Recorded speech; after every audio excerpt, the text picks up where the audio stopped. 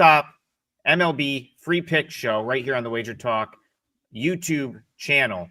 Brian Leonard, the weather gods have graced us with more day baseball today. We had a doubleheader yesterday. We got the early game in, and then it was like a monsoon in Chicago. I saw some of the images of the rain that wiped out that second game. So they're going to try again today, which means we get day baseball on a Tuesday, which is fantastic. And it's a really good matchup. You know, the Brewers got it done yesterday. I don't think the Cubs are playing for the NL Central at this point, but they're about to be in a dogfight in that wild card race. So a huge games for Chicago and a doubleheader setup again. Have you looked at the weather? Are we getting these games in, and do you have an opinion? Yeah, according to the park factors here at the site I use, it looks like they're going to be the lowest percentage of runs scored today compared to normal. They're going to be 12% less, which is why you're seeing totals of 7 to 7.5, as opposed to like Target Field is plus 12% more than normal. A normal team in Colorado, obviously, plus 24%. Normally you find, you find the Mets Stadium down there, Texas Stadium.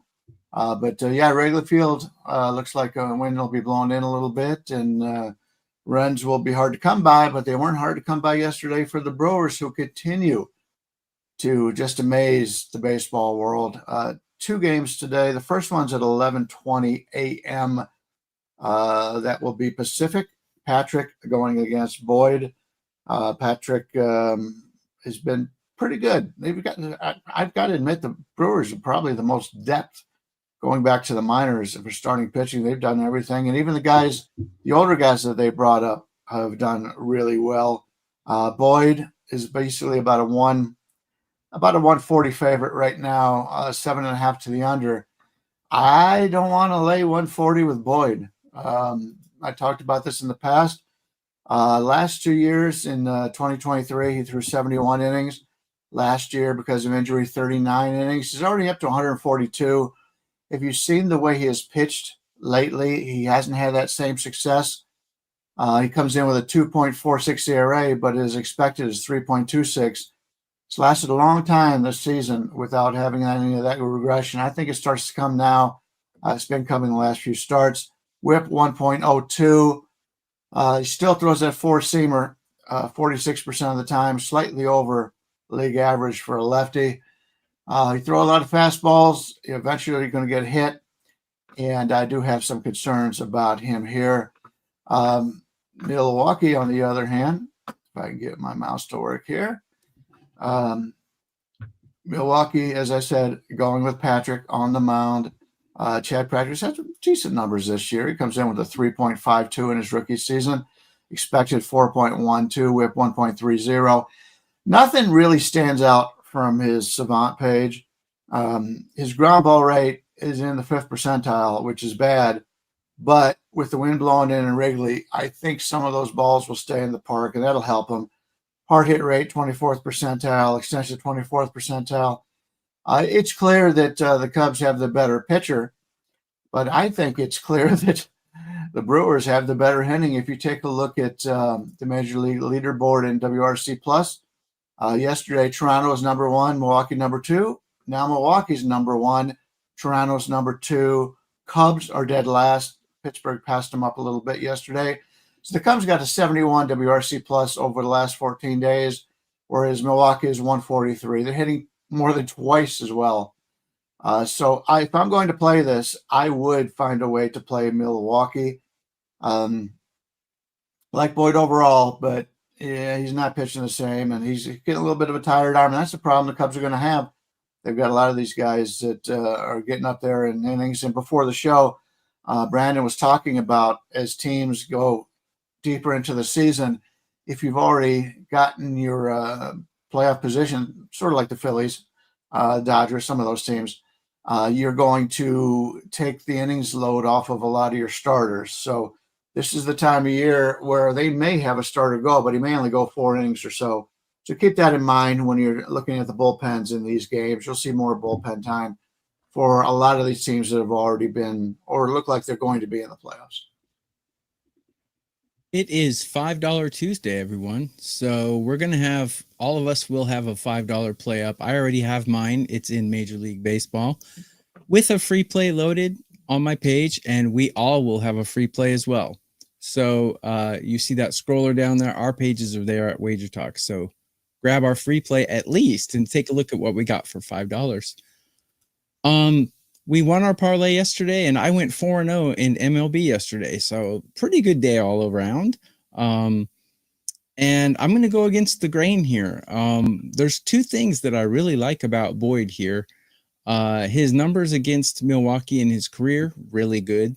A 226 average against and a 645 OPS against, and that's in 53 at bats against. And also, Boyd's a really good home pitcher. He's got a 1.75 ERA at home in 67 innings. So I think today's the day that the Brewers finally get stopped. I don't think he'll hold them to 0, but I think he can control them to 2 runs or so. And the Cubs, I think they're going to break out a little bit. I mean, if you call 3 runs a breakout, I don't have the testicular fortitude to take the Cubs on the money line. However, I think the Brewers team total under, if you can get a 4.5, that would be great. But I think even first 5 innings under 1.5 might be a decent play. If you can get 2.5, that would be even better. I haven't played it yet, and I haven't seen the numbers yet. But if I'm going to play it, that's the way I would go. Yeah, I am in agreement with you, Tokyo Brandon. I like the Cubs here. We agree a lot lately, Adam. It's not a bad thing. Hey, I mean, I saw you had a good night last night, so I'm glad when we're on the same side in some of these. So Trevor says Brewers plus 125 is incredibly disrespectful. The Cubs are horrible and going to miss the playoffs. That statement is fine. I don't really disagree with that statement. I don't know if the Cubs will miss the playoffs, but they're certainly in a battle. They're gonna be in a dogfight, and it's gotten even closer after yesterday with the Reds winning last night. But I'm hoping that the market has that same thought process. I'm hoping that as the day goes on, so this is an early game, that people just kind of grab that price with the Brewers, because I really do like the Cubs in this spot. And I don't want to discount what Brian said about Boyd, because I do think it's something to watch. Though I haven't really seen like a reason to fade him yet. Like, he's pretty good last time out. I think he gave up the homer in like the 7th inning to the Blue Jays, which is like, okay, he held the Blue Jays basically scoreless for 6, and I think he gave up the home run in the 7th in like a 2-1 game. But Boyd's been solid. I don't mind him, and I wouldn't mind backing him here. The wind blowing in could help Patrick, but there's not many people taking Matthew Boyd deep either. I think he's only given up like 10 or 11 homers on the season. So I don't think he's going to get bombed here. And if anything, it's easier to string hits together off Chad Patrick. Like, I've watched a ton of Chad Patrick, mostly at the minor league level. He's been, he's been, I think, at AAA since 2023. He was there almost all year last year. He's been there a lot of this year. And I kind of feel like I have him pegged at this point in terms of like what he's going to be. He's consistent. I feel like they're going to look at him as someone that they can trust as like a 5th starter if needed, if they don't have a better option. I don't think he's shutting big league lineups down, but he's probably not going to get killed either. His stuff is, I just consider him like a pretty average major league starter, 5th starter. It feels like you almost get the same effort from him every time. It's going to be 5 innings. He's probably going to give up a run or 2, and you're just going to go from there. Now, where I think the from there is in this game is the fact that the Cubs need this so badly that they're going to be so much more willing to like burn out in game 1 of the doubleheader than the Brewers will. And I did think that when the Brewers lost the game, which was Sunday, that you might see them play like 500 ball for the next week or so. They just had that 14-game win streak. It wouldn't surprise me if they play, they're more of a 500 team for like a week or 2, because I feel like they've done enough at this point. And I think they're going to feel like they've done enough too. And maybe you see them play like 500 ball, which is fine for them. They have an 9-game lead in the division. So this is not a scenario where I'm really looking to get involved with the Cubs like across a doubleheader, but I really do think that there's an edge in game one. And if the market's going to drive this down a little bit more, let's say I can get at some point Cubs minus 125, under minus 130, I may have to play that. So TB, I'm with you here. I kind of like the Cubs. No opinion for me in game two. Go ahead, Brian. I just want to touch on the Cubs not making the playoffs.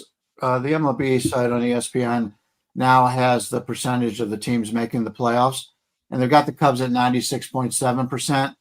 The Cubs are playing lousy, but the teams behind them are the Mets, the Reds, and the Padres, and they've got a 5-game lead over the Reds right now. So it's going to take a little bit. In fact, we go back, we talked about the Yankees earlier.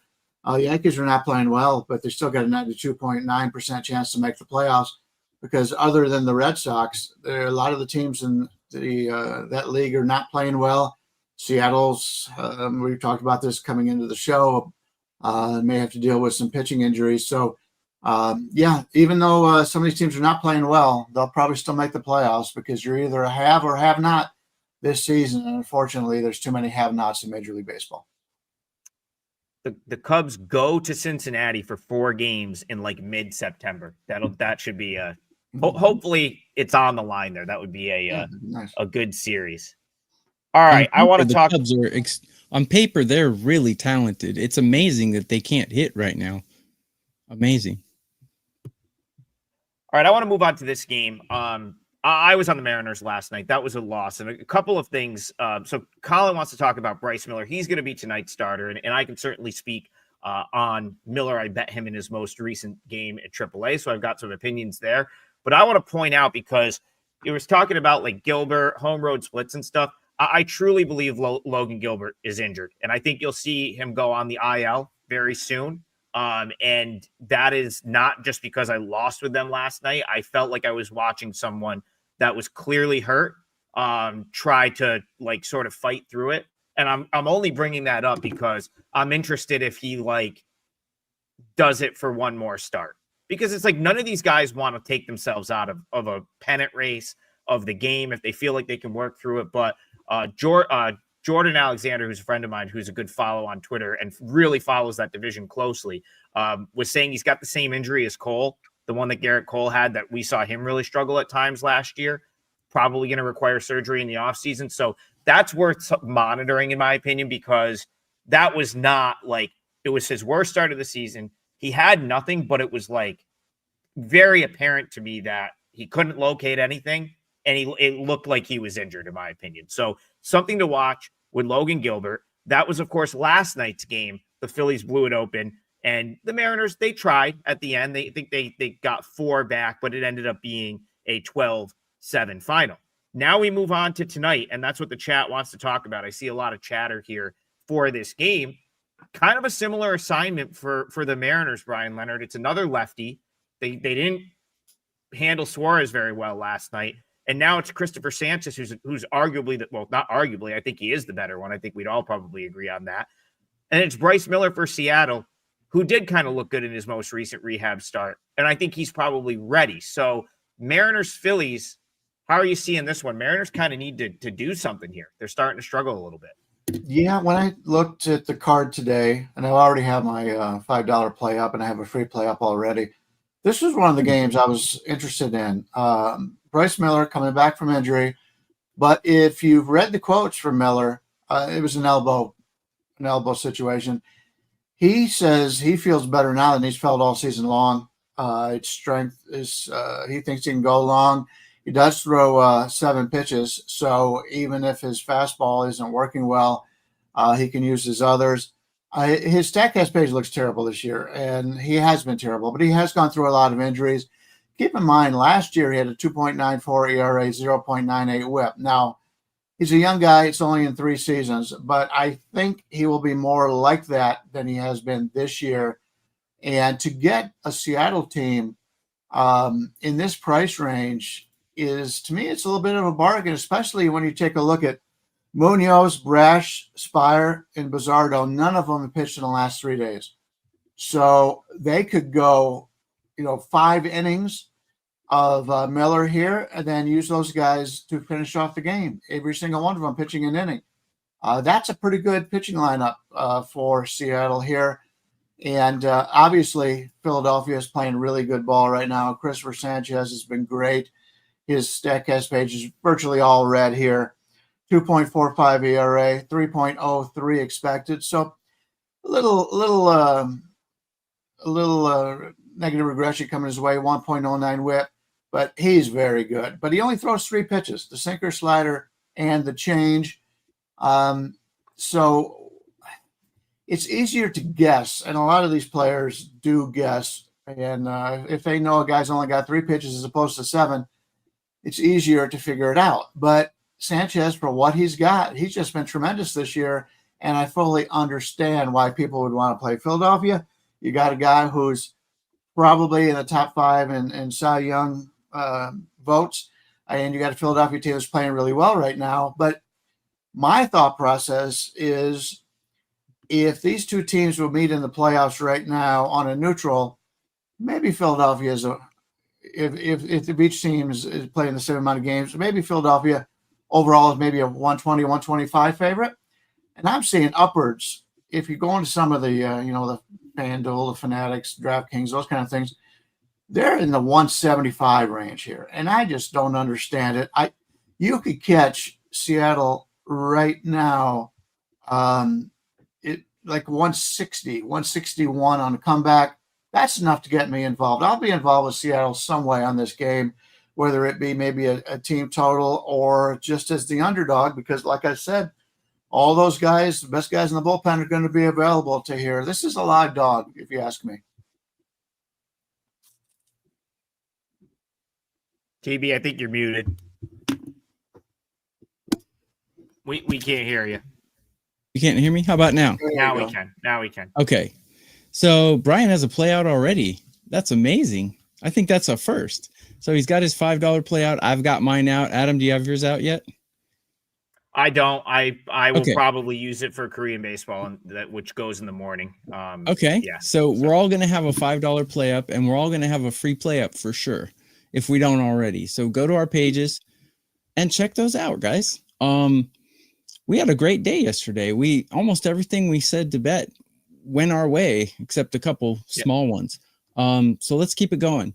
Regarding this game, I'm kind of going to go against Brian. Not exactly against, but Sanchez is just pitching so well right now, and that Philly bullpen just pitching really well right now. I don't really trust the Philly bats right now. They're a little bit cold.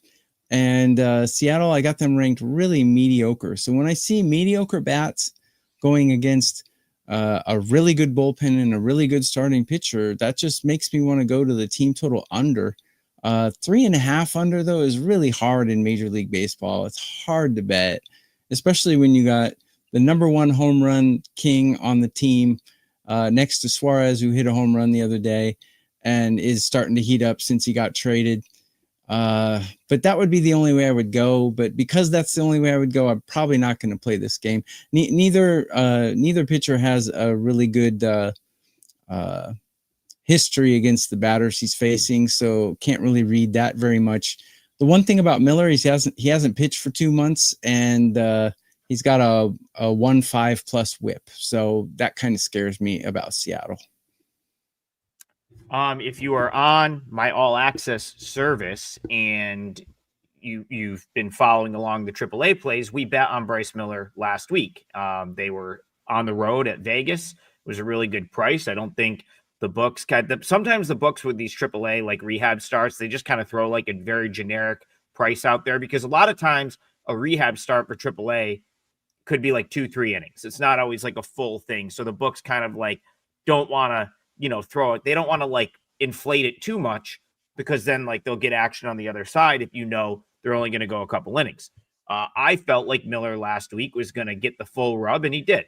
And he actually didn't want to come out. Like he was at 76 pitches in the 6th, and he was just you could tell he kind of was like, let me finish the inning. They are obviously going to say no to that. AAA is not about really wins and losses to them. Like they had him 75 to 80 pitches. They took him out, but he was fantastic. 5 2/3, 4 strikeouts, 1 walk. I think he gave up like 1 run. In 3 rehab starts at AAA, 149 batting average against and a 0.75 whip. Totally dominant. he's more than ready to pitch here. Now, yeah, it's the Phillies lineup in Citizens Bank Park is going to be much different than facing a PCL team, but I don't think that should discount how well he threw the ball over 3 starts at AAA for his rehab. And then Brian comes in with the quote that he feels great. Well, he looked like he felt great because everything, I mean, it looked like I was watching Bryce Miller that had all the upside that, I felt like I was watching the Bryce Miller that everyone expected him to be prior to the injury. So I really would only go back with the Mariners here at this price. Brian already did a great job of laying out how insane this price is. I kind of wanted Mariners plus 1.5. It's minus 140. Maybe goes in the parlay. I'm going to think about that as we do the show.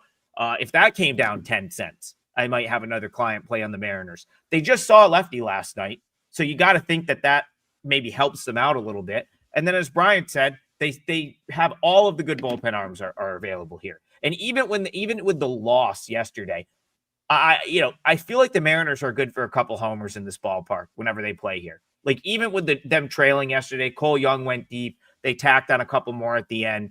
That game was dead in the water. Gilbert was hurt. In my opinion, he was hurt. And he gave up 6 runs in the second inning. So the Mariners never really got off the mat. I think you see a much better effort. You know what? Why even mess around? Let's throw that in the parlay. What's Mariners plus 1.5 right now? Minus 140? I believe that's what I saw a second ago. Let me just check it one more time. Yeah, more of a about 142, I would say. All right, we'll take that. That's fine. That way I get something on it. I don't know if we'll see the Phillies take any more money, but like again, the Phillies are weird though. Even yesterday they took money throughout the day, and I didn't think they would. The Phillies at home, they're always inflated and they almost always take money. So if that creeps down to like minus 130, minus 125 territory, I may have to add it as a client play.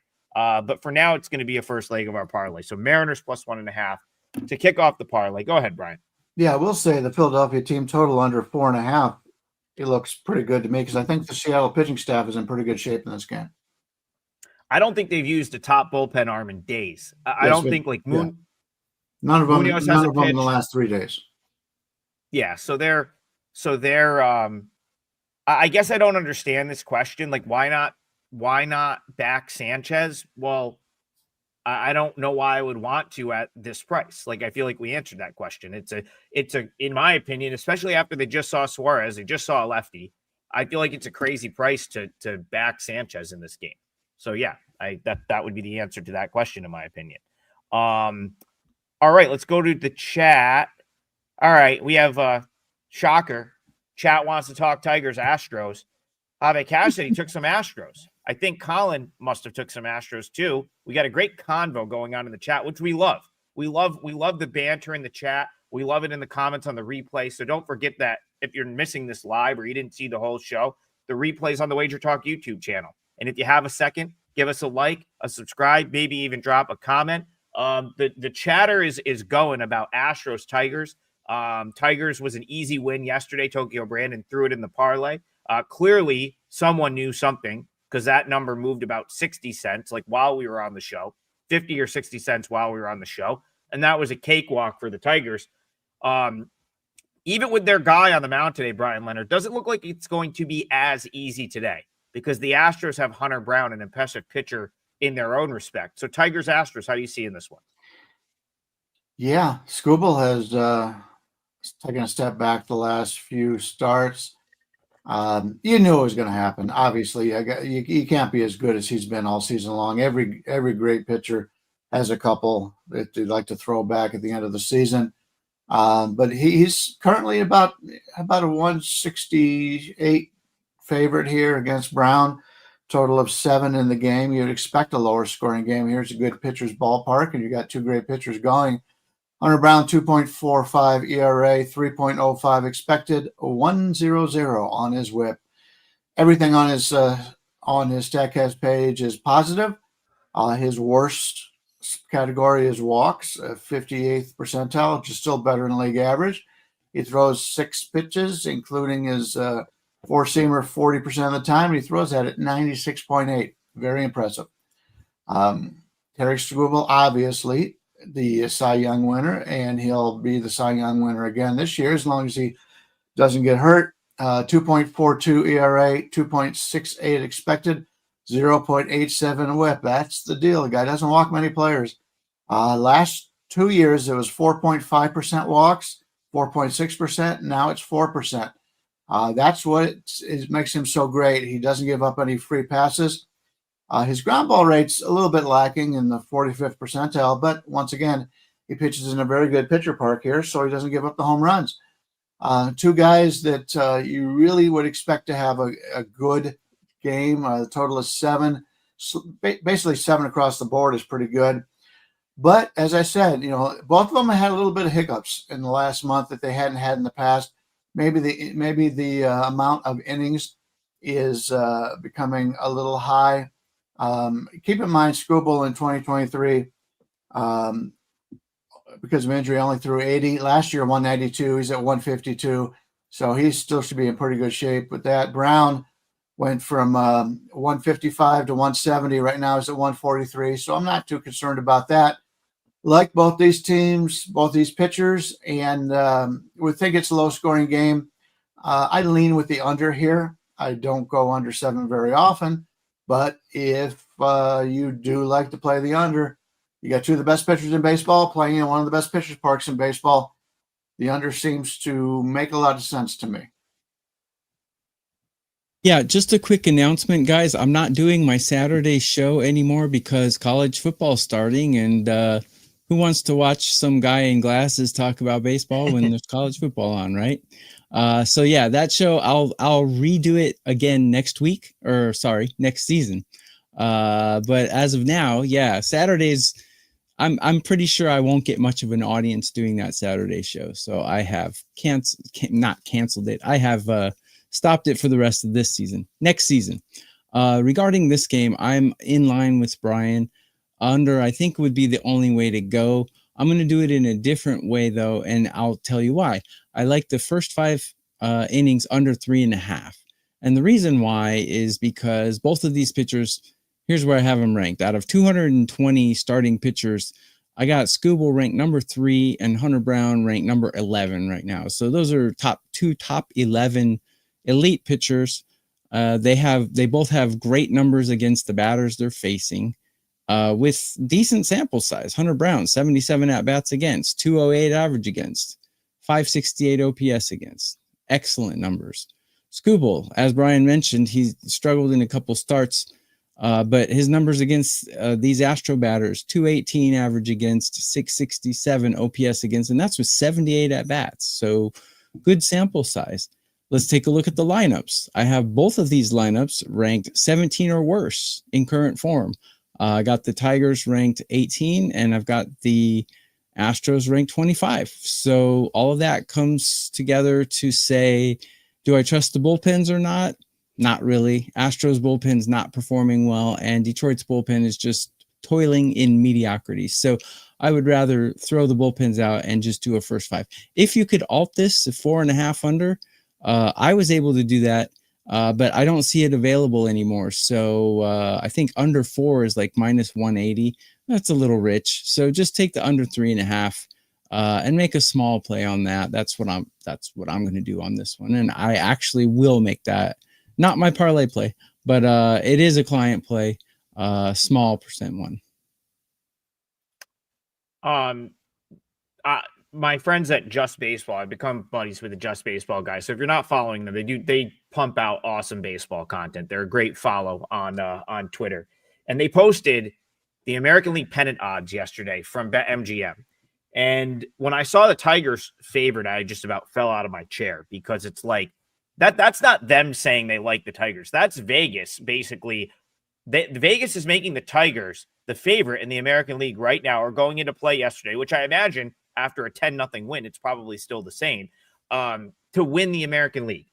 Now, I'll point out that it's very close. You're looking at Tigers are like plus 350. Then you've got the Jays plus 375, Mariners 4-1, Astros 5-1, Yankees 5-1. So there is a little bit of a log jam, but it was like, it was interesting to me that, and I checked this at other books and I'm seeing Tigers, the books think that the Tigers are the favorite in the American League. Now, even though I have kind of said, you know, I don't agree with where they're priced in the market or where they were priced in the market, they haven't had the best month. So it's like, I do feel like the odds have come back just a little bit.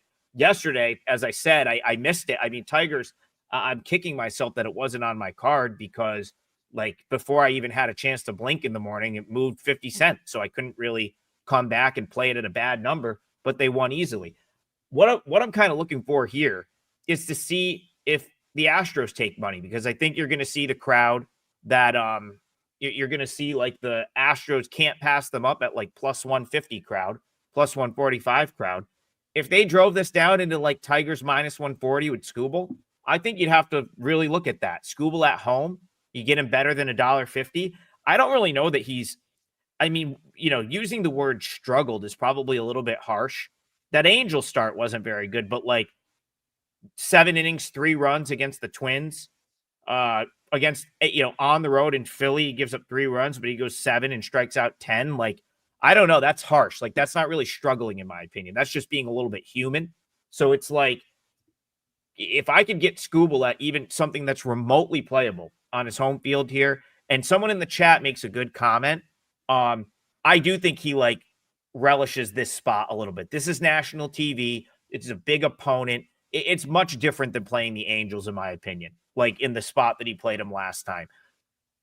They're gonna kind of get pumped up for this, like it's a big game. So I would lean toward the Tigers here. I don't think I'll end up playing this one because I don't think I'm gonna get the value. But if the Astros take some money, I got to look at the Tigers. Go ahead, Brian. The reason why the Tigers are the favorite is because they have an 8.5 game lead in the division, as opposed to 1.5 for Houston and 5 for Toronto. They assume Tigers are going to have home advantage, and they're very good at home, 40-24 on the season. I would, from a number standpoint, I would make them the favorite also. But as for who I think would win, I think it's a toss-up. In reality, all these teams have some things they do well, some things they don't do well, and anything can happen out of the American League. It would not surprise me if any of the teams in the playoffs were to win it all. National League is a little bit more wide open, where you've got 3 or 4 teams that are very good, and some other teams are going to make the playoffs that really are going to be long shots. Right. I'm curious. So I listed off all those teams. The next team down is the Red Sox at like plus 850. Would that like interest you? I feel like that kind of interests me from a future standpoint. If you're looking at that group, because I agree with you, who do you love in that group, right? Like, wouldn't you rather just have Red Sox plus 850 at this point? They're tied, same record as the Yankees are right now. There's more value on them than there is on the Yankees, if you ask me. Yeah, no, interesting stuff. Good conversation. Let's move it on. That'll be a good one to watch. That's TBS national TV for us here in the States. That'll be a good watch. Scooble versus Brown, Tigers versus Astros could be a preview of that opening playoff weekend where you get the 3-game series. So yeah, for sure. This has the chance to be a good pitching game, but then again, these teams go off the rails all the time. I never know. So it's like A's Twins, theoretically, you've got Joe Ryan, who's an ace, and you've got Jacob Lopez, who's been he's an intriguing guy. I think he has potential. This one's in Target Field, so I guess it's, sets up better for pitching than it would say if you were at Sutter Health Park. So 2 good pitchers here, Brian Leonard. A's Twins, are you getting involved at all here? Yeah, you mentioned Target Field. The wind will be blowing out here. It's expected to have 12% more runs than a normal baseball game. And we're looking at the total here. If I can find it on the card, Jesus. Yeah, we're looking at game 969. The total is 8.5, which it kind of opened 8, is going up a little bit. I can see that. I like both these pitchers, obviously. Lopez against Ryan. Ryan is about a 140 favorite, total 8.5.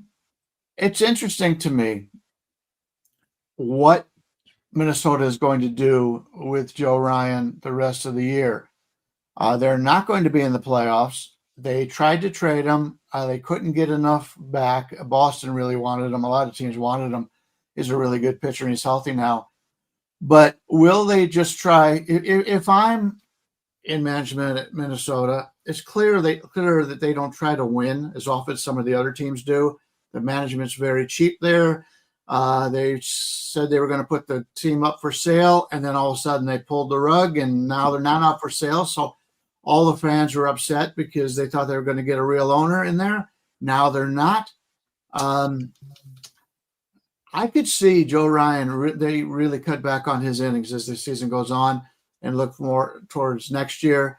Lopez, because he came up later, he doesn't have that situation going. He's a lefty, and I really like him. When he's been good, there hasn't been really anybody that can count on him the way he has been this season. He's been very consistent, and the Minnesota bats, they just have not gotten it going all season long. And when the starters go out, I'm not a huge fan of the A's since they raised bullpen, since they traded away, their best pitcher, Miller. But they're a better bullpen than what Minnesota is. Minnesota traded away their 4 best relievers. So to get Oakland in this price range, I think is a little bit of a bargain. You can get upwards of 124, 125 out there right now with the A's. I think the situation calls for the A's a little bit here. And I think there's some value. I actually like a few underdogs on today's card, and this is one of them. So I'm going to be looking to find a way to play the A's or maybe a Minnesota team total under, which would also be something we could look at. Let me take a quick look at that. Yeah, you can get the Minnesota team total under 4.5 right now at minus 130. That's a pretty good bet. I like that also. Exactly the same train of thought as Brian here. Jacob Lopez, underrated pitcher. And Joe Ryan, I don't want to say he's overrated because he's a really good pitcher, but I think the books give him a little too much. I think they give him better lines than he deserves. He's a good pitcher though, make no doubt about it.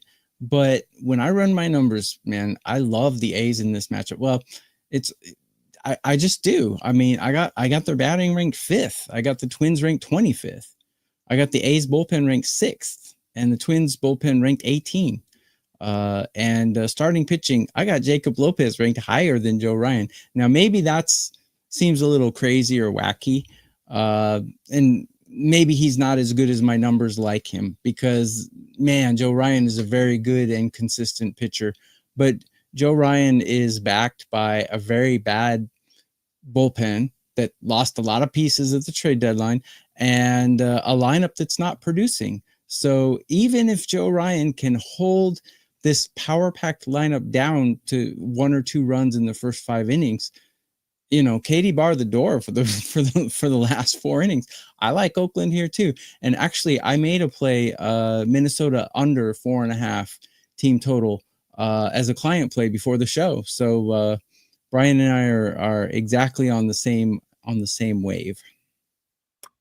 Brian, what was the weather again? Did you say the wind's blowing out in this game and that there could be what was that sort of weather line you said? Yeah, I'm on the site I'm on has the wind blowing out, and it's plus 12% more runs than an average game.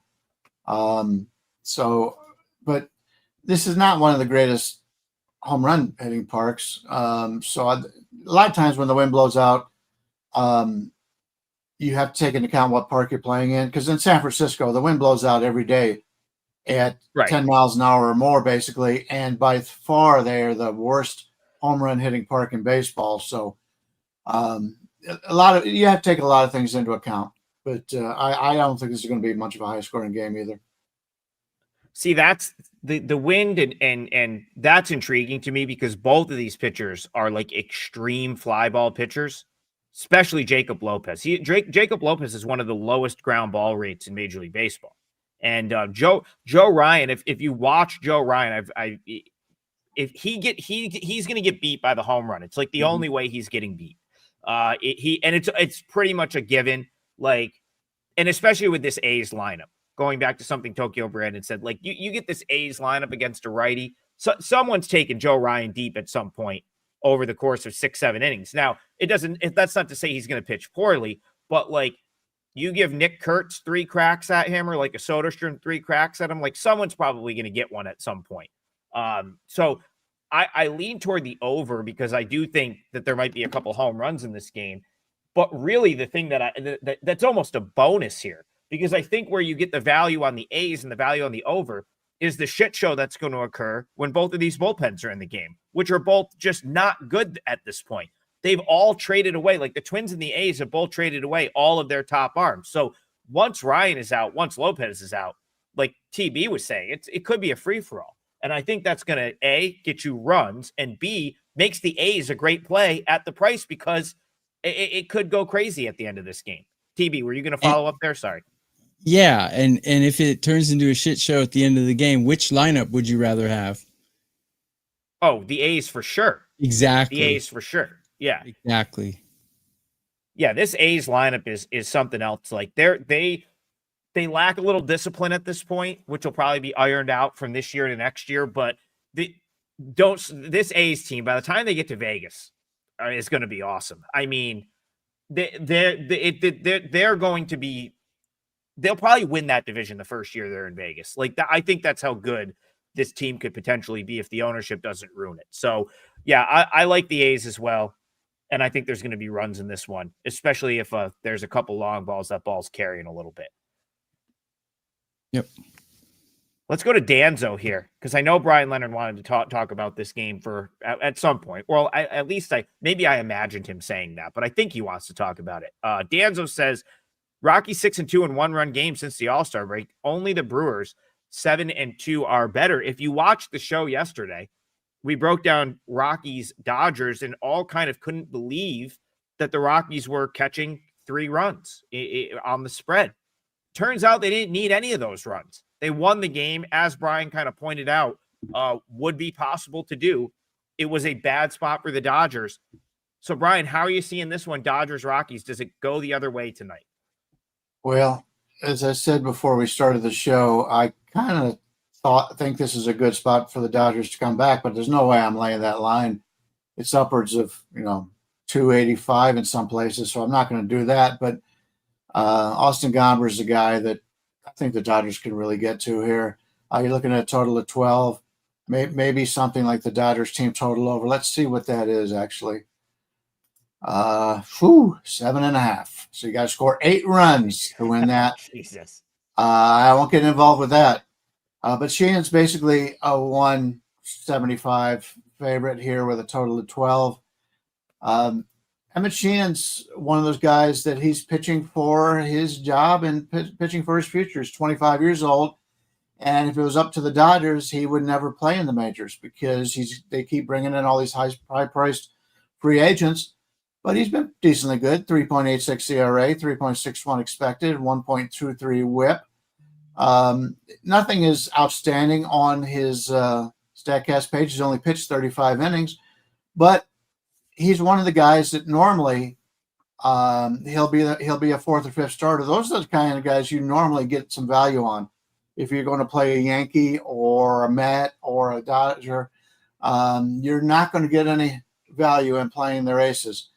Austin Gomber, 6.79 ERA, 5.66 expected, 1.61 whip. Austin Gomber, what is this, August 19th? We talked about Verlander earlier in the season. It took him a long time to get a victory.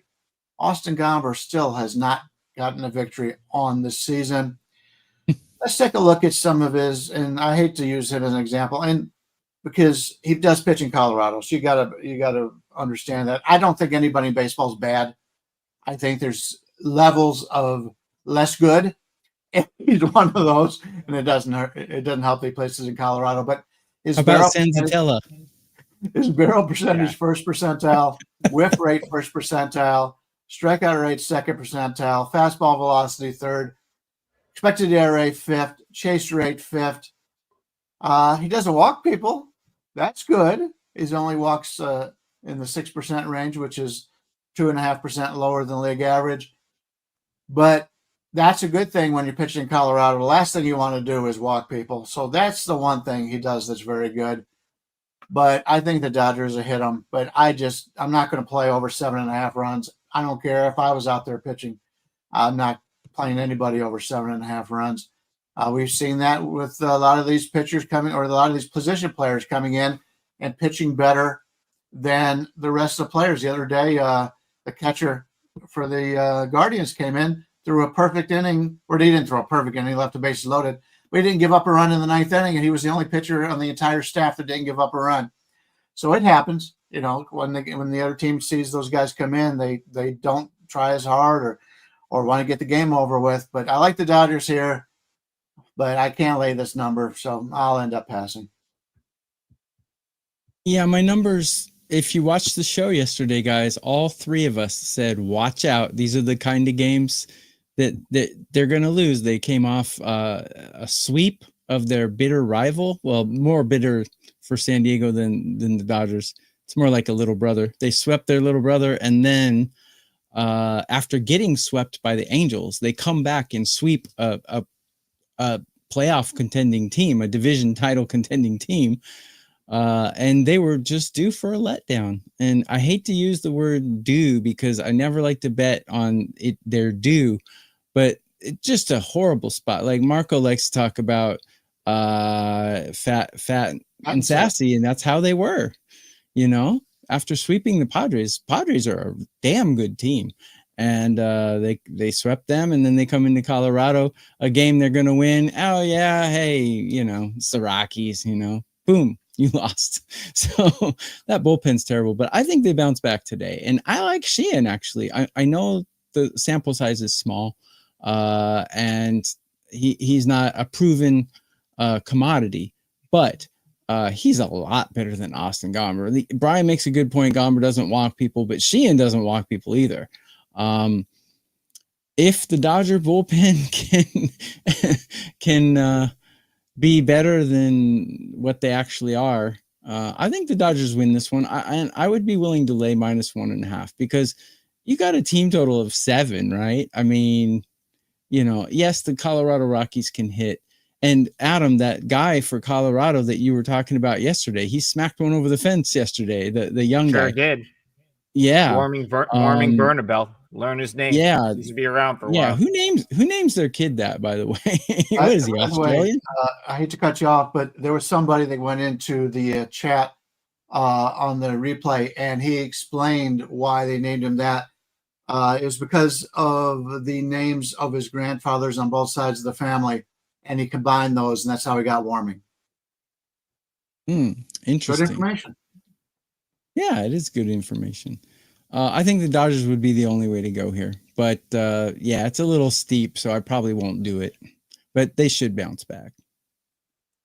I mean, it doesn't matter as much when they're priced this high. I've got this line like almost a full $1 off. Like I've got Dodgers like -350 here. Now I know it's like some of the square books are probably starting to get into the 285, 290 range. But this is why, like, especially with the big favorites, you always should shop around. But especially with the big favorites like this, like I see there's still some 260s out there with the Dodgers. It's just you got to look. You got to depend on what book. But I just did a quick scan, and I saw 265 out there at 2 different books.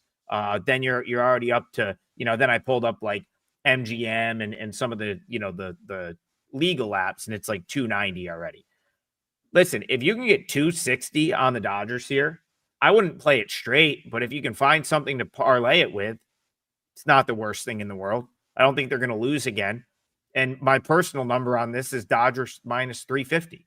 Now, again, I'm not going to play that because that's just not how I bet.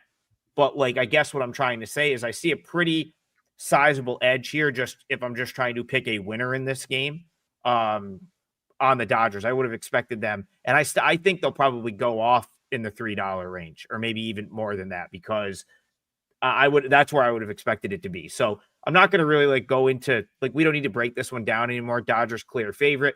As far as the 7.5, that's what my number is on the team total. So like, but again, they juiced it, which is even crazier. it's 7.5, like -125, which is insane. Like maybe that's another one where you got to shop around.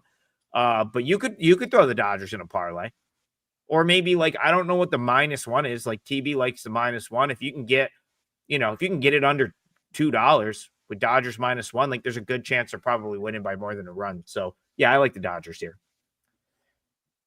All right, let's move on. Colin Gregory says play of the day for him is Blue Jays money line -145. Kind of agree with that. This is a game that last night or yesterday, we talked about this game yesterday, and I feel like this was one that we sort of fleshed out on the show, and no one ended up really having an opinion on. And it kind of, I feel like it played out in the way that we all maybe thought, even though no one had a strong opinion on it. Blue Jays made a couple errors. They clearly didn't have like their A game. Like they weren't like overly focused for that, in my opinion, which was always possible coming off the series they played this weekend. And the Pirates got a win 5-2. So Colin saying he wants to come back here with the Blue Jays. That's his play of the day. What do you think, Brian? What do you think about the Blue Jays? Well, as for not being fully focused, they were going up against the best pitcher in the National League. I can't buy that. You always want to show against the best pitchers out there. No, I was more talking about the 3 errors that were made. Oh, gotcha. Yeah. Well, they're not the greatest defensive team, and that's probably one of the teams that's going to struggle in that way. If you ask me, that entire East Division has some defensive problems. They go out and they spend a lot of money on hitters, but they don't pay a lot of attention to defense. And most of the low salary teams like the Tampa Bays, the Clevelands, those kind of things, they've always been very good defensively. And the Brewers are, there's not a thing out there that the Brewers are not good at. They don't hit a lot of home runs. Okay. Well, that's not their game, but they've got good bullpen and they've got good defensive players. So they're a good all around team. I talked about Max Scherzer pitching better than I thought. He comes in with a 3.83 ERA. 3.95 expected, 1.07 whip. But keep in mind, he's been battling injuries all year. He's been battling injuries for the last couple of years. He had 27 starts in 2023. He's had a total of 19 starts since, but he's been good. His ground ball rate is in the first percentile, so he does give up a lot of fly balls. That is always a concern. But Pittsburgh's more of a good pitcher's park, so I don't think he has to worry too much about that. Barrel rate also in the 8th percentile. He has been hit hard. I like Toronto here. I don't know if I'm going to get there because of the number. The number's a little higher than what I would like. Mitch Keller, still surprised he's still in Pittsburgh. I really thought they would get rid of him at the end of the season, but he's got a long-term contract and he's pretty cheap, which would make some teams really want him. Comes in with a 4.13 ERA, 4.14 expected, 1.27 whip. But the 2 things he's really good at is walk rate and barrel percentage. He only walks 6.5%. League average is 8.4. He keeps you in the games, and that's something that has been working out. He's only won 5 games for the Pirates this year after winning 24 the last 2 years combined. Hasn't had the luck value in that regard, but neither has Skeens because of that. So I think Toronto's the right side here, but it's about 10 cents higher than what I would want. It opened 140, and now I'm actually seeing 150 at the places that nobody I know can bet in, and that would be ESPN, DraftKings, and maybe Fanatics. So they're making you pay a little bit more on the favorite. That's what they get. Those places, if you're playing there, you're probably not very knowledgeable and you play a lot of favorites. So prefer Toronto. May take a look at it one way or another at a team total, something like that. But I prefer Toronto, but I'm not going to lay a 145 or whatever on the road here. With Brian again. I like the Blue Jays here. Both of these pitchers have good numbers against their opponent, but I have Max Scherzer ranked a little bit higher.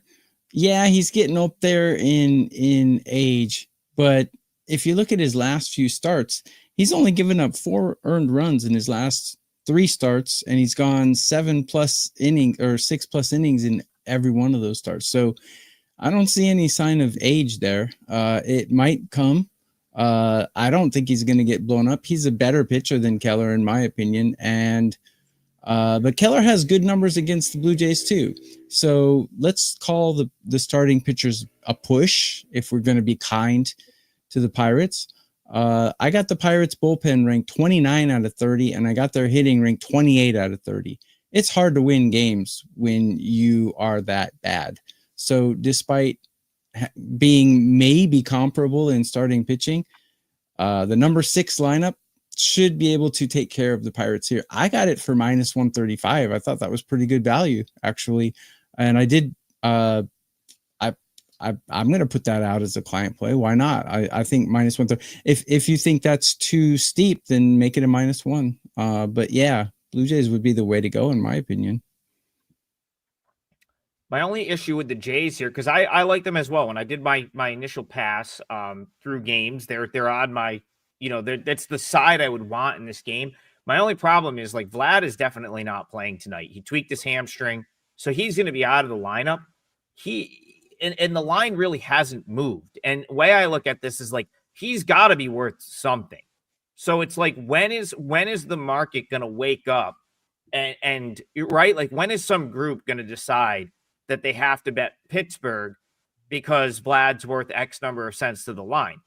Because now I'd be willing to play back on that because I don't necessarily think the Jays need Vlad in the lineup to win this game, but I need to be getting something in return for that, right? Like I need to be getting 20 cents, 30 cents for Vlad Guerrero, because if I'm not, I can't bet the Blue Jays because they are, I mean, he is a player that like should move the number probably 20 cents. I don't know. Yeah, but can you name one guy in the Pittsburgh lineup? I mean, yeah, one of their good guys is injured, but I mean, I can name the whole lineup. I can also name the Indianapolis Indians lineup, which has guys that should be 28 out of 30. Listen, like yeah, like no, there's no question. Like the Pirates are a bad baseball team, but you can't take Vlad out of that lineup and tell me he's not worth 30 cents, 20 cents. If that moves, and all of a sudden we're sitting here, Jays minus 125. Well, yeah, I got to think about the Jays at that point because I would disagree with the Pirates taking an exorbitant amount of money just because Vlad's not playing. But if it's going to stay in this current price range, I can't get involved because he's absolutely worth something to the number. All right, we're getting toward the end of the show. Have we talked about a game that that you guys want to put in the parlay, or do we have? Go ahead, Brian. I'll do mine. First off, it is $5 Tuesday. We all have free plays up, and we got best bets up. I do want to point out a couple things. First of all, Adam it's been hot as hell in AAA. I know they don't show that on the site, but if you're playing AAA baseball, make sure you join Adam. He's been terrific in that regard. Brandon, as he mentioned, another sweep of the board yesterday. He's been having a hell of a season. He's had a hell of a career over at WagerTalk. I've won 9 out of the last 10 days in Major League Baseball. Number 1 the last 3, number 2 the last 7. I've got my 5% play up. I'm going to go back to this Seattle-Philadelphia game. I think there's many ways to play this. We've already got Seattle plus 1.5 part of the parlay. I'm going to go back to the same game. I like the Philadelphia team total under 4.5 here. As I said, Miller is not only healthy and he feels healthy, he's been in the minors for a while, and he's had plenty of time to build up. It's not like they rushed him back or anything. They haven't had the vacancy. Then now, obviously, Gilbert may leave, and they need to bring somebody else up. But he was already scheduled to come up here. I think we're going to get a good effort from him, and the 4 best pitchers in the Seattle bullpen, which is a pretty good bullpen, will all be available today. I think Philadelphia under 4.5 is going to be my free play or my best bet in this parlay here for hopefully we get 2 in a row here. We won yesterday. Let's get it again today. I'm going to change my leg if you're going to do that, which I'm fine with, because I think it's going to be for 2 reasons. One, I don't think people are going to be able to parlay a run line and a team total under. So, but I'm cool with it. Like I actually I like your angle better than Mariners plus 1.5 there. Yeah. So if that's okay, Brian, what was it again? It's Phillies team total under. Team total under 4.5 minus 125. Team total under 4.5 minus 125. And just quickly, we don't need to rehash it. If you've missed the show or any point of the show, I'm using Cubs in game one because I don't think I'm going to be able to make a straight bet on it. They've taken a little bit of money, but I think that I like that Cubs game one. So, Brian, what are you seeing Cubs game one at right now? Looks to be about a 150. All right, so Cubs minus 150 for game one. I gotta bring this up.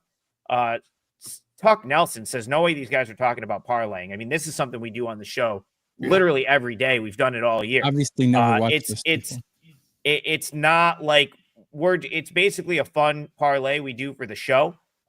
You could basically take them and play them straight. So far this year, we've done this pretty much every day since we started the show. And we're up 5.36 units. So for every dollar risked, if you've risked the same thing on each one, you're up $5.36. So, hey, we've been grinding it out for months, and we're ahead on the parlays. So, I don't know. I mean, I'm not a big parlay bettor either, but it's just something we do for fun on the show. We've said it before. I don't play parlays. I don't recommend parlays. I play each individual leg. And even though we don't track that, it's got to be up much higher than what we've done in the parlays.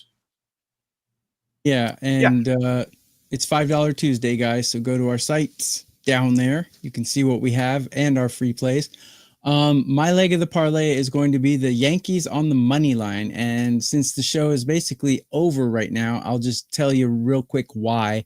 I like Rodon's numbers against these Rays.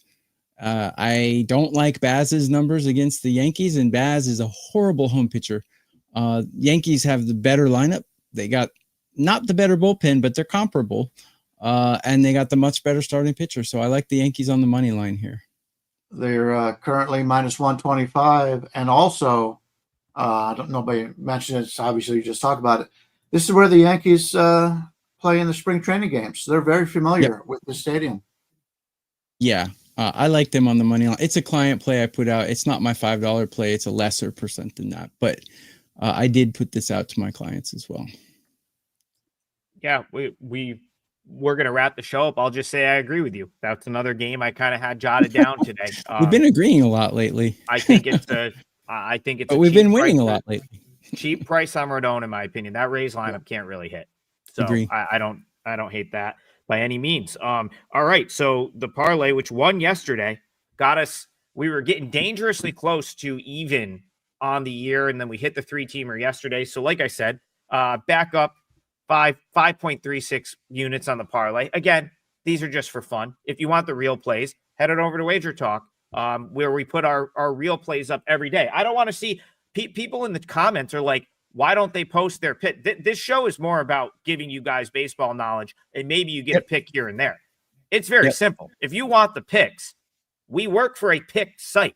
They're all on the site. And on Tuesday, they're up for $5. So check out the site. That's where our picks are. If you want to come and learn about baseball betting and break down games for an hour, that's the show for you right here. So anyway, basically, if you need to be spoon-fed free picks, you're never going to win at this anyways. So just give up. We're giving you baseball knowledge so you can use it and bet on your own. If you want our free plays, they're down there at the scroller. Go to WagerTalk.com. We've got a lot of good guys in the chat room. If you don't want to pay for the picks, these guys are really knowledgeable. They've been with us all season long. I read the comments, especially if it's the ones where they put on the YouTube where I can go back and comment on them. A lot of good information. Hey, we got what warming is, how they can need warming. Yeah. So that's something I didn't know. No, there's a lot of good info in the comment section on the YouTube replay, and it's because the chat is very knowledgeable. So we like Nance says, like, yeah, I mean, it probably isn't gonna keep us in the top of the WagerTalk sales board, but like this show really is like about, making your own plays and being a better handicapper. But like, obviously we always appreciate if you buy. So, I just want to like, and it's not, it wasn't just that one comment. It does come up. So I felt like it was a good time to just point that out. If you want picks with no analysis, just head over to YouTube. You'll find a million people doing that. So at any Or rate, go to WagerTalk.com. There's at people least that do 20 that there. plus free plays on the free play page at WagerTalk.com, and most of them are from us. So. All right, let's recap the parlay one more time. See if we can back-to-back 3-teamers. I know that's asking a lot, but let's see. Cubs, which are now minus 150 in game one. I wonder if there is the Brewers are going to rest guys, because that's a pretty substantial move right there up to the Cubs minus 150. So that is Cubs minus 150 game one, an early game today. We then have Tokyo Brandon on the Yankees money line, and Brian Leonard is going to go with Phillies team total under 4.5. And I suppose if you can't parlay a team total, maybe you can sub it out for Mariners plus 1.5 minus 140. It would keep the price point on the parlay roughly the same. That parlay comes out to plus 440. So let's see if we can do it again today. As always, it's Tuesday. $5 plays from all three handicappers. So check that out. And we'll be back with you guys tomorrow, 9 a.m. Eastern. See you then.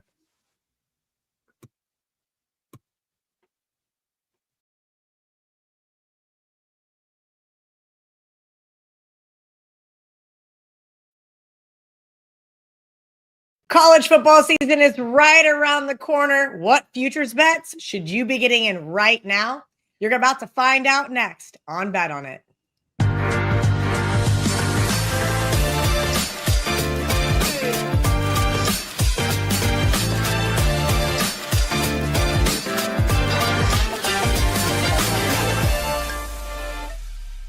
What a blast from the past. I guess we're going to use our same intro from 2021. That's right, guys. That's the last time us three did a solo show together. But we listened to everybody in the comments. We listened to our WagerTalk friends and family. We decided to bring it back.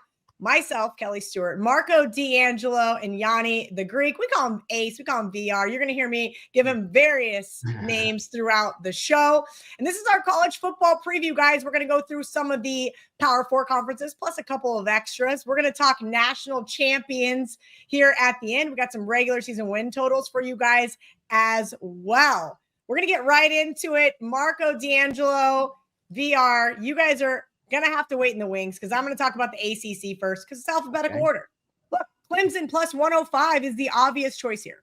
And I do think we will talk about those Miami Hurricanes here later on in the regular season win segment. But right now, I think that there is a longer shot to win the ACC, and it's Louisville plus 750. As you guys know, they lost their quarterback to the NFL, but they did get USC transfer Miller Moss. Over 2,500 passing yards, 18 touchdowns last year with the Trojans. And what a better coach for him to play under than Jeff Brom. I think Jeff Brom is going to have one of the best offenses we've seen in his tenure there at Louisville. And I look for the Cardinals not only to win 10 games this season, but to give Clemson a run for their money on November 14th. How this is going to kind of work for this preview show is I'm going to give both guys a chance to interject. Marco, thoughts on the ACC? Well, I think the ACC is one of the more wide open conferences, Kelly. I agree with you. There are several teams that could make some noise. Moss, he's coming from USC. We'll see if the new scenery is good for him. But, remember at the end there at USC, the old UNLV quarterback ended up finishing up there the last couple games last season. So we'll see what happens with him. But if there's a coach that can groom a quarterback, I agree with you. Jeff Baum is the guy that can get it done. There's going to be a lot of hype watching Bill Belichick in the ACC this year and what he's going to do with North Carolina. So you might find value with other teams because obviously he's going to command some attention. And then you always have the usual suspect of Clemson.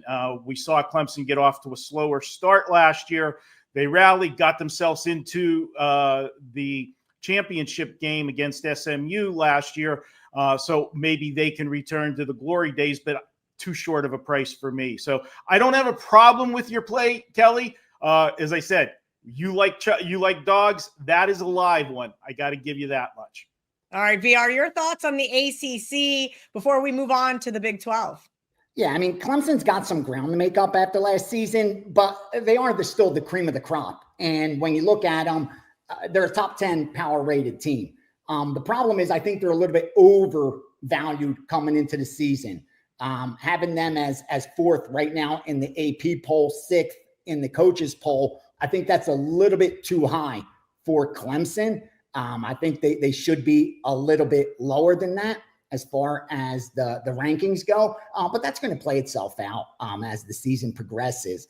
Again, Clemson's coming off a season where they held opponents. They gave up 174 total points overall 309 total points overall, had almost a 150 point differential. Like the thing is, can they get back in where they were a few seasons ago? I'm not sure this version is up to par. Again, I don't dislike your pick. I do think it's live. And again, even though Clemson's the cream of the crop, I do think they're beatable. They're top 10, maybe barely top 10. I don't think they're top 5. I don't see them as a top 5 team yet. I lied. I said we were going to Big 12 next, but we're actually going to Big 10, which is who Marco selected to break down. Marco, there's like a 4-horse race here in this conference. Well, on paper, Kelly, there's one team that stands out above everybody else, okay? And that is Penn State. They are absolutely loaded on both sides of the football. This is the best team on paper in the Big Ten. This is the best team that James Franklin has had since his tenure at Penn State. But there's one problem. There's still James Franklin there, and that's my biggest concern. If this offense doesn't wake up this year with everything they've got, I don't know that James Franklin will be there next year. They're there to do it. Do I trust Penn State until he shows me that he can open up an offense? No, I don't, and not at the price that they're going to be. Well, then there's this next choice. You've got Ohio State, the national champions. Ryan Day finally got that monkey off his back, got the championship last year. This is a team, though, if you look, man, they were decimated with talent that moved on to the NFL from last year. Now, we know that the big programs don't rebuild, they just reload. So Ohio State's going to be fine as far as talent goes, but there's going to be a little bit of a learning curve, blending all the new players in there. And, it's the first show of the season. I got to get a fat and sassy in there somewhere. If there's any team that has a right to be a little bit fat and sassy coming into this season, it would be Ohio State after getting it done last year. Remember, there was a point of the season where people were calling for Ryan Day, job. And then they got the job done, got themselves back in position after the devastating loss to Michigan late in the season and got it done. So where am I going to go for value? I think there's a team that's getting overlooked, and it was one of the newcomers to the Big Ten last year, and that's Oregon. Now, Oregon's never going to be totally overlooked, but as far as coming into this season, it starts with Penn State and Ohio State. So for me, the value to win this conference lies with Oregon. They did well with their reloading after last season. Last year had to be a little bit of an adjustment for them, having to come and play those games, in the Midwest and, on the East Coast where you've got games where, those West Coast teams, have to play some of these Big Ten teams, traveling to Penn State and so forth. Those were going to be tough spots. Doing it for the first time and getting through it and now know what to expect, that's got to be a big advantage coming into this year. I'll take Oregon at plus 320 to be the sleeper to win the Big Ten. Sorry, James Franklin, until you show me, I can't do it with you. I'll be rooting for you as a Pennsylvania native, but you got to show me first, Kelly.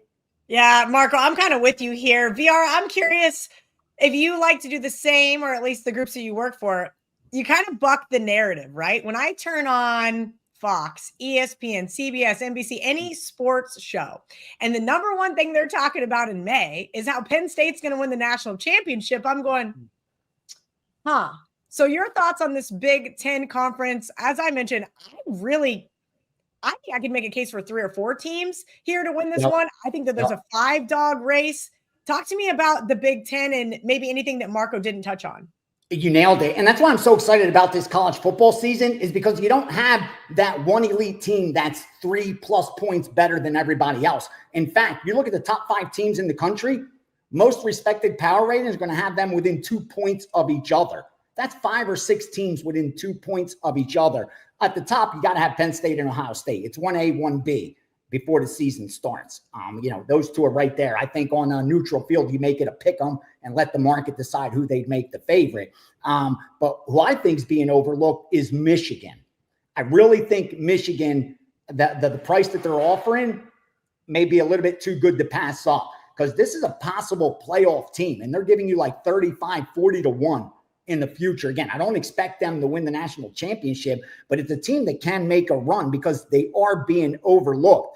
Loaded on defense, especially on the line. Like, it's going to be tough to put up points against Michigan, and that's going to give them time to figure out the quarterback situation, because you have the transfer in Mikey Keene, and then you have the freshman in Bryce Underwood, who's supposed to be a stud. Those guys got time to figure it out. Why this defense keeps the scoring low, because you have a running backs that a duo back there that could get the job done and put up points for you. So for me, I think Michigan's that team that's being overlooked this year because of just how good Penn State is, just how good Ohio State is. And I think they could sneak up on some of these teams. And more importantly, I think the price that you're getting on Michigan makes sense. It's tough to choose between Penn State and Ohio State, but for a long shot, I like Michigan. Whoo! Let's see who you like for the Big 12. I'm sitting here looking at VR's notes, and I'm going, man, you've got K-State, Texas Tech, Utah, Baylor, Arizona State, all basically in the running here to win the Big 12. VR, tell me why you think it's going to be Arizona State without Cam Scatterbo. Because they came out of nowhere last season, and I think that's going to propel them forward. Here's why. It's a conference that has a ton of parity.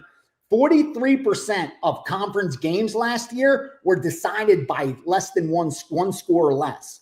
So there were a lot of coin flip results last season. And then you look at Arizona State, Kansas State, Texas Tech, Utah, and Baylor. That's 5 teams that are giving you between plus 550 and plus 700.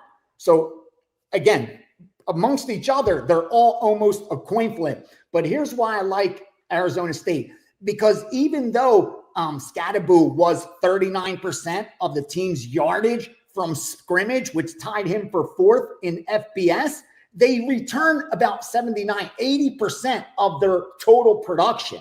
That's the key. So I think you'll be able to fit in running backs that, again, they're not going to be Cam Scatterbo. But I think if you run like now, even in the NFL, we don't see those backs that have 1,500 yards. You have multiple backs. I think Arizona State's going to have to do something like that until someone steps forward and really tries to replace them. But I think they'll be fine just with that, because they have a Heisman hopeful quarterback. They have weapons at wide receiver, offensive line to protect them, and the bulk of the defense is returning that only allow 22.5 points.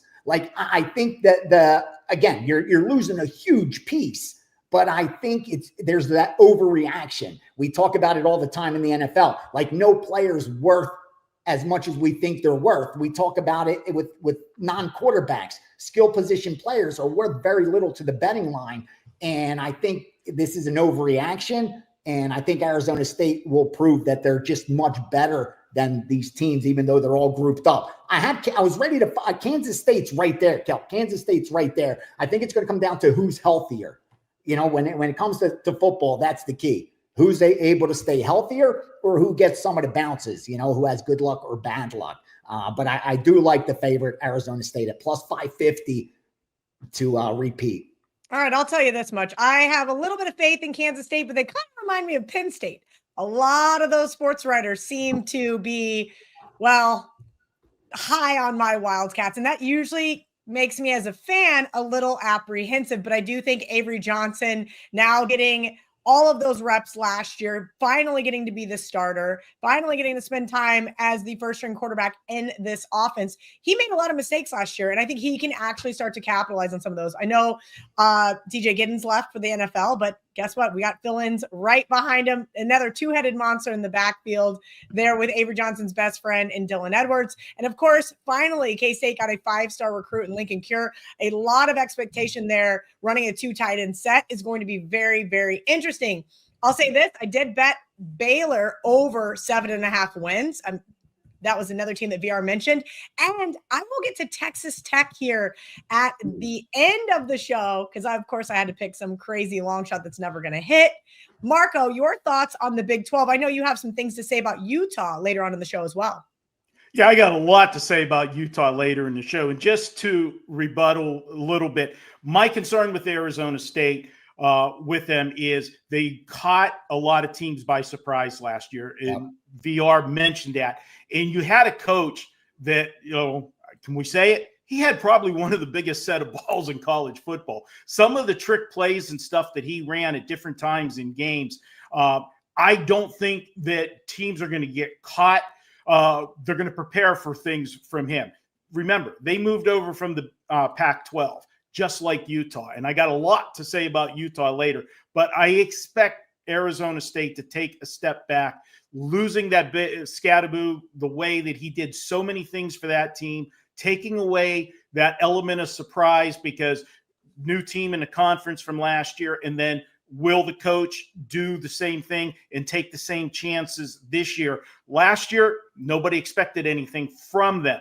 This year, there are expectations because of last year's success. So maybe he won't gamble as much. That's my concern there. And Kelly, if there was ever a lock, if I could have put a 5% out for this show, I would say Kelly's going to give Kansas State love. Okay. All right. You're always going to give them love. Let me say some bad things. Their secondary is horrendous. I'm absolutely terrified about some of their losses on defense, but I do think Austin Romaine is going to be a great leader for them. And hey, I'm still not sure who their starting wide receivers are going to be because there's about 6 guys that are mediocre at best. Is that what you wanted me to say?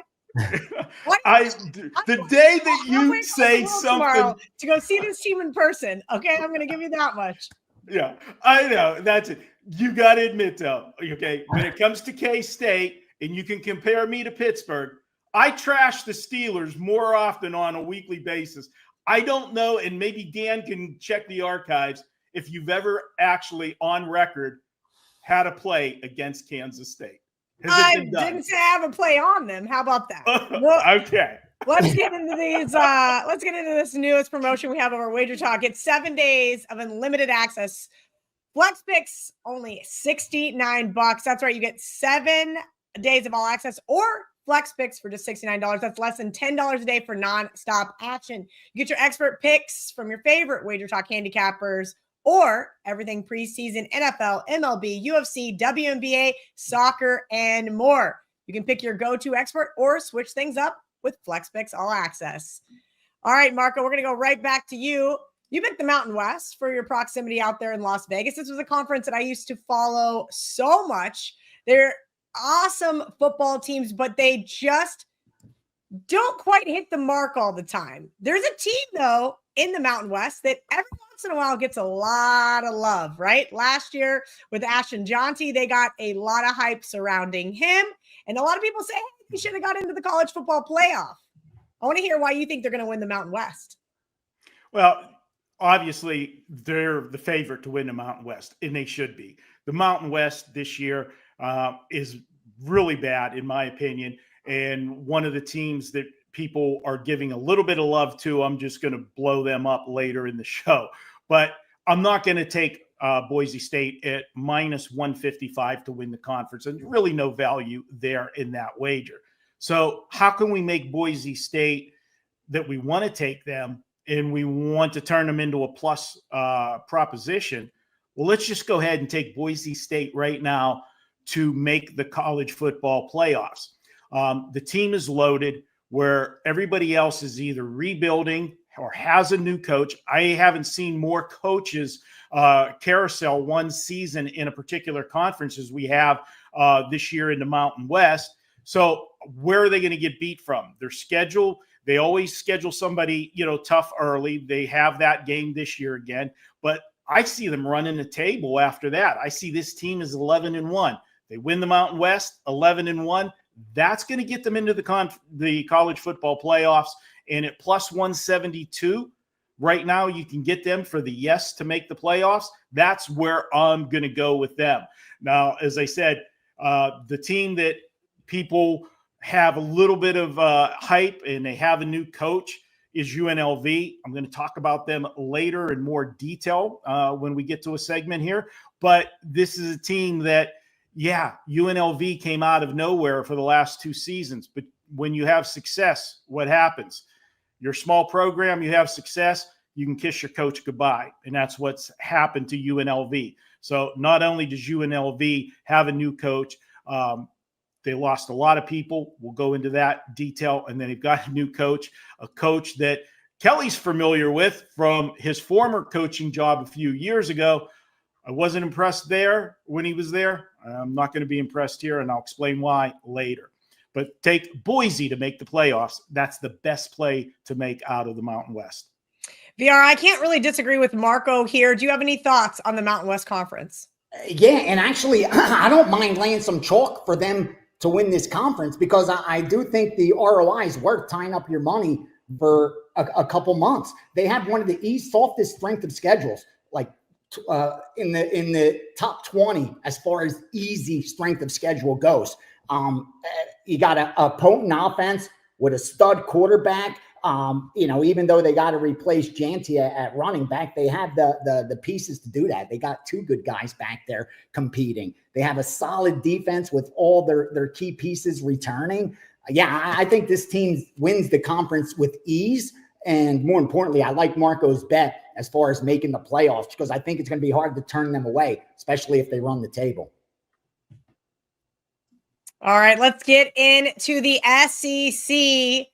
VR, this is kind of an interesting conference this year, right? Last year was pseudo interesting because Texas and Oklahoma joining, but now all of a sudden, here comes the Texas love. No different than the Big 12. Everybody thinks they're going to win the SEC. Everybody thinks they're going to win the national championship game with Arch Manning under the helm. Tell me who you like to win the SEC, and are you fading the Texas hype, or you just think this team is exponentially better? No, Texas is they all well deserved. I mean, all the attention they're getting is very well deserved with Texas. I mean, look at what they did last year. Look at the defense, the amount of points they allowed. It's not just offense now with the excitement with Manning. But because of that, we're able to get some value that otherwise would not be on the board.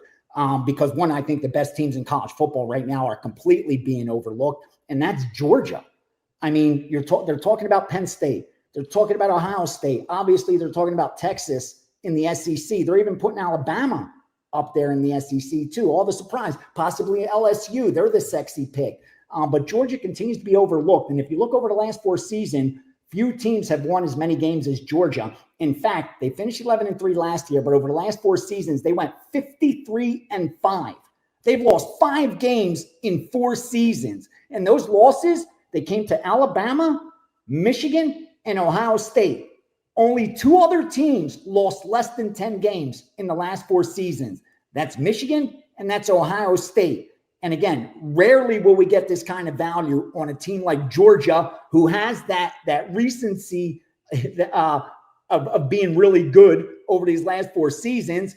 And you have a head coach in Smart, who in his 6 seasons, 3 SEC titles, 2 national championships. So he knows how to win when it matters, knows how to win the big games. Then studded quarterback with Gunnar Stockton, finally going to get to play the full season after he was filling in last year for Beck when he got injured. He looked great. Now he's going to have an entire season, entire camp. The defense is stacked, all NFL talent all over that defense. And you have a top 5 power rated team. That's what's most important. In the 2025 season, there's 5 teams that are separated, like I said, within 2 points. Some even say within 1 point of each other. And Georgia's right there. like on the true line on a neutral field, I wouldn't make Penn State, Ohio State, or Texas more than a 1-point favorite over Georgia. But the market may disagree with me and bet them up to -3, but I don't think the true line would be much more than 1, 1.5, maybe 2 max. But it won't be a field goal of that key 3. I'd be all over Georgia. So I think Georgia offers a ton of value at +360 to win arguably a very tough conference. But I think that's the team that's being overlooked. Yeah, I bet another team to win the SEC at 18-1, and we're going to get into them here in a little bit for them to make the playoff, possibly. Marco, I want to get your thoughts on the SEC. As I mentioned, the Texas hype. Of course, Alabama's always in the mix. I had an Alabama fan texting me this morning saying, Cal, do you think they're going to get in? Of course they're probably going to get in. They're going to let in a 3-loss SEC team. Why wouldn't they? Of course, Kelly. But you know what? With Ace's brilliant breakdown of the SEC, as I'm listening to all of this, this is a carbon copy to me of the Big Ten. All of the hype goes to Texas. Okay. On paper, they're the best team in the country. And there's so much hype with Arch Manning. But the problem is, just like with Penn State, with James Franklin, you've got Steve Sarkisian at Texas. The only way that we could have poetic justice is if somehow Texas and Penn State find their way to the national championship game. Then finally, one of those two coaches will win the big game and can get the monkey off their back. But until they do, I can't buy them at short prices. I think that the SEC is wide open. I think the SEC has a chip on their shoulder because the Big Ten has taken the limelight the last 2 seasons. I mean, for how long it was just, a parade of SEC national champions, whether it was Georgia, whether it was LSU a few years back, Alabama's dominance. They want that back. So the rest of this conference is coming to play. I think it's wide open after Texas if they don't do what they're supposed to do. But you hit the nail on the head, Kelly. You're going to get definitely 2 teams out of this conference and possibly 3. That's going to give them a chance to get somebody into the national championship game. So if you're going to look for value, it's not on Texas. There's 2 or 3 other teams in here that present good value like we talked in the Big Ten. I will be talking about one of them later. All right. I appreciate you guys hanging out with us here on Bet On It. If you guys are new to the WagerTalk YouTube channel, please give us a thumbs up and hit that subscribe button. I'm going to talk about the conference formerly named the ACC. It's now just the Athletic Conference. And I think this might be the toughest conference to break down. You've got Tulane, UTSA, Navy, USF, and Memphis, who I can make a case for each and every one of those teams to win it. I think it is a very top-heavy conference, but one of the teams that I thought was worth betting over 9 games plus 130 at our good friends at FanDuel is Tulane. I think John Summerall has done a terrific job as a head coach, and back-to-back seasons, he's went over this season win total. Again, Memphis scares me a little bit with their defense. USF, we've seen them play great first halves and falter in the second. Navy is always going to give their best effort. And of course, those road runners there from San Antonio have made things really interesting over the last couple of years. I do not have a pick for this conference, and I apologize. Marco, if you have anything to add about the Athletic Conference, please do so now. Yeah, you hit the nail on the head to start, Kelly. This conference is wide open. I don't see a clear-cut favorite in this one. I can make a case for several teams. Navy, they're always tough to prepare for. This is a team that that's going to come to play every single week. Texas, San Antonio, that's a team that I found some spot plays on them last year. They are a team that's up and coming, moving into this conference. This is a wide open conference. Don't take chalk here. Okay. Find value. But for me, I made no plays, no futures in this one. I'm going to just try to take this conference week by week and try to find my spots and hope that one of these teams gets a little bit overvalued after starting the season out with maybe 1 or 2 impressive wins. And then everybody jumps on the bandwagon. That's when we go the other way. All right. VR, any thoughts here before we move along? Yeah, I don't want to waste the viewers' time. I don't have much to add at all. I agree with Marco. I think you take this conference on a week-by-week basis and look for some of those teams that may become over or undervalued. I could look at Memphis, but I just don't got to see what their defense does this year. Like, that was just too weak of a defense, even in a conference like that. So pass for me. Pass. I'll take the over 9 wins. They're at plus money. Let's talk about playoffs, guys. I asked the guys to pick me a team to sneak into the 12-team college football playoff. And I said it has to be plus money. And VR barely missed the mark. I'm kidding. Plus 125 there for LSU. VR, give me your thoughts on why you think LSU is going to be that third SEC team to get in. And it's because I had talked about Michigan a little earlier, so I wanted to share some more information. But more importantly, I didn't want to give a team that, would just throw it out there and not having a real probable chance to get there. So I know plus 125 isn't the biggest dog, but I think it's a coin flip at worst for LSU. And if you could get plus 125 on a coin flip, not a bad bet. I did read Marco's analysis, and he's going to talk about LSU a little bit later, and I think his is a lot more in-depth. And it actually helped convince me even more so that I actually placed this bet because they're just so talented on both sides of the ball. And Blake Baker now in his second year at defense. And if you look, the weakness for LSU was the secondary. And what did they do? They went out there and revamped that secondary, did exactly what you're supposed to do. So the defense got even better. You got a fifth-year starter at quarterback. Texas and Georgia have have those tough schedules as well. And when I look at LSU, they're a top 10 power rated team right now to start the season, at least in my numbers. And Kelly's got a lot of motivation seeking his first playoff berth for a team like LSU. They expect to get to the playoffs at least, if not challenge for a national championship. I know the talk from him is like national championship or bust. That's all we're aiming for. But right now, just get in the playoffs, brother, and then take it from there because you haven't been there in a while and you've had the teams to get there. At plus 125, again, I think it's a coin flip and you're getting plus 125. You want to lock up your money for that long. It's a tough SEC. But that's the dog that jumped out at me as far as actually having a legit shot to make the playoffs. All right, Marco's going with the Big 12 team. Marco, my first question is, how many Big 12 teams do you think will get in the college football playoff?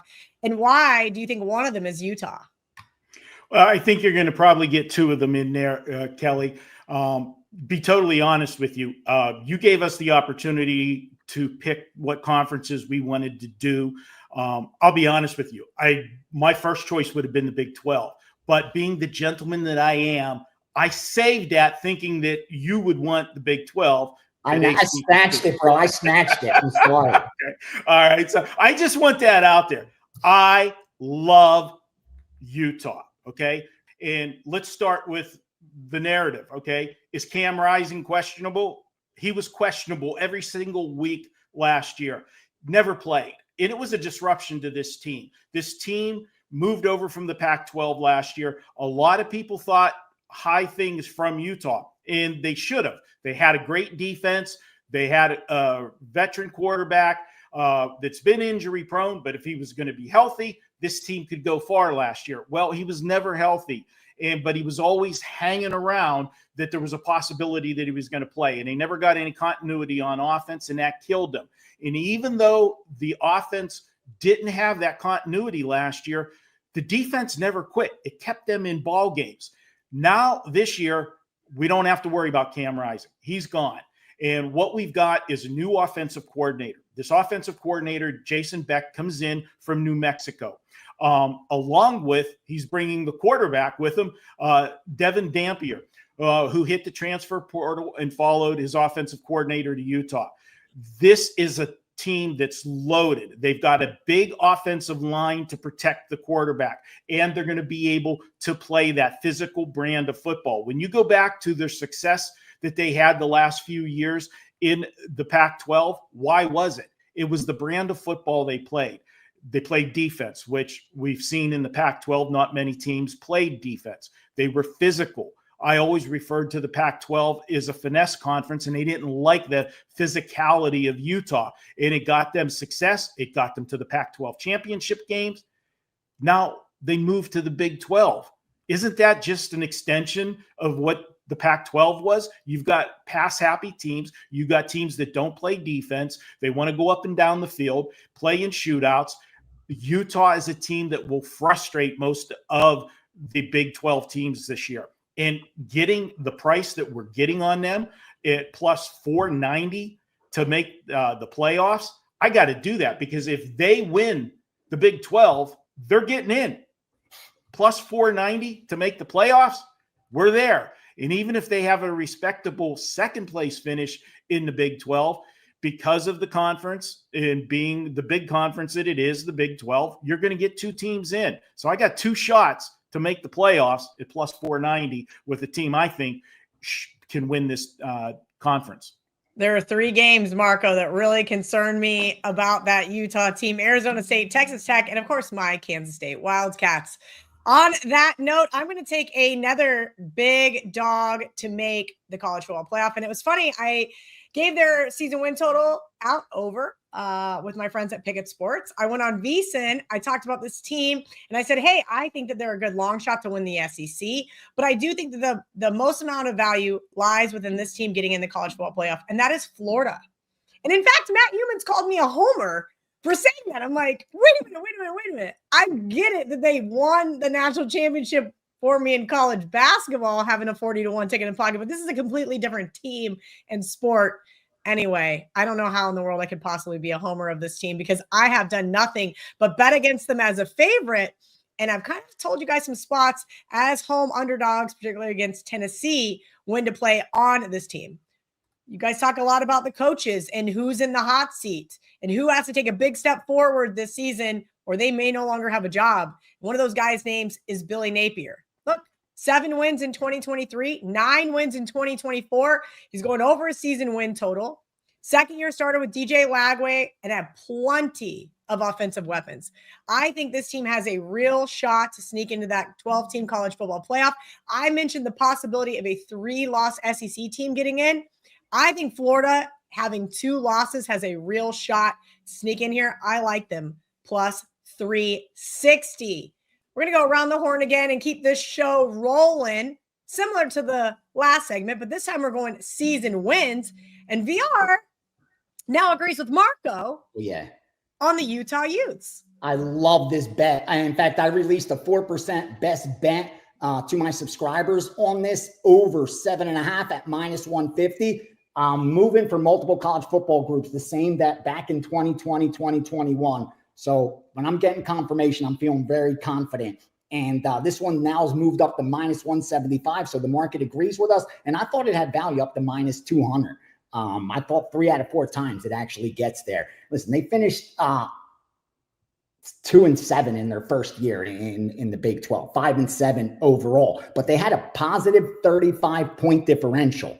So if you look at the Pythagorean wins and losses, their record should have been much better than 5-7. I like that they underperformed based on points scored, points allowed. That, again, their offense only scored 23.3 points a game, putting them at 106th in college football. But it was the defense, top 25 defense, that only allowed 20.7 points. Okay. Now the offense is going to be much improved. You got an offensive coordinator and quarterback coming from New Mexico, solid offensive line to protect them, good weapons for the pass game and rushing, and anything less than minus 200, I think, is gold here. They only got improved 3 games from last season. I think this team's got the ability to improve 4 or 5 games easily. Give me over 7.5, Utah up to minus 200. All right, Marco mentioned this in his Mountain West breakdown, and now he's going UNLV under 8.5 wins. A little choppy here for the show, Marco. Minus 134, a little less chalky. But, here's where we're going, Kelly. It's just hard for me to get excited about this UNLV team this year. This is a team that the last 2 years brought, excitement to Vegas. The UNLV football program has been non-existent. They play, in a beautiful stadium. You would think that the program would do better. Well, they finally had their guy. Barry Odom brought a sense of swagger to this team. They had a toughness to them. And they had 2 successful seasons. But as I said, when you're a smaller program like UNLV and you have success, one thing's going to happen, and it's going to happen quickly. That success is going to land your coach somewhere else, and Barry Odom got the head coaching job at Purdue. Now in comes Dan Mullen. And I just talked about that toughness that Barry Odom had. Do you know last year, Kelly, you would love this. Barry Odom, for charity, went to the South Point during a rodeo and actually rode a bull, took the team, and he rode a bull for charity just to show that toughness. And when your coach does something like that, you're going to run through walls for him. I don't see Dan Mullen getting on any bull anytime soon. Dan Mullen, I didn't like him at Florida. I'm sorry, and I'm probably never going to talk to him on a radio show that I do here in Vegas if he watches this. But I wasn't a fan of him there. Didn't last at Florida. Got fired. Then he went behind the mic. He was on camera for ESPN as an analyst, and now he's coming out of the team, converting this team. And another bad sign for UNLV, nobody's left, okay? Everybody departed. Anybody that could have stayed didn't. This team, the cupboard's bare. So if the players weren't buying what Dan Mullen was selling, neither am I. I'm taking under 8.5 wins. I don't see them getting near it. All right. Last but not least, I will go. And if you guys watch Bet on It the last couple of years, we made fun of Mario Cristobal a lot. And it was, by his own doing. You don't want to get Cristobal, as our good friend Joe Ranieri used to say. And somehow this man won 10 games by the grace of God last year. And you know what he's never been able to do? Do that back-to-back in his career. If you guys recall, we bet against this team 4 times last season. And it took Georgia Tech to finally get us the outright winner. That Cal game, Virginia Tech, Louisville, man, Cam Ward pulled out tricks against us to somehow get that W. And now he's been replaced by Carson Beck, Georgia transfer. And I'm sure that the Georgia Bulldog fans in the comment section are not going to be very happy with me. But let's remember, he was replaced due to injury after being down in the SEC championship game to Texas. Stockton came in and was able to win them that game. And that was all she wrote. Now Beck has started his tenure in Coral Gables with a bunch of drama, if you guys follow along on social media. And I'm just not sure Miami is the place for a guy like this. I could be dead wrong. I could have to eat my words. But I think the ultimate test on how Florida and Miami are both going to do this year is that game coming right up around the corner here for week 1. I think Florida's going to get the win for week 1. And that is going to solidify Miami under 8.5 wins plus 130. Marco, really quickly, because I totally forgot. You were supposed to promo yourself after your Utah breakdown, and I did not give you that opportunity, so I want to give you that opportunity right now. I appreciate it. It's probably because I was busting your you-know-what with Kansas State. But, Kelly, we got a special deal going over at WagerTalk. Last year, Ben Burns was the number 1 football handicapper, money one, college and pro combined. I was the number 2 football handicapper, college and pro football, money one combined. So what did we do at WagerTalk? We put a special deal together. You can get both Ben and myself for the entire football season, college and pro. You'll go all the way through the Super Bowl, get all of our plays, both handicappers, for a combined price of $14.98. That in itself is a fantastic offer for the football season. But you also get 2 bonuses. You're going to get a 7-day flex option for both cappers, where you could use that anytime you want whenever we have baseball down the stretch. So you're locked in for all of your football. You can save those flex picks to use on a baseball day if one of us have a big play or something and you want to follow along. Or if you bet the WNBA, and I know everybody just turned off whenever I said that because people don't like to bet the WNBA. I have been killing it. See me with the WNBA play and you like money, you don't have to watch it. Just cash it. We've done extremely well with the WNBA number 2 the last 2 years in money one. So check that offer out at WagerTalk.com.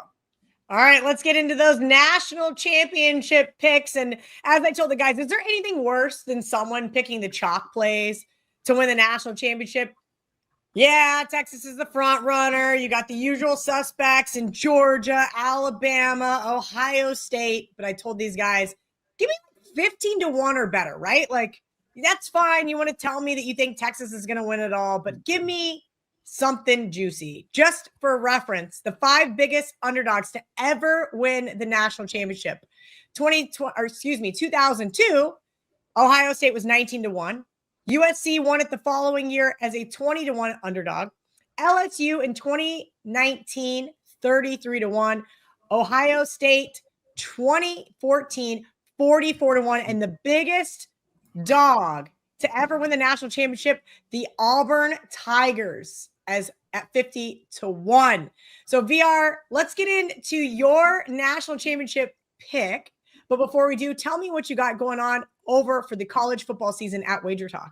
I wish this was live because I just bet a doubles Cincinnati ATP, the men's doubles. So hopefully if this was live, I'd be giving that out. But yeah, I got the season package up, NFL and college football. I combined it together. So you get all those futures, already 9 in there, including a 5% best bet season win total in the NFL. There'll be a lot more between now and when the season kicks off. Staying more selective, but definitely worth tying up some money on those futures because the ROI just has been so good long term. And yeah, other than that, week by week, and of course I got a 5% going in the UFC this Saturday. So excited, busy couple days, busy couple months ahead. And this college football season, NFL season, ready to do some damage. So make sure you tune in, week out, bet on it, baby. Yeah, I just realized you and Marco both have the same national champion pick. So I'm going to let you take the helm first. Then we'll go to Marco to see if he's got anything to add. Yeah, and it's because we, had to go with 15-1 or higher. And it's funny, it was probably 14-1. And then yesterday when I look, it got it was a 15-1. And just going back, I don't want to take the time to repeat myself, but I just think LSU is that team that if things go right, like they could really make a run. They're that loaded on both sides of the ball. That the problem is they're in one of the toughest conferences. And because of that, you got to have some luck go your way. Like, some injuries on not wishing bad on others, but that's what you need. Some bad things to happen to the Georgias of the world, to the Alabamas, to Texas. And then they have a shot to make a run. Again, 4 seasons in, you got to do something, bro. Like you have the talent. So again, I'll let Marco take it from there, but I like LSU at 15-1. I think it's live. All right, Marco, let's hear your analysis on why you think Brian Kelly is headed back to the national championship.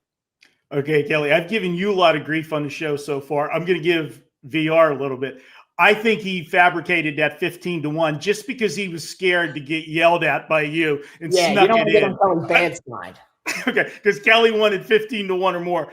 My opening line, guys, in our Slack channel for our notes for the game is I've got LSU at 14-1, just to piss Kelly off because it's not 15-1. All right, so I do Marco, like LSU. I'm just a nice girl from Kansas. Why would I ever get mad at you? You don't bother nobody. If you guys ever heard her yell at me when I screw up on social media, the 64-year-old trying to do TikTok and Instagram, she forgets how old I am, but we're trying. She has given me some love lately on it, so I must be getting better. Look at LSU. I look at this team, and the first thing I'm going to say, yes, this is year 4 for Coach Kelly. That's important because now there is no more excuses. You've got all the players that you want. Normally it used to be, year 2 to year 3 were the big years where you saw it. But now because of the portal, it has to be even faster. Teams expect results quicker because you're bringing that big influx and making wholesale changes. They've got everybody they want. And it starts at quarterback. You've got a 5th-year senior quarterback in Garrett Nussmeier going for that. This team is going to be good defensively. They're going to be excellent offensively. And you look at him, he's coming off a season where he threw for over 4,000 yards. He had 29 TDs. And as I said, it looks even better this year on paper for that offense. The LSU defense was good last year. They held 9 of 13 opponents to 27 or fewer points. And I know 27 maybe sounds a little bit high, but in today's college football, no, it's not. We've seen, a lot more scoring in college football. Holding 9 of 13 to 27 or less is huge. And I look for this team to continue what they did last year. They were a balanced offense. What that translated to was over 32 minutes per game time of possession. That was 16th best in the country. Those are all the ingredients that you need to win a national championship. Good defense, a playmaker at quarterback, and be able to have a balanced offense that you're not one-dimensional. I think they make a serious run in the SEC, gets them into the playoffs. And once they're in the playoffs, I'll take my chances with this team at that eye-popping 14-1. Sorry, Kelly. See, then I just had to go do something like this. A team that's not ever going to win the national championship, but I do think there's an immense amount of value. We mentioned the amount of parity in the Big 12. There's a 5-horse race there. We mentioned that we think at least 2 Big 12 teams are going to get into the college football playoff. And I thought, you know what? I'm kind of a little crazy. This isn't going to happen, but let's look at a team that has spent an ungodly amount of money, oil money. In fact, they spent more money than 94% of the schools in college football. And in fact, the past 2 years, they have 15x'd their NIL spending budget. They got 17 guys as part of their new rebuild just for this year. Yeah, I'm talking about Joey McGuire's squad, Texas Tech at 100-1. I think this team has a real opportunity to play last year's Arizona State, right? A team that kind of came out of nowhere and got into the college football playoff after winning the Big 12. I think Texas Tech has value going over their season win total. I think they have value going to win the Big 12.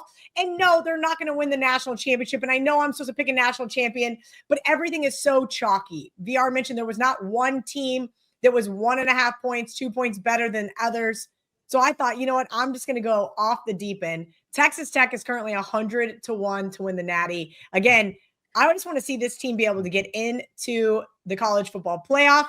And being able to do that means that we're alive and we have other opportunities to make some money. So give me Texas Tech over their season win total. To give me Texas Tech to win the Big 12. And why not throw a little flyer on them to win the national championship? Let's bring the guys back in. This was our first show back together as the gang. We're also currently going to do some NFL preview shows, which we're very excited about. If you're looking for more information on that, head over to the WagerTalk YouTube channel. And then, of course, live from Ireland. That's right, guys. I'm going to be doing the first college football Bet on It episode. There's only 5 games, but we've got to do an episode. And I'm going to try not to drink too many Guinnesses before that one. So thank you guys again for hanging out with us here on the WagerTalk YouTube channel, as well as your various social platforms. Don't forget to hit that like button and, of course, subscribe so you never miss another episode of Bet on It. Hi, I'm Ralph Michaels from WagerTalk. Welcome to Behind the Bettor, known as Stat Daddy, known as the TNA guy.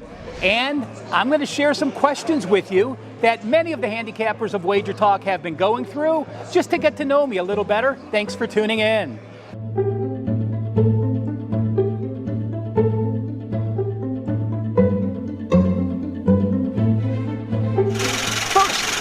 What is my all-time favorite sports book? Well, I can tell you this. Coming to Vegas in the 80s and 90s, my first Super Bowl bet ever was Imperial Palace.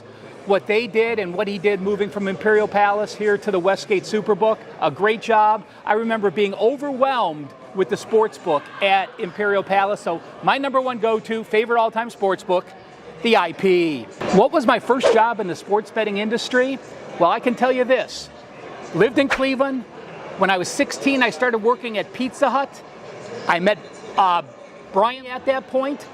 He was betting sports. He got me into betting sports. He started a basketball service, and he was a friend of Phil Steele's, who had North Coast Sports and the Power Suite. Phil wanted people to start selling picks on the site, non-football picks. I had just moved back from California, hence California Sports started in about 1984 was my first season of being California Sports. Is there a specific NFL season that comes to mind? Which was it? It was 2022 for me, and it's been a great 3-year stretch in the NFL. And what I did As the sports books became legal in other states and we had many more betting options, I started finding unique ways to have value in the NFL. Not only using teasers, but using first quarters, first halves, team totals, all the extra options available to us has made it a great 3-year run in the NFL. 2022, though, my best season by far, 64.6% on the year. Best advice for sports bettors? There's a lot of advice, but to me, it's simple. Just be consistent. Find out your average bet size, what you can afford to lose. Do not bet more than you can afford to lose. And when you're losing, do not chase losers. Lower your bet size proportionally. If you're winning, go ahead and raise your bet size. So do one of two things. Make all the bets the same size, figure exactly how much you're going to bet for each sized wager, and then have a profitable season throughout the year. College football Saturdays or NFL Sundays, it's easy for me. I'm a college football guy at heart first. I love college football starting first thing in the morning, going to midnight, games on all day long, and extra value. Plus, with 130 teams, you can find some value from some of those smaller conferences. If you could bet one sport for the rest of your life, what would it be? Well, that's changed actually. I used to be known for college basketball, but since the transfer portal, I can tell you, I've had some very mediocre years the past couple years. So it is college football for me. It's still my number one go-to. I love reading the newspapers. I love reading coaches' quotes. I follow the players very closely. And when you're looking at college football, the important thing to remember is cluster injuries in college football, much more important than in the NFL where the backups, there can be a big drop. So college football for me. What's the best sporting event you ever attended? Well, I used to manage Phil Steele Publications, the magazine Phil Steele College Football Preview, as well as Power Sweep and North Coast Sports. And when I was managing Phil Steele Publications, I actually was credentialed as a media person to go in the press box. So it was Oregon against Ohio State for the national championship in Dallas, sat in the press box, rooted on the Buckeyes against Marcus Mariota and the Oregon Ducks, and I was able to share that time with my son. I got him on as a photographer on the field. He was 18 years old, the youngest ever to be a photographer at a national championship game. So no question, Ohio State, Oregon, national championship in Dallas, hanging out with my kid.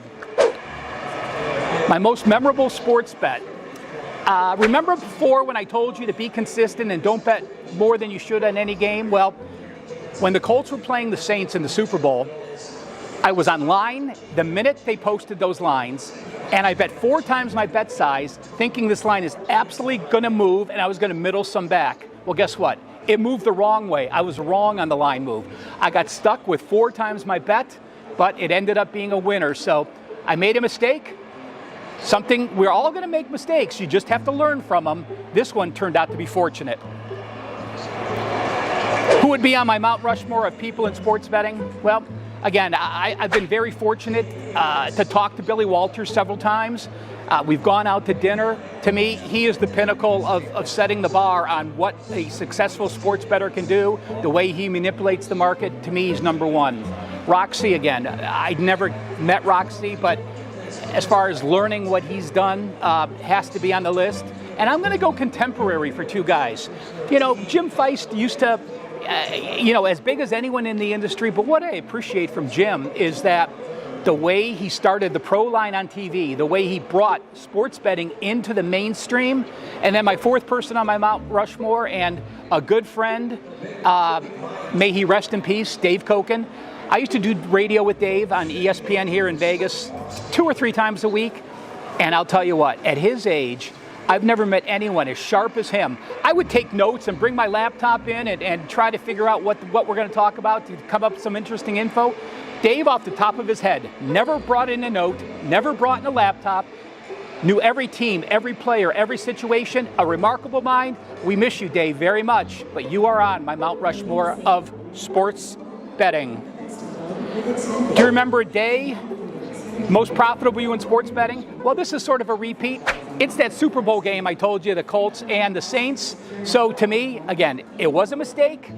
Ended up being one of those mistakes that you remembered for a positive reason. What's the best gambling movie ever? I went through and I actually had to look at the list because nothing jumps out to me. And while this really isn't a true gambling movie, I actually am going to say Rain Man. Maybe 21 would be in the mix, but I'm a Rain Man kind of guy, and I enjoy the movie and with the blackjack and the situations that he did. So that's my take on that. Do you remember your first sports bet? I don't. But I've been a long time bettor. I used to have a Cleveland Press paper route. Cleveland had the plain dealer in the morning, the press in the afternoon. When I was in the 5th grade, I had a press route, so I was hot shit having money when I was in 5th grade, walking around with cash in my pocket, and I used to play football tickets. By the time I got into 7th grade, I was actually passing out the little football tickets, 3 right, $5, 4 right, $10, and they kept your initial wager. So we know they're a scam, but that's what got me into this business. And finally, other than sports betting, what's your favorite way to gamble? It used to be blackjack, but I like relaxing now playing Pai-Gow. I know it's not an odds game, but it's very slow paced. There's a lot of pushes. It's a fun table game. There's nothing you can really do wrong. So Pai-Gow for me. So guys, I appreciate it. Thank you for watching all these shows. And now you realize why almost 200,000 people are subscribers to WagerTalk TV. You should as well. Thanks for tuning in.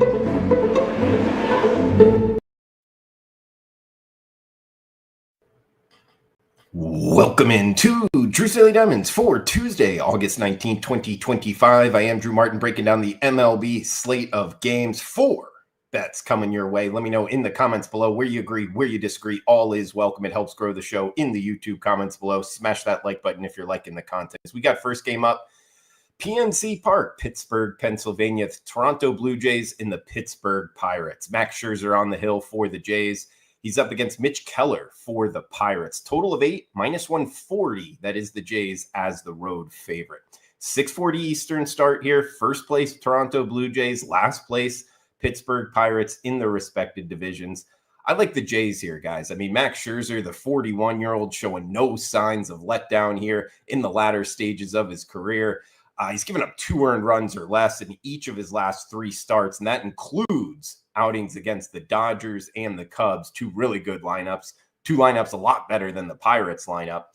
Look at -140. I actually think it's short, guys. I mean, Mitch Keller going for the Pirates, the 29-year-old, 8 hits, 6 earned runs last time out. If you go kind of by his game logs, the better lineups have really hit him around. He's had as many walks as strikeouts in 2 of his last 4 starts. The Pirates are 1-7 their last 8 games. Blue Jays 8-4 their last 12. Game 2 of the series. We're going with the Blue Jays. Top 5 lineup against righties. I think they get it done here. -140 Jays over Pirates. First game up. We got next one, 7:40 Eastern time. Minneapolis, Minnesota for the Twins hosting the Athletics. Jacob Lopez, the lefty, on the hill for the A's. We get Joe Ryan going for the Twins. Twins -150 home favorites. Total of 8.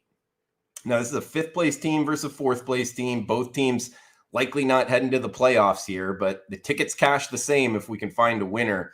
And I think the Athletics are getting too big of a plus price. I think the dog is barking in Minnesota. +134, risk 100 to win 134 on the A's. Their starter, Lopez, the 27-year-old, 4 straight starts, riding a hot left hand here. He's given up 0 earned runs over the last 4 starts. So it has been a while since anybody's scored on him. That's 24 straight innings, scoreless streak, and he's up against the Twins. I think this Twins lineup, I mean, they've really been struggling. They're one of the bottom lineups in baseball over the last month. Now, they do have Ryan on the hill. That's why they're commanding this pretty hefty price tag, and he is 12-5 for the year. But he's a guy that doesn't go very deep. He's just averaging 5 2/3 innings over the last month. And his worst start of the year was actually against the Athletics earlier this year. So I think the A's get after him. Dollar hot dog night here in Minnesota. So should be some extra fans to watch it. We get a top 10 lineup over the last month in the A's, bottom 5 lineup in the Twins. And the A's bullpen has actually been pitching better. So we're going to list Lopez as the starter. We're on the A's over the Twins. Next one up, 8 o'clock Eastern hour, we are heading to Chicago, the Windy City here for the Milwaukee Brewers and the Chicago Cubs. Matt Boyd on the hill for the Cubbies, -130 home favorites. He was supposed to be up against Brandon Woodruff here for the Brewers. As I'm doing the show here late on Monday night, their second game of the doubleheader on Monday actually just got postponed. And it looks like the Cubs are going to keep Boyd as the starter, but the Brewers are going to switch to Chad Patrick from Brandon Woodruff, give Woodruff an extra day's rest. So it changes the handicap a little bit, and that minus 130 has been taken off the board. I actually think the Cubs will come back as more of a favorite. So, hey, I think that helps kind of the cause here for the Brewers side to get an extra plus price.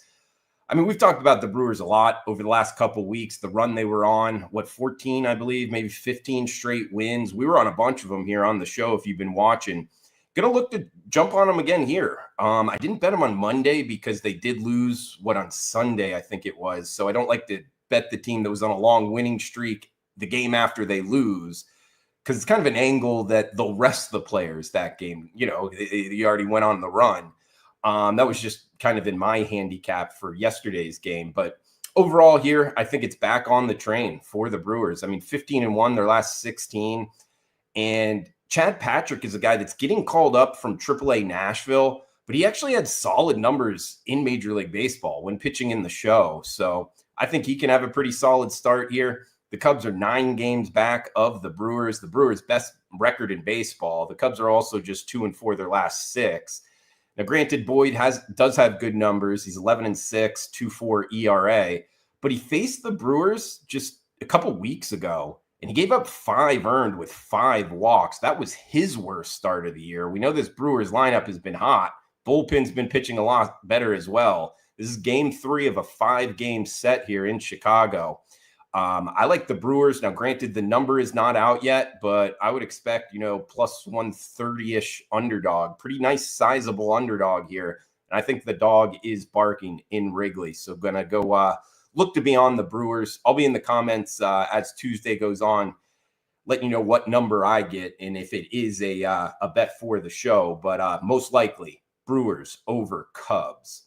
Got 1 game left. It will be the nightcap for the show. Let me know in the comments where you agree, where you disagree. All is welcome. It helps grow the show, the algorithm on YouTube, your picks, any analysis, any questions, fire away as well. We'll do a question and answer session. If you're interested in premium picks, good day to check them out, WagerTalk.com. $5 Tuesday, all plays discounted to just $5. Do have a 4% big bet up for Tuesday night. And it's discounted to just $5. So go check that out in one of the games we are not talking on the show. All right, nightcap for the show. We're heading to the desert. Arizona Diamondbacks hosting the Cleveland Guardians. Tanner Bybee on the hill for Cleveland. Eduardo Rodriguez, the lefty, going for the Diamondbacks. Diamondbacks minus 115, home favorites, total of 9. Now, this is game 2 of the series, and game 1 is going on as I'm recording the show here. But both teams come in losers 3 straight games, so something's got to give here. I actually like the Cleveland side. Bybee 5-0 since the 4th of July. And Eduardo Rodriguez, the guy that I bet on a couple times early in the season, regretfully, he's just 5-7 on the year. He's given up 24 hits, 11 walks his last 4 starts. I don't think Arizona's playing all that great a baseball here. Bullpen edge towards Cleveland. So listing Bybee as the starter. Plus 100, the dog barking in the desert. In recap, we got another underdog in the Athletics, plus 134. We got the Brewers, likely the underdog here, over the Cubs. And we're starting it off with the one favorite for the show, the Toronto Blue Jays, minus 140 over the Pittsburgh Pirates. That does it for the Tuesday show. We'll be back on Wednesday. Comment below, smash that like button, cash those tickets. Enjoy the rest of your Tuesday. Thanks for tuning in.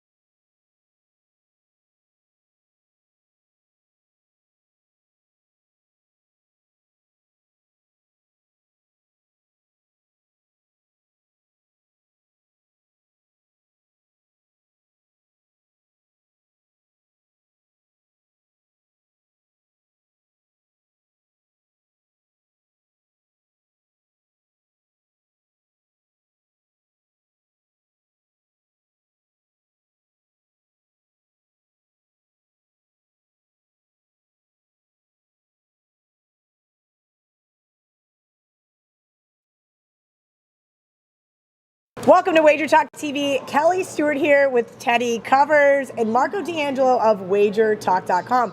Today we're going all things bankroll management. Why? Because we believe here at WagerTalk that is the most important key to your success as a sports bettor. Teddy, I'm going to go to you first. Bankroll management is so key. It is going to make or break someone. Can you kind of explain one step backwards why it is so important? So it's not going to make someone, it's only going to break someone. The issue that most bettors have is they overestimate their winning percentages and they overestimate the chances of them going on a negative run. And the truth is, I've been doing this since the 90s. Marco, you've been doing this since the 80s. We've all had good years, we all have bad years. But more than that, you have good weeks, you have bad weeks. And over the course of time, you expect to have more good weeks than bad weeks. But inevitably, the best handicappers in the world are going to go to negative stretch. Another free play So, winner. the biggest- They are now on an 8-1 run. Hopefully we'll get to 90%. I'll have that for you in just a minute. I am Ralph Michaels. This is the Wager Talk First Inning Report for Tuesday, August 19th. Just a reminder, it's always exciting each and every Tuesday. I have my Nerfy play of the day loaded for just $5, and every capper at Wager Talk is able to load a $5 package. Check it out, WagerTalk.com. Folks, we have 10 teams that have streaks of at least 4 games. That's the most I can remember over the last couple seasons. Let's run through streakers first. We'll go through the starters. We'll look at teams with rest in our Making You a Better segment. And I'll get you your free play and get you on your way for Tuesday. No run first inning streaks. 3 teams with 6 straight Nerfies. Baltimore, the Cubs, and Toronto. 2 teams, 5 straight Nerfies. Atlanta and Pittsburgh. 2 teams with 4 straight Nerfies. Cleveland and Houston. And 3 teams have 3 straight no-run first innings. Milwaukee, Philadelphia, and Seattle. The 2 longest current streaks, both yes-run first inning. The LA Angels continue to do it. 9-0 yes-run first inning streak. Kansas City, 8-0. The A's, 4-0. And San Diego, 3-0 yes-run first inning. A lot of big streaks. It's been a while since we've had that many streaks with 4+ days. Starters. We started this a couple weeks ago. It's been a great success. Your comments have been wonderful. We break down starters that have held their opponents without a first inning run at least 80% of the time or under 65% of the time. The top pitchers to allow the fewest first inning runs in their starts this evening, Skubal and Baz, both 24 starts, 21 times with no first inning run scored. That's 88%. Talon also 88% on 17 starts. Peterson, Lopez, both 87%. Peterson with 23 starts, Lopez with 15. And both Green and Sheehan, 83%. Green 12 starts, Sheehan 6 starts. Now let's look at those pitchers that allow a first inning run at least 40% of the time. Irvine, 25 starts, 12 first inning runs allowed. That's 52%. Elder, 20 starts, 55%. Gomber, 11 starts, 55%. Rodriguez, 21 starts, 57%. Kelly and Scherzer, both 60%. Sagano, 61%. Cabrera and Buehler, both 62%. They both made 21 starts, and they allowed a first inning run 8 times. Guys, remember, I do these videos Monday through Friday, but I have a no run first inning play or a yes run first inning play loaded daily on my homepage, wt.buzz/RM. That includes Saturday and Sunday. And remember, I load my complete first inning report daily by 9 a.m. Eastern. The shortcut to my homepage, wt.buzz/RM. Well, there were, I think, 6 teams that had off yesterday, so we haven't broken down rest for a while. So while this may only apply to a few teams today, jot them down so the next buys these teams have or the next day with rest, you know how they've performed. Well, I went back to June 1st, so everyone has about an 8 to 11 game sample size where they had a day off. The best nerfy teams since June 1st with rest: the Angels and Padres, 75%. The Astros and Tigers, both 67%. Each of them had 6 first inning runs scored. The difference, Angels and Padres, 8 games. Astros and Tigers, 9 games.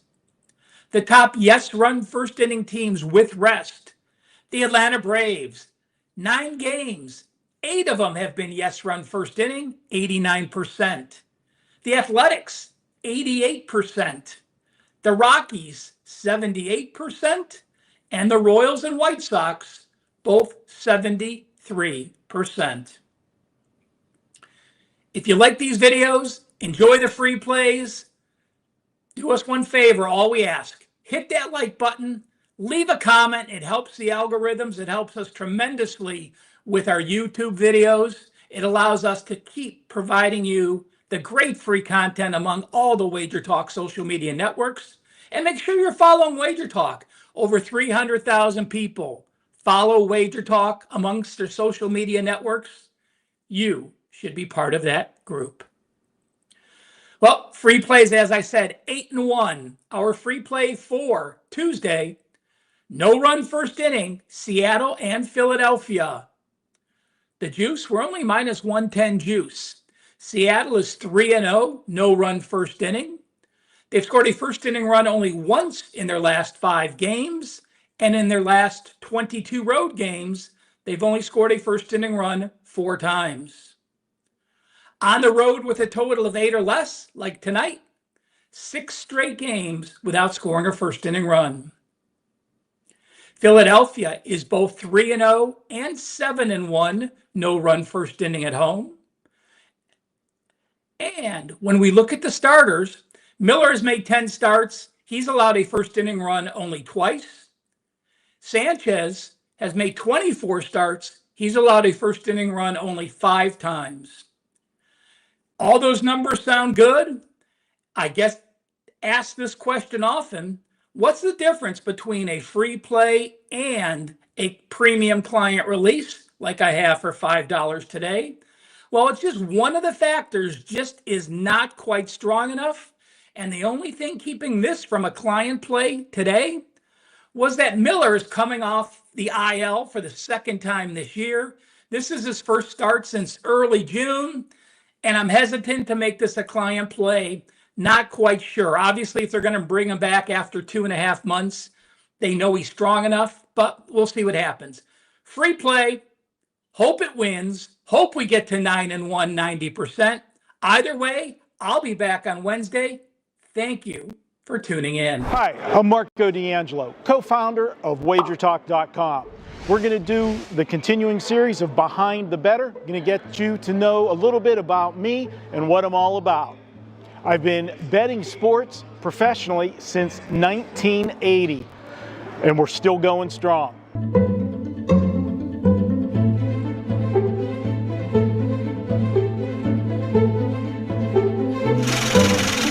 Is there a specific season that comes to mind is the best during my career?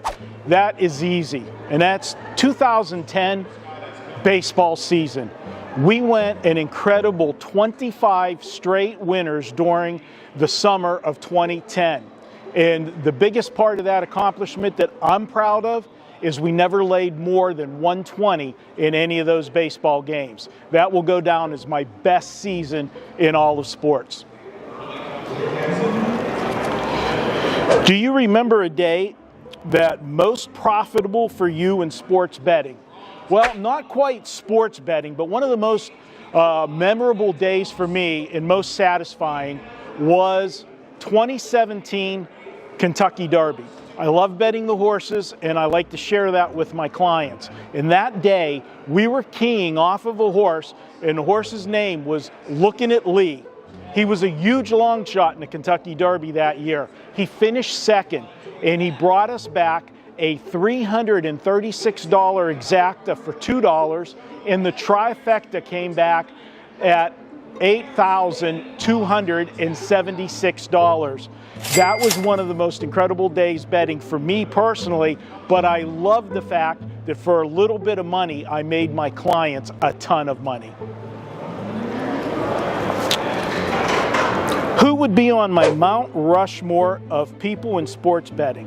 Well, that's an easy one. You start with Billy Walters. Everybody's going to put Billy Walters there. The next one that I would go with would be Roxy Roxborough, great lines maker here in Las Vegas for so many years.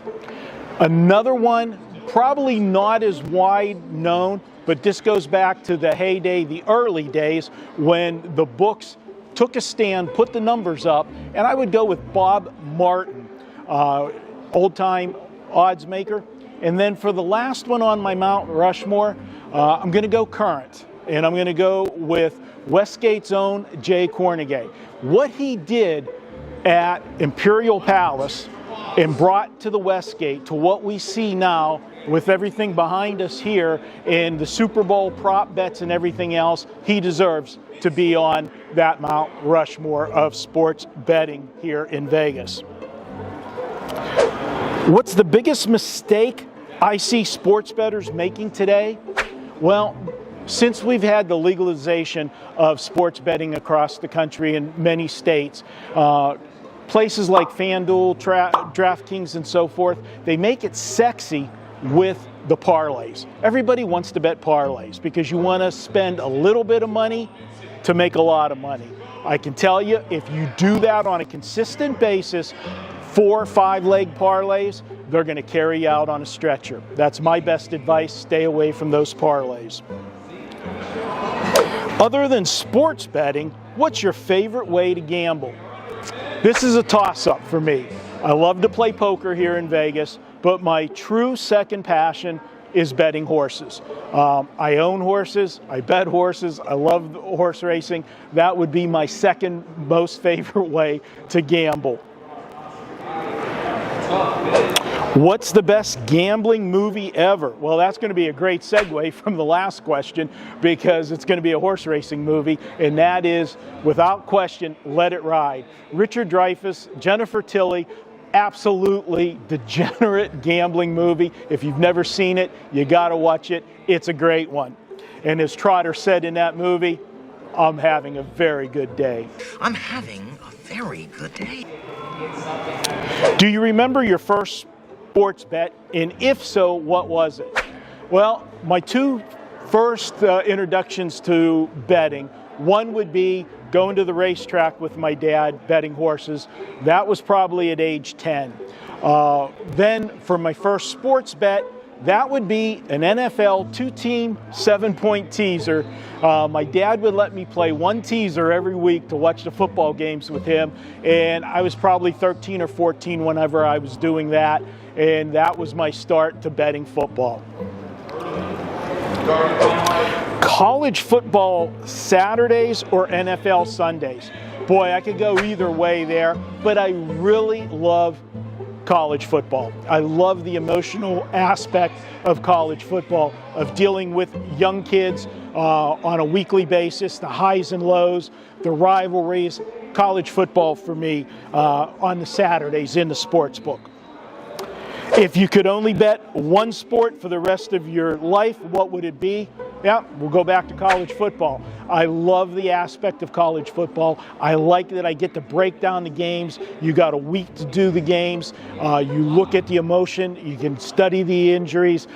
Today, one of the things about NBA, for example, you got to wait to see the lineups, who's in, who's out, load management, all that stuff. College football is still, to me, the purest sport to bet. What's your all-time favorite sports book in Las Vegas? All right, I'm going to cop out on this one. I'm going to give you a two-part answer. I'm going to go old school and new school. Old school, it's not here anymore, and that would be the Stardust. There was nothing like the Stardust sports book. Whenever I was coming out to Vegas, I was coming 3-4 times a year, 5 times before I decided to move here back in 2008. Without question, my favorite sports book was the Stardust. I went there all the time. I had so much logo stuff from the Stardust that I would buy every trip. That was where the Las Vegas line originated. Every Sunday night, everybody waited to see that line come out. Now, my favorite, we're standing in it. The sports book here at the Westgate, the incredible screens, the fact that it is a non-smoking sports book, love that as well. You can sit here all day and enjoy the games. Not one of the best atmospheres in Las Vegas. What's the best sporting event you ever attended? All right, I'm going to go as a teenager back in Pittsburgh. The 1971 World Series, Game 3. The Pittsburgh Pirates were down 2-0 in that series to the Baltimore Orioles.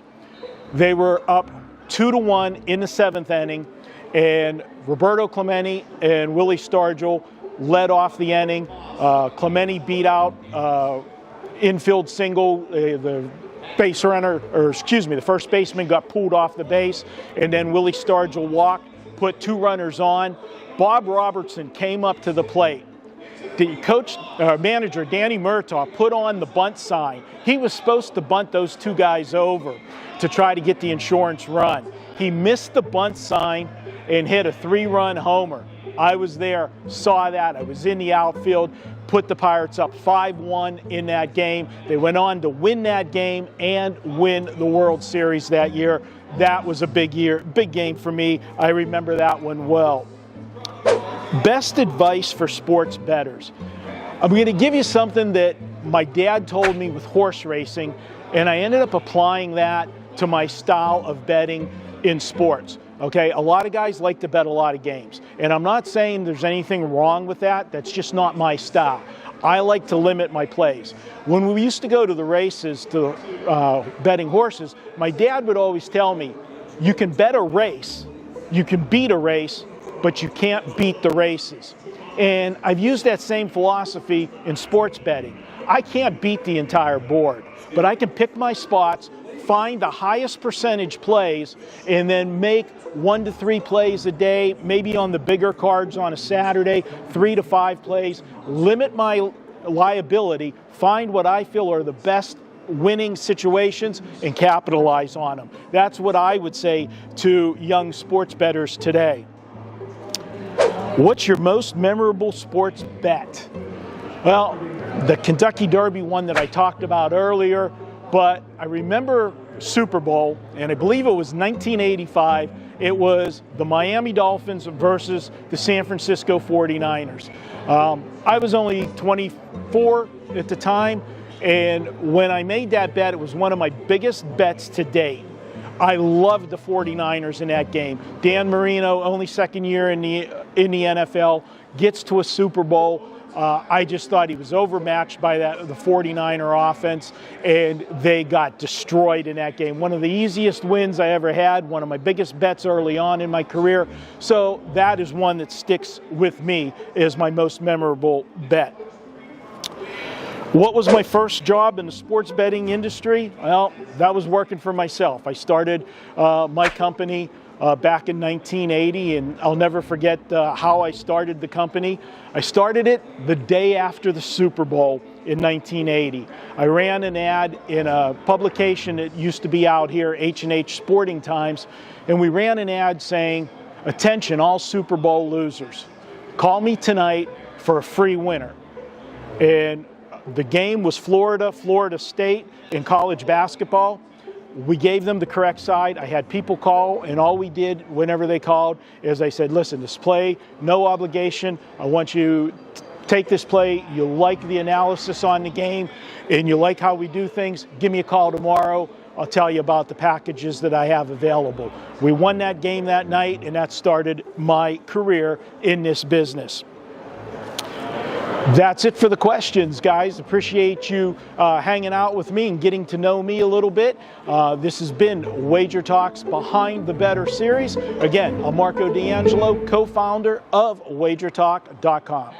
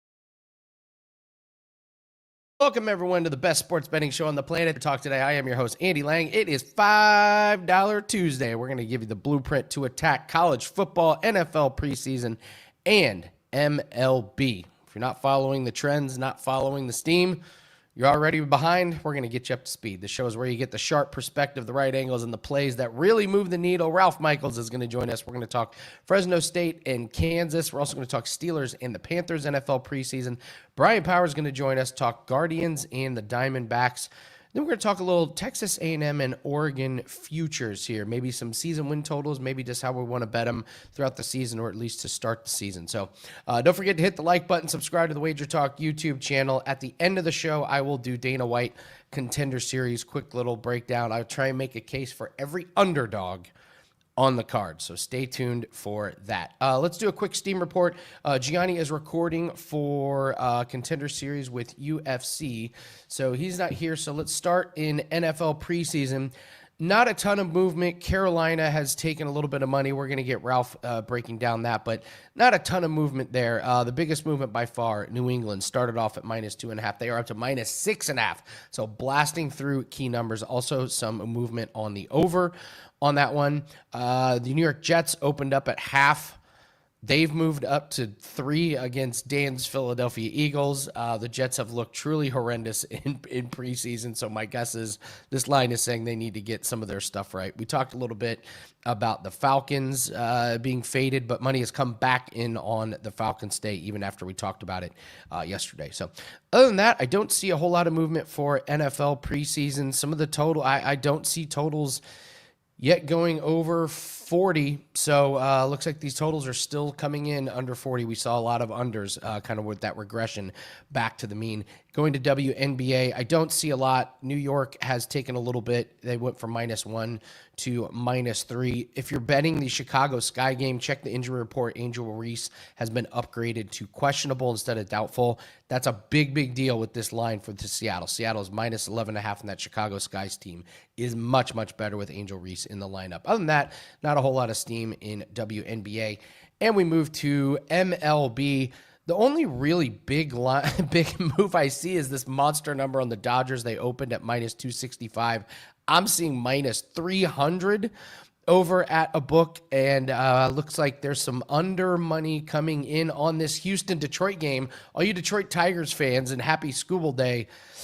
There's money come in on Houston, and there's a little bit of money come in on the over, so I'm not sure what they're seeing with Scooball and Brown going, but they're not liking the Detroit Tigers today. Other than that, not a whole lot of movement of note. I guess the only other one, there's a lot of money's come in on the money line on Philly, and we're going to go over Philly in all around the world. So that's going to be your Steam report. Let's jump to Ralph Michaels. We got to talk a little football. We have to talk college football and NFL preseason. Ralph, how are you, sir? How was your weekend, brother? Happy Tuesday to you. Hell, Andy, it's been months since I've been on WagerTalk today. Happy to be back now that football started. You know, just doing the no-run first inning in the summer has kept me off the show, but excited, looking forward. We'll bring back the charts next week, making you a better each week on the segment. So excited for the football season to start. Yeah, well, let's start with, let's start Fresno State and Kansas. And, both teams do have some returning players here. I know Warner is going to be back for Kansas. This is Kurt Warner's son, I believe. Walk us through this game. Tell us everything you know about these teams, who's coming back, what's been the changes, and what do you expect? Kansas, pretty big favorite in this one. Well, Andy, when you're sitting at a bar this week, ask them which game matches up a pair of national championship coaches. Well, guess what? It's this game. Fresno State and Kansas played Saturday, August 23rd, 6:30 p.m. on Fox. Matt Entz takes over Fresno State. He was at North Dakota State for 5 years.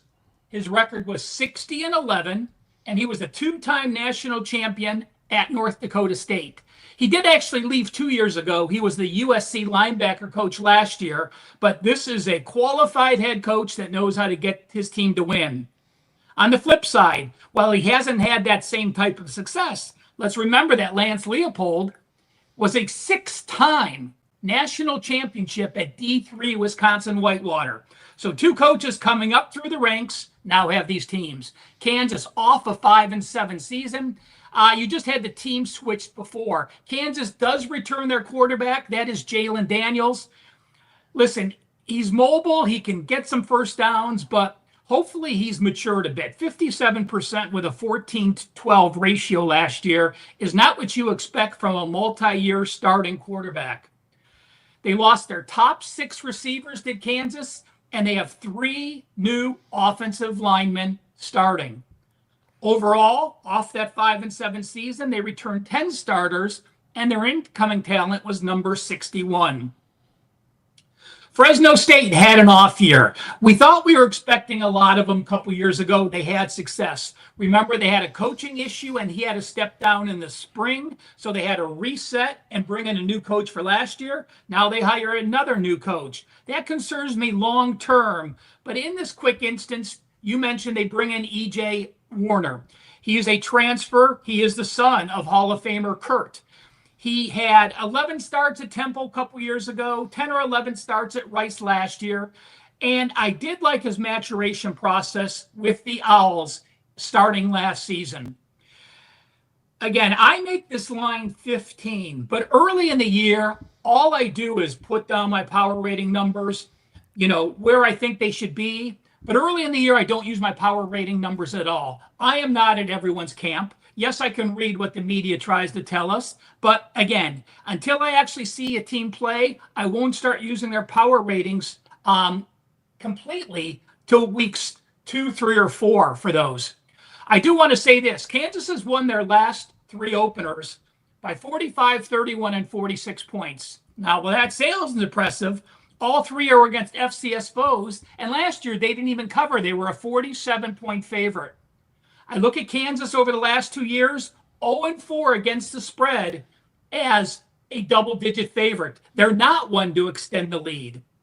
Overall, when I look at college football teams playing their season opener as a favorite of 7 or more the last 2 years, they're only 45.2%. And if it's a lower total and you're a favorite of 7 or more, it is actually 42.3% against the spread the last 2 seasons.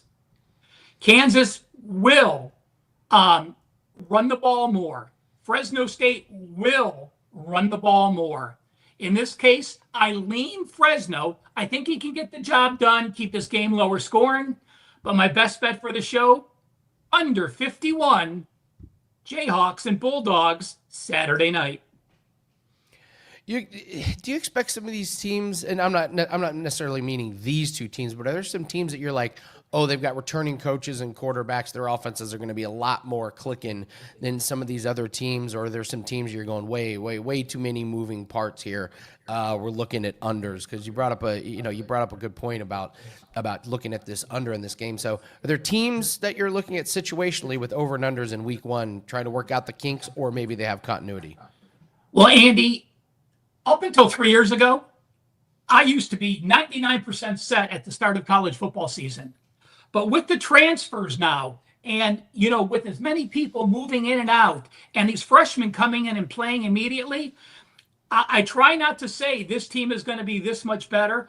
I have an idea they are. I give them an up arrow. I wait to see what happens. But I've learned this. There's teams that I thought were going to be horrible, and coaches were magnificent, melding in their transfers to have positive teams. So it's eye test what I read and what I break down on the roster the first few weeks. And then after that, I don't even worry how many starters they had. I don't worry how many transfers they have. It's all eye test for me week 3 and on.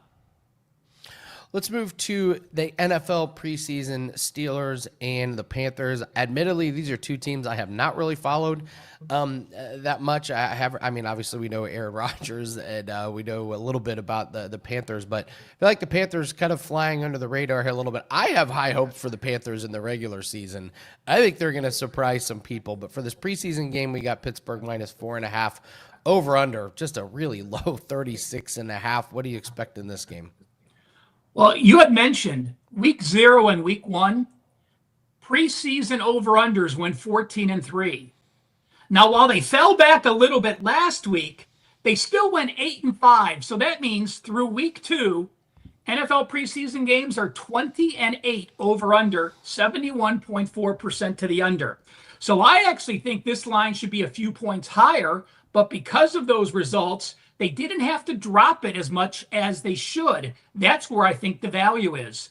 By the way, Andy, the 28 teams that have won preseason games this year, all 28 have covered. So if you like an underdog, hey, perhaps I'll steal a VR line, sprinkle some of that on the money line. Obviously, the games that tied, the favorites lost, but outright winners have all covered the game, be it favorites or dogs.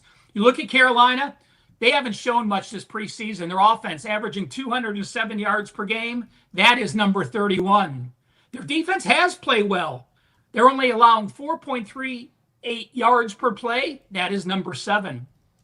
Pittsburgh's offense has had some success. They're number 8 in offense, and they're number 11 in defense. So Carolina comes into this game minus 80 yards per game, Pittsburgh plus 52. Now we know if a team wants to look good in the preseason, you can. So what are these two teams going to do this week? Well, I expect them to do much what they did last week. Obviously, we don't see Rodgers for Pittsburgh at all. Rudolph played 3 series, Skylar Thompson played 5 series, and Woodside finished up the game. Remember, Woodside came in, and he only signed on August 7th. So on the back end of the Pittsburgh, you have a very weak quarterback rotation. Last week, the Steelers quarterbacks combined for 3 INTs. That's why they lost to Tampa Bay.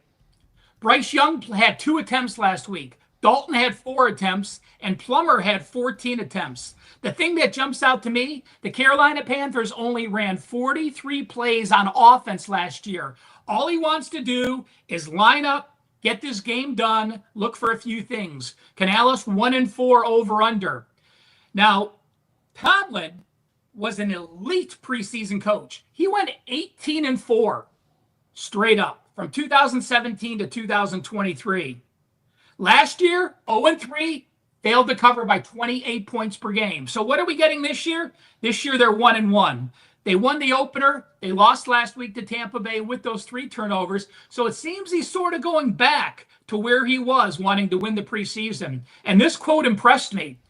We came out of here and we got to work immediately on Carolina this afternoon. We're working on a short week. We just transitioned, quickly moving to the Panthers.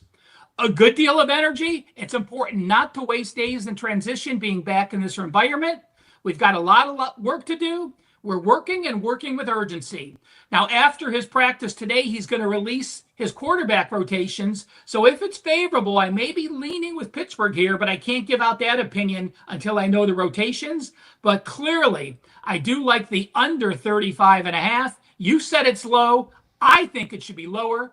Under, best bet, Steelers, Panthers. I'll tell you, Ralph, nothing is more exciting than betting an under 36.5 in NFL preseason. You got to be a maniac to watch NFL preseason and be excited for the under 36.5. Oh, man. You know what? One thing that is scary, and I do tell you this, Andy, is that you see many more pick sixes in the preseason than you do the regular season. So there are times where you have those backup quarterbacks, but if they're slinging the ball around, you can run into trouble in those situations. I've done decent on some of the alt team total overs, and one of them we cashed on a pick 6. It was the first half easy cash because there was a pick 6. We had the Commanders last night going up against the terrible Bengals defense, and so there are some interesting values in those, but yeah, under 36 at NFL preseason. Ralph, do you have a free play up on your Fear and Nerfy? Yep, always, every day, Andy. My free plays are on an 8-1 run. I have a free play every day, Nerfy free play. I do a Nerfy video every day, so check it out on TikTok or YouTube TV. That every day, Monday through Friday, we go through streaks, we go through the starters, go through making you a better, and give you that free play. So check it out, wt.buzz/RM. And remember, you buy September, get the rest of August for free. Last year in college football, number 2 at WagerTalk, behind the red-hot Ross Benjamin. My NFL teasers, 12-1 and 21-5, 81% last year. And NFL and college football plays rated 4% and higher. How about 17-2, 90%? Get the rest of August free by September. That's available for me or any WagerTalk handicapper. Great stuff, Ralph. It's $5 Tuesday. You already mentioned the special that we have up now, but tell everyone about $5 Tuesday and what you have up now here at the website. There's nothing better. Every capper is able to load a $5 package. It's a great day to try out guys that you haven't tried. It's a great way to read write-ups. I do have a no-run first inning play available for $5. I also have that free play loaded and load the first inning report daily, WT.buzz/RM. Ralph Michaels, it is college football season, NFL season. That means we got charts, we got T&A, we got everything galore. Ralph, thank you so much for joining us. Let's have a great Tuesday, and can't wait to do more spots with you. All right, couple questions here. The first comes from Adam. Question about Andy for yesterday's tennis advice about FanDuel. I had Sinner on DraftKings, and he quit down 5-0. Bet was declared void and money refunded. That's because the first set wasn't complete. The issue comes into if the first set gets complete. So let's say Sinner gets waxed 6-0, comes out, loses the first couple games in the second set and retired. That's void on FanDuel. That's a loss on DraftKings. That's the difference. It's all about whether that first set gets completed. But again, please look up the rules. All you have to do is just Google DraftKings tennis rules retirement, FanDuel tennis rules retirement, and it will show you everything. It takes only a few minutes. So that's what happened with that play yesterday. I noticed there was a lot of voids on that one, but mostly because, not mostly, it was because of the first set. So let's see. People have brought up AI in using charts and using ChatGPT along with this charts. All right, I'll address using AI in the sports betting industry. I'll do that a little bit later. But Ralph already mentioned it is $5 Tuesdays, guys. And listen, you're throwing money away if you're not taking advantage of $5 Tuesday. Every single capper has their best bet up. There's no reason to not jump on as many as you feel comfortable with. It's the price of a cup of coffee. I mean, no excuses. You stack as many bets as you want. Test out new experts. Try out your favorite handicapper. Grab my best bet. Grab Ralph's. Grab Brian Powers coming up. Grab as many as you want. As always, bet responsibly. We don't want a ton of our bankroll just on Tuesday plays, but this opportunity is once a week. That's it. So if you miss out, I don't know what to tell you guys. We only run this once a week, so make sure you're taking advantage of these $5 plays. Just don't sit on the sidelines with these. It's a really, really good opportunity to read some good write-ups from some handicappers that you're used to or that you're not used to. So every handicapper has her available. I know mine is up in Dana White Contender Series. It's going to go up right as soon as this show is over because the line just got released that I've been waiting for. So perfect example. Every single Tuesday, my $5 play is going to be Dana White Contender Series. So you already know that this Tuesday, as soon as the show's over, $5 play for Contender Series. So, Dan, let's go all around the world here. Let's do some free plays for everyone. I'm going to go to the WNBA to start off with the Dream at the Aces. I like the Aces over 83.5 on the team total. I think we're getting a little bit of a deflated number here. The Dream have been playing good defense. Last 5 opponents under 79 points, but all of those offenses struggling. The last top offense they played, they gave up 83 points, and the last time they played the Aces, the Dream gave up 87 points. I think this is a couple points too low, so give me the Aces over 83.5 at home on the team total. We're going to the Phillies. We mentioned them earlier. They've been taking a lot of money. I like this play. Drew Martin's looking at the Phillies -1. Phillies have scored 23 runs recently. Miller, coming off of IL for Mariners, gave up 19 runs in the previous 4 starts before the injury. Sanchez for Philly, 5th best ERA. Then we're looking at the Blue Jays at the Pirates. Scherzer for the Jays, giving up 2 earned runs or less in 3 straight starts.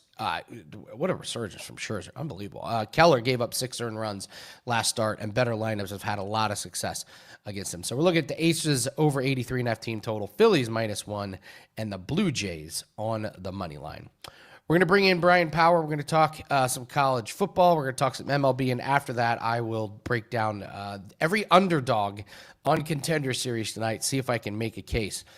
for every single underdog. So Brian, ooh, I love the shirt, Brian. I wore mine yesterday. I see you're getting ready for the Blitz.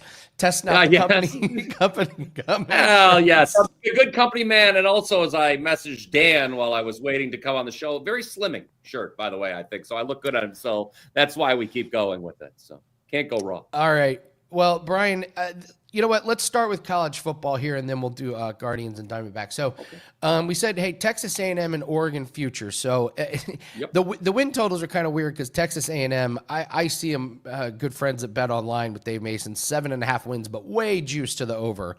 Oregon, 10.5 wins, but way juiced to the under. So I don't know how you want to talk about, if you want to talk about the future win totals or how you're going to attack these teams to start the season. But let's start with Texas A&M here. Again, 7.5 wins. What do you make of this team going into the season? Well, as always, Andy, I'm going to get a little creative there, and don't worry, I'm not going to make you lay a ton of juice here with these two bets. Texas A&M. You want to talk about Texas A&M?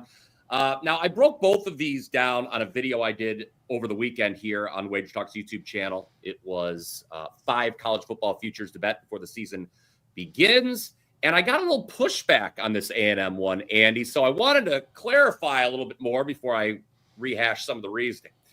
The SEC this year, look, the SEC is probably going to get 4 teams in the college football playoff. I don't think it's a hot take. I think most people would expect that. Okay. This is how I generally view, because I didn't mention this on that video I did over the weekend, but this is how I generally view the entire SEC. I'll give you the kind of the real cliff notes. There's 3 teams that don't have a chance: Arkansas, Kentucky, and Mississippi State. Just stop it. They're not going to do anything special this year.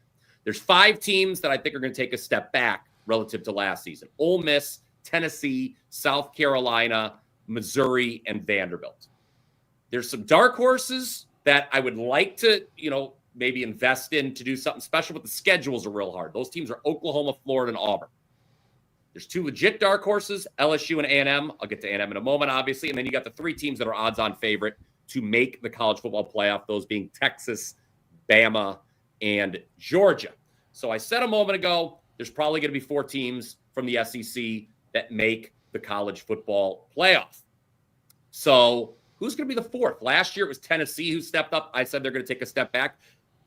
Are we confident that all 3 odds-on teams are going to make the playoffs? Stranger things have happened. There's question marks at quarterback with both Georgia and Bama. So I was really interested in the dark horses in the SEC. And I'm looking at this Texas A&M team. You mentioned the 7.5 win total. Well, if you don't want to bet A&M, if you're not confident enough that they can make the college football playoff, you can get over 8.5 wins at DraftKings right now, plus 150. And I really, really like this bet. Now, I get, and this is where I got the pushback, the Aggies have largely disappointed in recent years, okay? This will be the 7th straight year that they've opened the season ranked in the top 25. Only once in those previous 6 have they finished in the top 25, and that was the COVID year of 2020. Last year, they go 8-5 in the first season for Mike Elko, but they were an underdog in only 1 game, Andy, and that was the regular season finale against Texas, where had they won, they would have actually gone to the SEC championship game. So I look at this team's results last year. They were way better than that 8-5 record. It was a horrible spot, that Texas game, because they were coming off a 4 overtime loss at Auburn the week prior. So we only need an improvement of 1 win from last year in the regular season to cash this bet. I'm looking at a team that's top 10 in returning experience, avoids Georgia and Alabama in the regular season. They do travel to Notre Dame, LSU, and Texas, okay? But even if they lost all 3 of those games, they still have a chance to win if they win all the other games. I'll have them favored in the other 9 games. So just handling their business would cash a bet at plus 150. Again, I think there's question marks at the top of the SEC. I think a lot of teams are going to take a step back, and there is a void for one of these dark horses to step up, and I think it's going to be Texas A&M this year. Again, I would sprinkle a little bit to make the playoff, but over 8.5 is how I would attack this on the Aggies. We get a question from Justin P. Do bowl games count in-season wins for college? No. Otherwise, you would see a lot of money on Ohio State. Otherwise, you would see plus 50 next to that over 8.5. Yeah. So, and for the record, I think they could. I think there's a good chance the Aggies pull an upset in one of those games this year. This was a team that was -4 in net upsets last year. That means the number of games they were upset as a favorite relative to the number of games they went outright as a dog. I get it that this is a team that has traditionally let people down, but I'm a buy low, sell high guy, Andy, as many of the people know that are listening right here. And I just think it's a great buy low spot on A&M this year to not only win 9 games, but possibly make the college football playoff. Bill was asking just a quick question. Notre Dame at Miami. Opinion, no opinion. Any thoughts? I'm still breaking that game down as we speak. It's having all this time to break down the week 0 and week 1 games, Andy, it's a double-edged sword because sometimes you can overthink things. I'll be honest with you, Notre Dame was pretty lucky last year to get as far as they did. At the same time, Miami, I think, is a team that might not be as good as they were last year, at least early on. So these are not, and Mario Cristobal, my God, I mean, you get so scared late in the game what this guy could do to set your money on fire. So these are not, honestly, Notre Dame and Miami, my struggle with that game as the season opener for both is I'm not really looking to bet either of those teams right now as we roll into the season. We need to make that list of like top 5 NFL and college football coaches that you're just most terrified to set your money on fire at the end of a game. I know you can identify this, Andy. We're breaking down so many sports, so many games. A lot of times, you've got to have a short memory in this business if you're a handicapper, right? But I still remember a couple floors down here in the power home, sitting in my basement. I had Georgia Tech against Miami 2 years ago, and it was a wire-to-wire cover for Georgia Tech. They were getting like 17 points. And the game was about over, and I was getting ready to tweet, well, looks like a nice wire-to-wire win on Georgia Tech. And then Cristobal, inexplicably, instead of running the clock out, just kept running, and they fumbled, and Georgia Tech recovered. Obviously, everyone remembers this game. And they won it right at the end. I said, well, I guess it was an outright win. So, yeah, that was a crazy. That is an all-time. I mean, that's just an all-timer. It was. Yeah. I mean, yeah. It wasn't the first time he did it either. You'd think if you screwed up like that, you would never do it again. Oh well, Mario. Hold by Gatorade. All right, let's move to Oregon. Much bigger total here, 10.5 wins. How do you break down the Oregon Ducks for this year? Yeah, I'll try to be a little more brief on this one. So I don't want to play the win total on Oregon. So it's juiced. You're right, Andy. Heavy to under 10.5. So guess what? Let's take it a step further here as well. Let's bet Oregon to miss the college football playoff. Now, I know this was the only team in the country last year to finish the regular season undefeated, and they got screwed. I mean, absolutely hosed by the dumb way the committee seeded in the first ever 12-team playoff. It was unfair. The Ducks run into Ohio State, obviously, in the quarterfinals. Ohio State was my biggest bet of the college football season last year. It was a 5% play for me on New Year's Day. But, you look at the Ducks this year, they lose a lot. Quarterback Dylan Gabriel, who's now in the NFL playing for the Cleveland Browns. They lose their leading rusher, several top receivers, and a lot.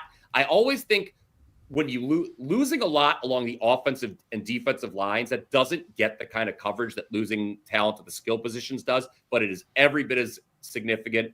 I look at Oregon having to travel to face Penn State. I think there's a chance the Big Ten may not get 4 teams in the playoff this year like they did last year. Ohio State and Penn State, they're getting it, I think. So if what I'm doing, and again, I talked about this on that same aforementioned video I referenced I did over the weekend. What I did is I looked at the 8 teams that are currently odds on to make the college football playoff. That's nationally. I think of those 8, look, all 8 aren't getting in. I think Oregon is the most likely to miss. You can get plus 145 still on the Ducks to miss the playoffs. And a little teaser for this video I've referenced a couple times now, Andy. If you want to go back and check that out here on the WagerTalk YouTube channel, I do have a dark horse in the Big Ten. So if Oregon's going to miss out, who's going to step up in the Big Ten? You guys can all check that video out if you already haven't. I do have a dark horse Big Ten team I like this year that I think will steal the Ducks playoff spot. Nice tease. Wow. Thank you. That was like professional. Like you got to go to school to learn teases like that. That was very good, Brian. I've been on the show. I've learned a thing or two. You can't teach a dog new tricks, an old dog new tricks.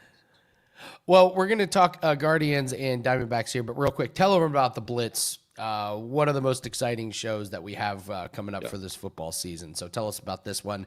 What can we expect? When does it start? Yeah, I'm really excited about this. It's right around the corner. We've talked about it, I feel, a few times here on the show, Andy. It makes its debut this Thursday, live, 1 p.m. Eastern, immediately following Andy Lang here on Wager Talk today. I will be joined by Ross Benjamin and Ralph Michaels, who you just saw in the previous segment here. Very excited. We're going to talk. It's a short card on week 0, so you're going to be able to, trust me, we're going to go over every game. And here's the thing. We'll be taking your questions live as we go on. So if you've got something specific you want to ask, side, total, whatever, come in, watch it live, ask us. We will answer it between Ross, Ralph, and myself. And that will be every Thursday live at 1 p.m. Eastern throughout the season. Really looking forward to hosting the show each and every Thursday. All right. Let's talk Guardians and the Diamondbacks. We got Rodriguez, the Diamondbacks, BB for the Guardians. What's your take on this MLB game today? It looks like Diamondbacks a little bit of a favorite, over under 8.5. Yeah. So over the course of the second half of the season, Andy, I'm just going to, throw my cards on the table here. I don't think there's been a luckier starting pitcher in terms of wins and losses than Cleveland's Tanner Bybee. The Guardians are 7-0 in his last 7 starts. Okay. But that is despite the fact that Bybee's allowed 4 or more runs in 6 of those last 7 starts, including each of the last 5. He has an ERA of 6 since July 2nd. So how has the team been winning with Bybee pitching so poorly? Well, inexplicably, what has happened is the Guardians have scored a total of 56 runs in those last 7 Bybee starts, or an average of 8 per game. And what makes that crazy, guys, is the Guardians are not a good offensive team. As a matter of fact, they rank bottom 5 for the year in runs per game. So I don't think these results are sustainable for Bybee if he continues to pitch this way. The Cleveland Guardians are not going to continue just randomly scoring 8 runs per game for the same pitcher. And I think it's pretty likely tonight that Bybee's struggles continue, facing an Arizona team that is top 6 in all of baseball in runs per game for the season. Now, I know it was not a great night at the plate last night for the D-backs. They lose 3-1. That was mainly owed to the fact they were 1 for 8 with runners in scoring position. They actually out-hit the Guardians for the game, guys, but just couldn't get it done when it mattered most in the clutch. I know that the Guardians have been a profitable team to back the last few weeks, but I'm still not a believer. Look, they're my hometown team. Okay, they play 20 minutes up the road on I-77. I've watched this team play in person many times. I don't buy them. They're not going to make the playoffs instead of the Yankees, Andy. This is a team with a minus 32 run differential for the season. And what's even more crazy about the recent surge is they were sellers at the trade deadline and their closer got suspended. So it's really inexplicable what they've done over these last 2 to 3 weeks. And then the final component to the handicap here that you need to know, guys, D-back starter Eduardo Rodriguez, 7-0 lifetime versus Cleveland. I know a majority of those starts were 2023 and before, but he's a lefty. Cleveland's bottom 6 against lefties in WRC plus. And Rodriguez, his advanced stats are a lot better than his traditional stats. His expected ERA, a full run lower than his actual ERA. He's off his best start of the season. I know it was against Colorado, but it was in Colorado where the Rockies are at least respectable offensively. The Rockies are a better offensive team at home than Cleveland is overall. Put it all together. I like the Arizona Diamondbacks to get the job done today. You think the other starting pitchers for the Guardians are just like, where is this much support? Yes, looking at the hitters, be like, are you guys serious? Could you save some? Yeah, I know. I feel that every Guardians game is like last night. 3-1 is the final, except if Tanner Bybee pitches. The last game, as a matter of fact, and again, we're always transparent here on the program. I had Miami against the Guardians last game. They went up 3-0. In the top of the first. Miami did. I'm like, all right, it's not like Cleveland's. I said, all we need is some runs. It's not like Cleveland can keep doing this for about, well, they did, unfortunately, but they haven't done much. I'm telling you, it's not sustainable. You got to put aside recency bias sometimes, guys, and look at the big picture. I just think Tanner Bybee, the fact that he's 7-0 and over his last 7 starts is about as misleading as anything in baseball over the last 2 months. Amazing. Brian Power, it's $5 Tuesday. What do you have up on $5 Tuesday? Yes, I have I should also mention that Arizona play I just gave you. I liked it. I thought that breakdown was so good. I've made it a 4% best bet. Actually, it was already a 4% best bet before I did the breakdown. So you got that for free. And then I have another 4% best bet up that is just $5. So for only $5 today, obviously you get one for free and then another one for just $5. It's a pretty good deal. Get 2 4% best bets for just $5 total. Up on my page, wt.buzz/BP. If you want to read, if for some reason you wanted to go back and read some of the analysis that Arizona plays up there, but the Another 4% best bet, again, just $5, like we've all been talking about. I also have a college football best bet up as well for week 1, if you want to beat what I think is going a line move that I think is going to happen. Awesome. Great stuff, Brian. Can't wait for the Blitz. A lot of good college football content coming your way, brought to you by Brian Power and Company. Thank you, Brian. Good luck on your $5 play. We're going to do Dana White Contender Series. I know that there was a thing about AI, and I'm always interested to talk about AI, especially in the certain industries. We have to be real careful with AI, with the content. It works great when you're writing articles or when you're writing write-ups, but you got to be really careful with predictions and stats in the past. So someone brought up, like, is Ralph using ChatGPT on the charts? It would be really, really hard to do that because the stats, sadly, coming from AI are not that dependable. Maybe they will be at some point, but right now, I've tried to find stats and they are so far off sometimes, and it's really, really dangerous. So AI is great for giving us analytics on YouTube videos. It's great for telling us, hey, what thumbnails work, what thumbnails don't. It's great for, having an article and fixing up grammar, making things shorter, making things longer. But as far as predictions and taking stats from the past, it just the technology just isn't quite there just yet. So apparently it's perfect for people in college writing papers. As far as sports stats, not there yet. All right, let's talk Dana White Contender Series before we get out of here. And Dan, nice work on this graphic. Dana White Contender Series dogs. I like that. All right, so here's I thought what you I'm would gonna like do. that. Yeah, beautiful. Very, very good. I am a sucker for a nice graphic. All right, so what I'm going to do here is I'm going to try and make the case for all of the underdogs on Contender Series tonight. We will start with the main event. Delano is a huge, huge favorite against Exposito. I can make the case for this. Exposito's strong, he's stocky, and he's got takedowns. Delano's going to be the much more dynamic striker. We saw last week, if you can get takedowns and hold guys down, you may not get a contract, but you can win a fight. This minus 625 is very scary. It's also scary that these guys at face-offs, Dan, they shook hands and they said, let's make this fight of the night, which means firefight, which means like going for the kill here. So plus 455 on Exposito. Look for takedowns. Look for a crazy fight there. Brandon Holmes and Cam Roston. I can absolutely make the case for Roston. He's like 8 inches taller than Holmes. Again, Roston can take guys down. Holmes is going to be your more dynamic striker, but Roston has been here before. He is slow on the feet, but he can work ground game. So if Roston wins, it's going to be by the ground game.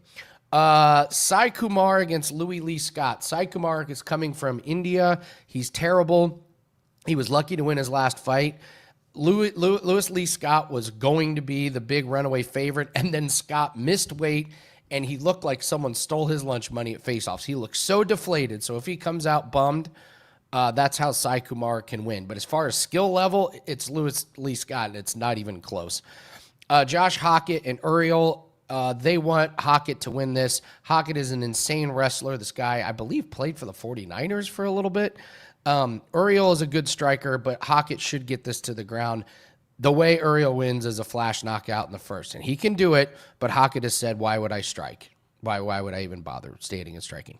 And then Ramiro Jimenez versus Tommy Cuozzi. If you listened yesterday, Jimenez is the guy that fought 3 times in one night at a tournament. This guy's a dog. Dan, I cannot make a case for this underdog. I absolutely cannot make a case. Do you know why? This man had the epitome of I'm happy to be here. He showed up at face-offs. And Dan, you know what happens at face-offs. They get in each other's face, right? This man brought his camera and asked to take a selfie with his opponent. No. It's never good. No. Never good. No, Jimenez is looking at him like, bro, you are my meal ticket into the UFC, and I'm eating tonight. This is the underdog. I can't make a case. I thought Cuozzi was going to be bigger. He wasn't. Jimenez is bigger. Jimenez has had about a year off to heal. So this is the one underdog. I can't really make the case, which means that he's probably going to win by some insane finish. But whatever. So that's going to be your underdog. The full Dana White Contender Series breakdown is going to go up on the WagerTalk YouTube channel here this afternoon. I wanted to make sure that fight was still on with Louis Scott, who missed weight. And my $5 play is going up right this second now that I have the final props and everything out. So every Tuesday, my $5 play is going to be Dana White Contender Series. Thank you so much, guys. Hit the like button. A lot of great information, a lot of great free plays. Please hit the like button. Just a little token of appreciation to show us that you like what we're doing here. Make sure you subscribe to the channel and hit that bell. That way you get notified whenever our shows go live. Shows like Wager Talk Today, shows like The Blitz that's coming up in any other individual game breakdown channel. It's $5 Tuesday. Make sure you grab as many plays as you feel comfortable with. Take advantage of your favorite handicapper. Take advantage of handicappers that you haven't tried out before. Let's make today a big, big Tuesday. Thanks so much for joining us. Don't forget, same time, same place tomorrow here on the Wager Talk YouTube channel. We're going to be doing it again. Good luck on all your plays tonight, and we'll see you tomorrow. Take care.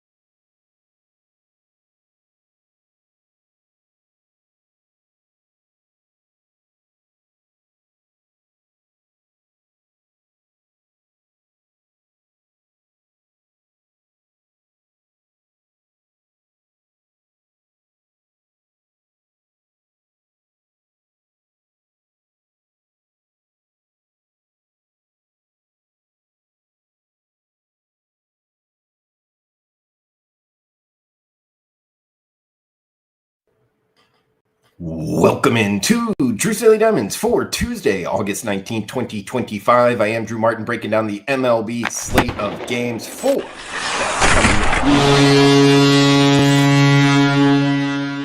Hey, what's up, guys? It's Tuesday, August 19th, 2025. My name is Nick Parsons. This is the Betting Memo. This is the show that gets you caught up with everything going on over at Sportsmemo, with an emphasis of trying to deliver as many winning picks to you guys as possible. On today's show, we're going to have a featured handicapper who will have a featured free play. Also, the GoldSheet free play. They have another futures wager, college football, now just around the corner. Bet as I look to get back on track here on Tuesday night. And we will also have the GoldSheet free play. In fact, we'll get into the GoldSheet free play right now. The GoldSheet, guys, if you don't know, is a company that's been around since the late 1950s. They have a world-class newsletter. That newsletter goes out this week, their very first one for the football season, and I will talk about more about that shortly as well. But they also provide me with a GoldSheet free play on every Betting Memo show. So let's just get right into the Tuesday GoldSheet free play. And so as I was mentioning, guys, with the start of college football season now just day away, the GoldSheet team has been focusing on team over-under season win props. And for Tuesday, they're staying on the West Coast for Tuesday's college football free play. And so what they're looking at is San Diego State over 4.5 regular season wins. And they go on to say that there is only one game versus Boise State on the Aztec schedule where they are projected to be heavy underdogs. San Diego State will have an opportunity to pull upsets against Cal and Washington State, as both of those teams have experienced a lot of turnover in the offseason. And they close by saying the Aztecs will have by far the most experienced defense in the Mountain West this season, and head coach Sean Lewis attracted the number 2 recruiting class in the conference. If you're interested in getting to know more about the GoldSheet, guys, then here's a great opportunity to do so. Their first official edition of the Football GoldSheet newsletter comes out this week, and so early bird subscribers will have access to all of the GoldSheet's off-season content to help you get ready for kickoff this weekend. So to take advantage, guys, visit WagerTalk.com/GoldSheet/football to subscribe for less than $10 per week. There are some super hot handicappers to talk about here momentarily, guys, but there are also some great specials that I need to get you aware of over at Sportsmemo. We will quickly get through these. The most popular option right now is called FlexPicks, and here's how that works. So guys, FlexPicks, it gives you the ultimate flexibility to access the daily picks you want from the experts that you trust. And so when you buy a FlexPicks pass, you can stay with one handicapper the entire time if you like, or choose a different handicapper every day. You get full access for the day. You can plan ahead or go day by day, and you can also change your mind at any time, switching your selected expert right up until the games are released. And if you have a 30-day flex pass, you do not need to use it every single day in a row. Guys, it's the most flexible and affordable way to stay ahead with expert betting advice.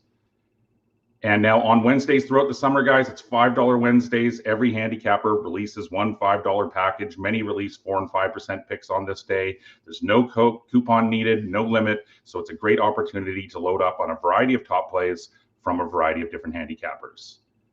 And then also, guys, every Friday, 50% off Friday, same thing as $5 Wednesday in that every handicapper releases one 50% off package. Another great opportunity to take advantage and save at the same time. Okay, guys, time for the Parsons best bet here on Tuesday. On Monday, I had a play on the under 43 in the Monday Night Football game. That was a tale of two halves. They exploded for 42 points in the first half and then just 6 in the second half. That was definitely not what I was expecting.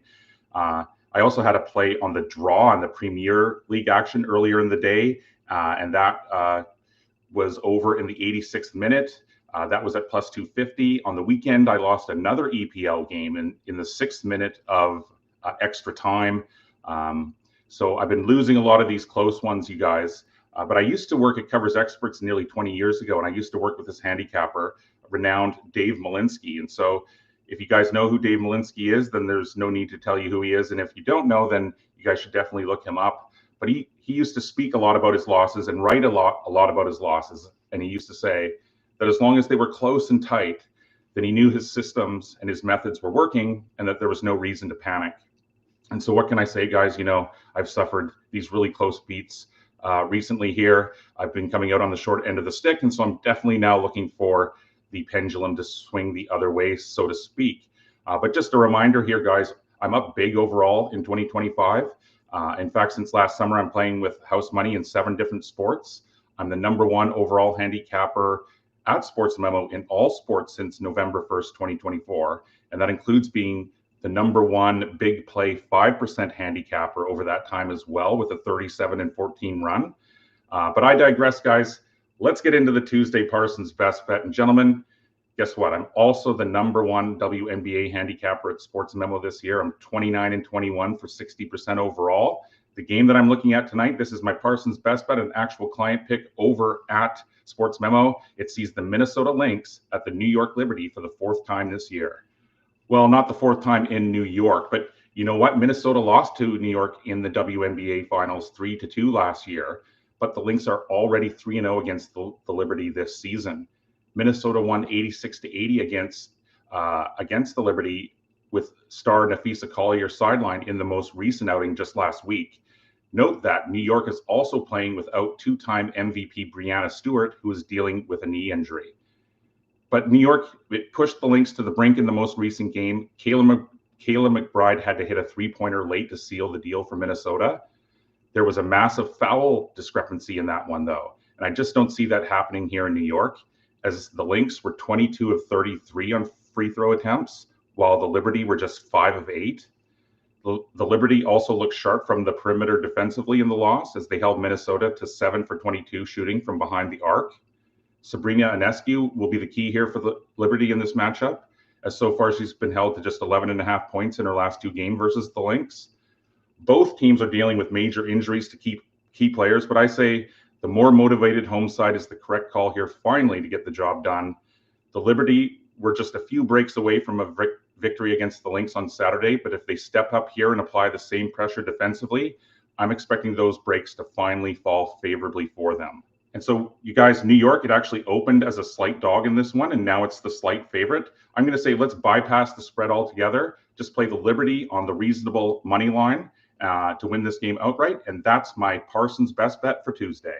Gentlemen, the best way to support this show and to support me and to support Sports Memo overall is just to hit the like button, to leave some comments, whether you agree or disagree. That really does help out with the algorithm. Also, hit the bell icon. Every time we go live, you guys will get notified, and you can take advantage of the information we're putting out there for you guys.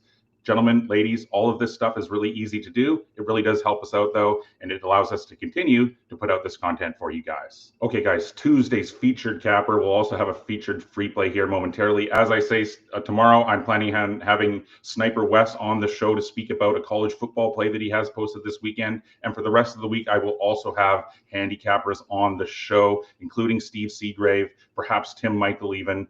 But guys, a handicapper to keep your eyes on today is Tom McCrina. He's particularly hot on the WNBA hardwood, and he has a big WNBA pick going tonight. Tom is number 1 in soccer this year with plus 29 units earned, and he's also 34-24 with his WNBA picks this year, sitting right behind me as far as units won and lost on the site. And so, as mentioned, Tom does have a 4% WNBA sharp shot going tonight.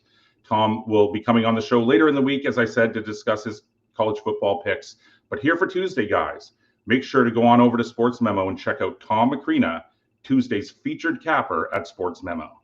And so today's featured free play from Tom McCrina is on WNBA action, and he likes the Atlanta Dream here, getting points on the road at Las Vegas. And he says Atlanta remains undervalued by the market, while Vegas has shown notable improvement, with both teams, though, currently performing at a high level. However, this isn't a premium play due to Atlanta's historical struggles against Vegas, particularly on the road. But despite this, Atlanta has been impressive away from home and consistently competes well against Western Conference teams. He says, we'll back the underdog here and sprinkle a little bit on the money line for added value. Let's cash some tickets. As I say, I'm definitely looking forward to the handicappers coming on and speaking about their own free picks. And so you can start seeing that again tomorrow, guys. But just to quickly recap, my official Parsons Best Bet client play for Tuesday is on the New York Liberty on the money line to finally get the job done here at home against Minnesota. The GoldSheet's college football futures win-loss prop is on San Diego State over 4.5 regular season wins. And the featured free play from Tom McCrina is on the Atlanta Dream +2 on the road at Las Vegas. I've mentioned the leaderboards a couple times. Guys, it's time to quickly get caught up on the hottest handicappers over at Sports Memo right now. Tim Michael remains on fire, guys. He's 6-1 over the last 3 days. He's 10-4 over the last 7 days. And he also leads Sports Memo over the last 30 days with a 39-18 record. Major League Baseball sees the First Lady of Las Vegas, Dion D'Amico, a perfect 4-0 over the last 3 days. And she also leads the site over the last 30 days with a 21-7 record. We see some familiar names on the WNBA leaderboard right now, but it's still Steve Seagrave that leads on the WNBA hardwood over the last 30 days with a 12-7 record. And in the NFL, only 1 week left in the preseason. And after the first 2 weeks, it's the Insiders Room that currently leads the site on the NFL gridiron with a 5-1 record. And in the CFL, it's Tim Michael that leads on the Canadian gridiron over the last 30 days with an 8-2 record. On every Betting Memo show, I have 3 official show plays, the Parsons Best Bet, the GoldSheet free play, and the featured free play. But I end each show with a round of rapid fire free picks. These are just all the free picks available over on the free picks page at Sports Memo, guys. And they're coming at you rapid fire style. So Mark David has a play on the Cincinnati Reds -139 on the road at the Angels. Tim Michael says take the Jays -139 on the road at Pittsburgh. I have an additional free play up on the Twins -141 at home to the Athletics. And finally, guys, Billy Coleman has a play on the Jays as well at Pittsburgh. There are more free plays being loaded as you guys watch this, guys. Head on over to the free picks page at Sports Memo for more details.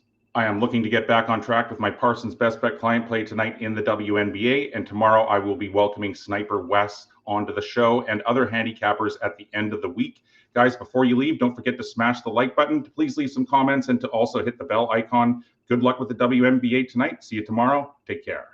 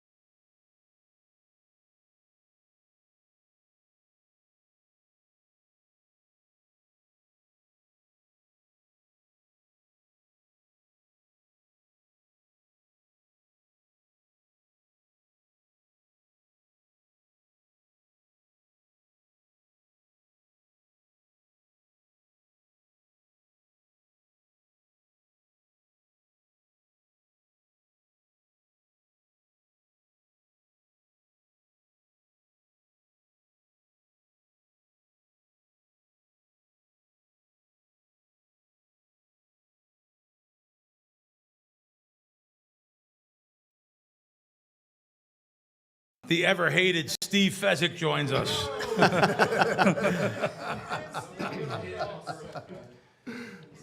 No, we were at a nice conference with Steve last week, too. It was fantastic. His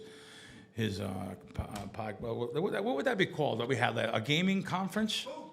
Boot camp. Yeah, I lost 8 pounds, by the way. I didn't even tell you, but in the boot camp.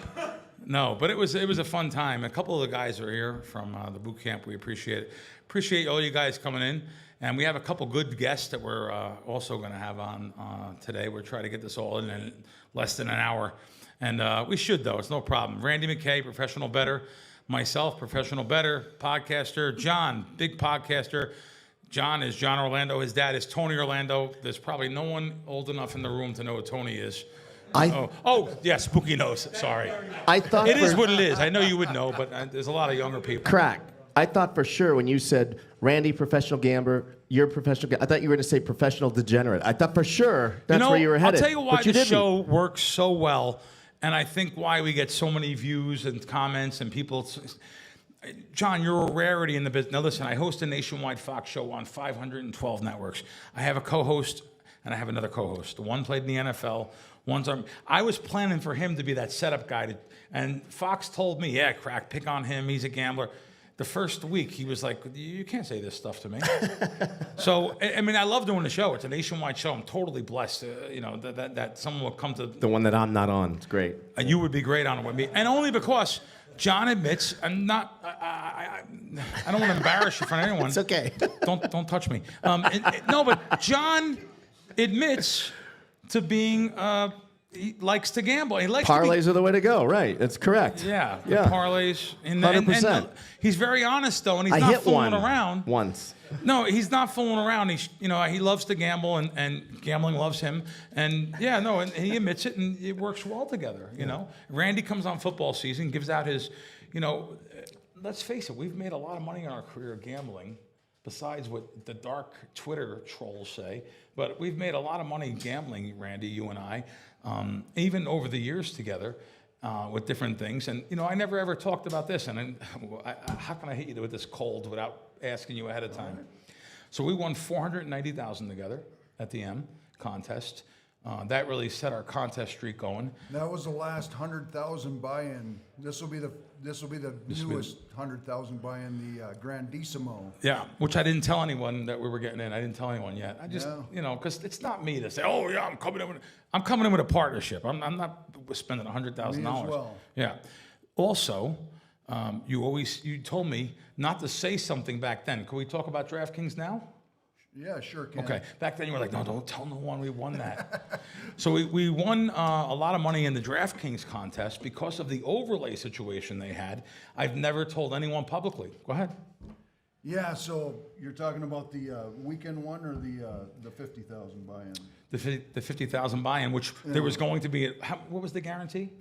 So the guarantee on that one, I believe. Trying to remember now. Whatever it was, there was an overlay. Yeah, there were two people short of the overlay, so like $100,000 added. But it was 6 the day of the. We weren't going to enter. It was 6 with an hour to go. 4 people entered. And it was kind of inconvenient because you had to be in a DraftKings state, couldn't use a proxy. They had a lot of rules on that. In fact, one of my friends, he got not in that contest, but another one, he got disqualified because they tracked his location and disqualified him, but that's why. That's why you didn't want it, because I was like, DraftKings is really strict on, and same thing with FanDuel. They're pretty strict on location and making sure where you're betting from, and if you're betting from the same house. I talked about on VSiN a couple weeks ago. There's a group that reached out to me that's owed hundreds of thousands of dollars, and the one guy is down like $200,000 in his account. And he won back 120, still down 80,000 overall, and they're not paying him the 120,000. That's just so dirty. They're saying, no, well, you won the money with these other guys, and like I said, his account was 200,000 down. I have no stake in the game, so people were coming at me. But it's amazing. Out of the 100 and some comments on Twitter, about 20 of them stuck up for the sports book. They said, well, of course you're not allowed to bet the same game together on a Telegram chat. Well. What if I give out a game, Steve gives out a game? What if you give out a game and everyone bets it together in unison. $100, $200, $500. Yes, in the terms and conditions, these big sports books do not have to pay you if they don't want to. But the bane of my existence will be to go after them. And I don't care if they sponsor my show or I'm still going after them, throw me off air. I'm sticking up for helping the public get their money. And that's another instance where they're trying to reinvent the wheel when the wheel's already made there. So I disagree with it as well. So I have a breaking thing that I'm not going to mention the name again, but you probably know. So I have a lot of family in the Bronx, and they go to Yonkers, which I've only been there once. Well, it's funny, I lived 13 minutes from the place. I went one time when I was a kid. My parents didn't want me around gambling. Sorry, Mom and Dad. Yeah, I had an old-fashioned Hungarian Jewish father, Italian mother. They did not want me, please don't. And of course, my mother's family corrupted everyone, my father, everybody. Was that during Son of Sam?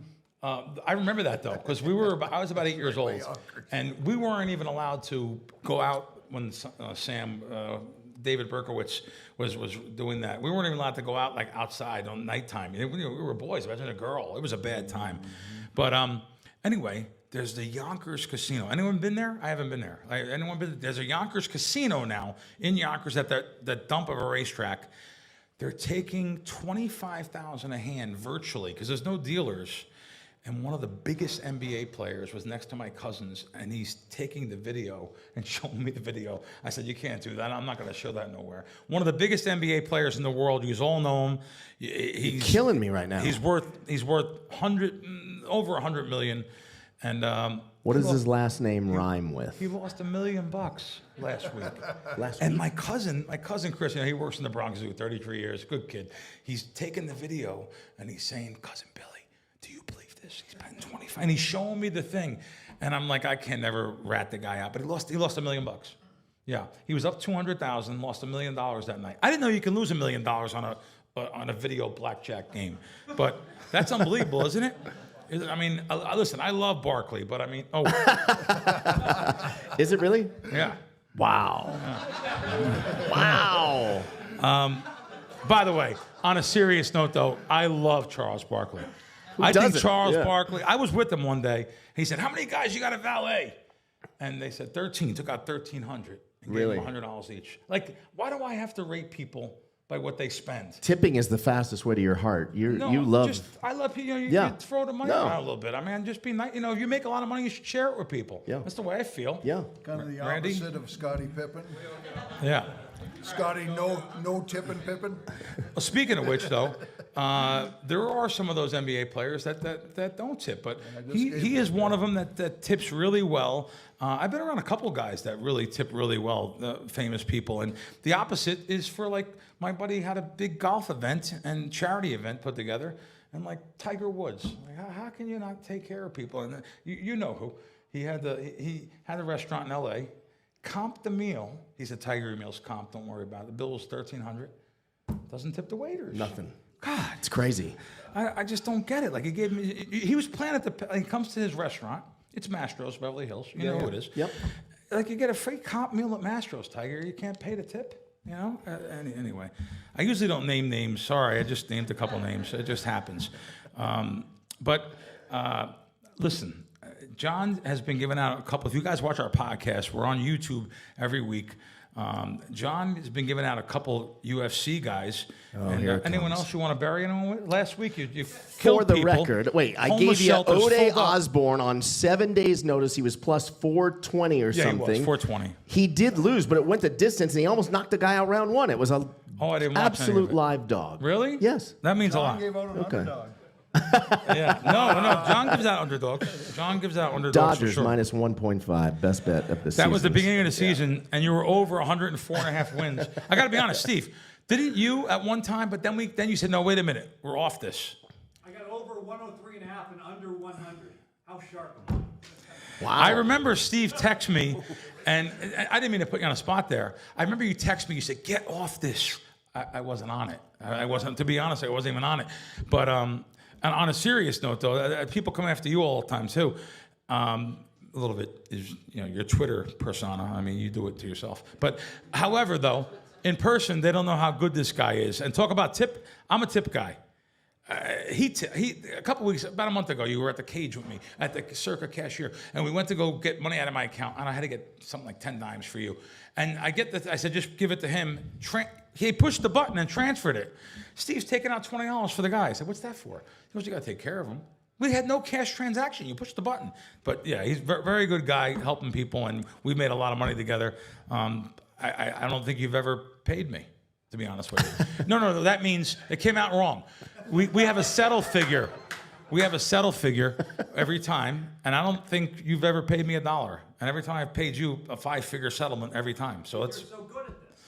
they have a lot of outs, a lot of connections, a lot of good relations. But anyway, neither one of us win according to some of the people outside that door.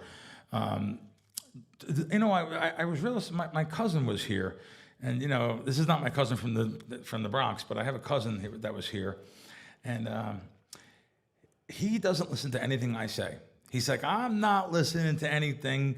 He said, listen, he calls me cuz too. He goes, cuz. I've been losing my whole life. I'm not listening to anything you say. I'm betting my own stuff. Anyone that listens to anyone else. But I'm like, he has no money. I swear, he makes like 150, maybe a little bit more, 180,000 a year. He has no money. It all goes to the. I told him I was going to use this story, and he made a comment to me. He said, I try to make a score with every penny I have.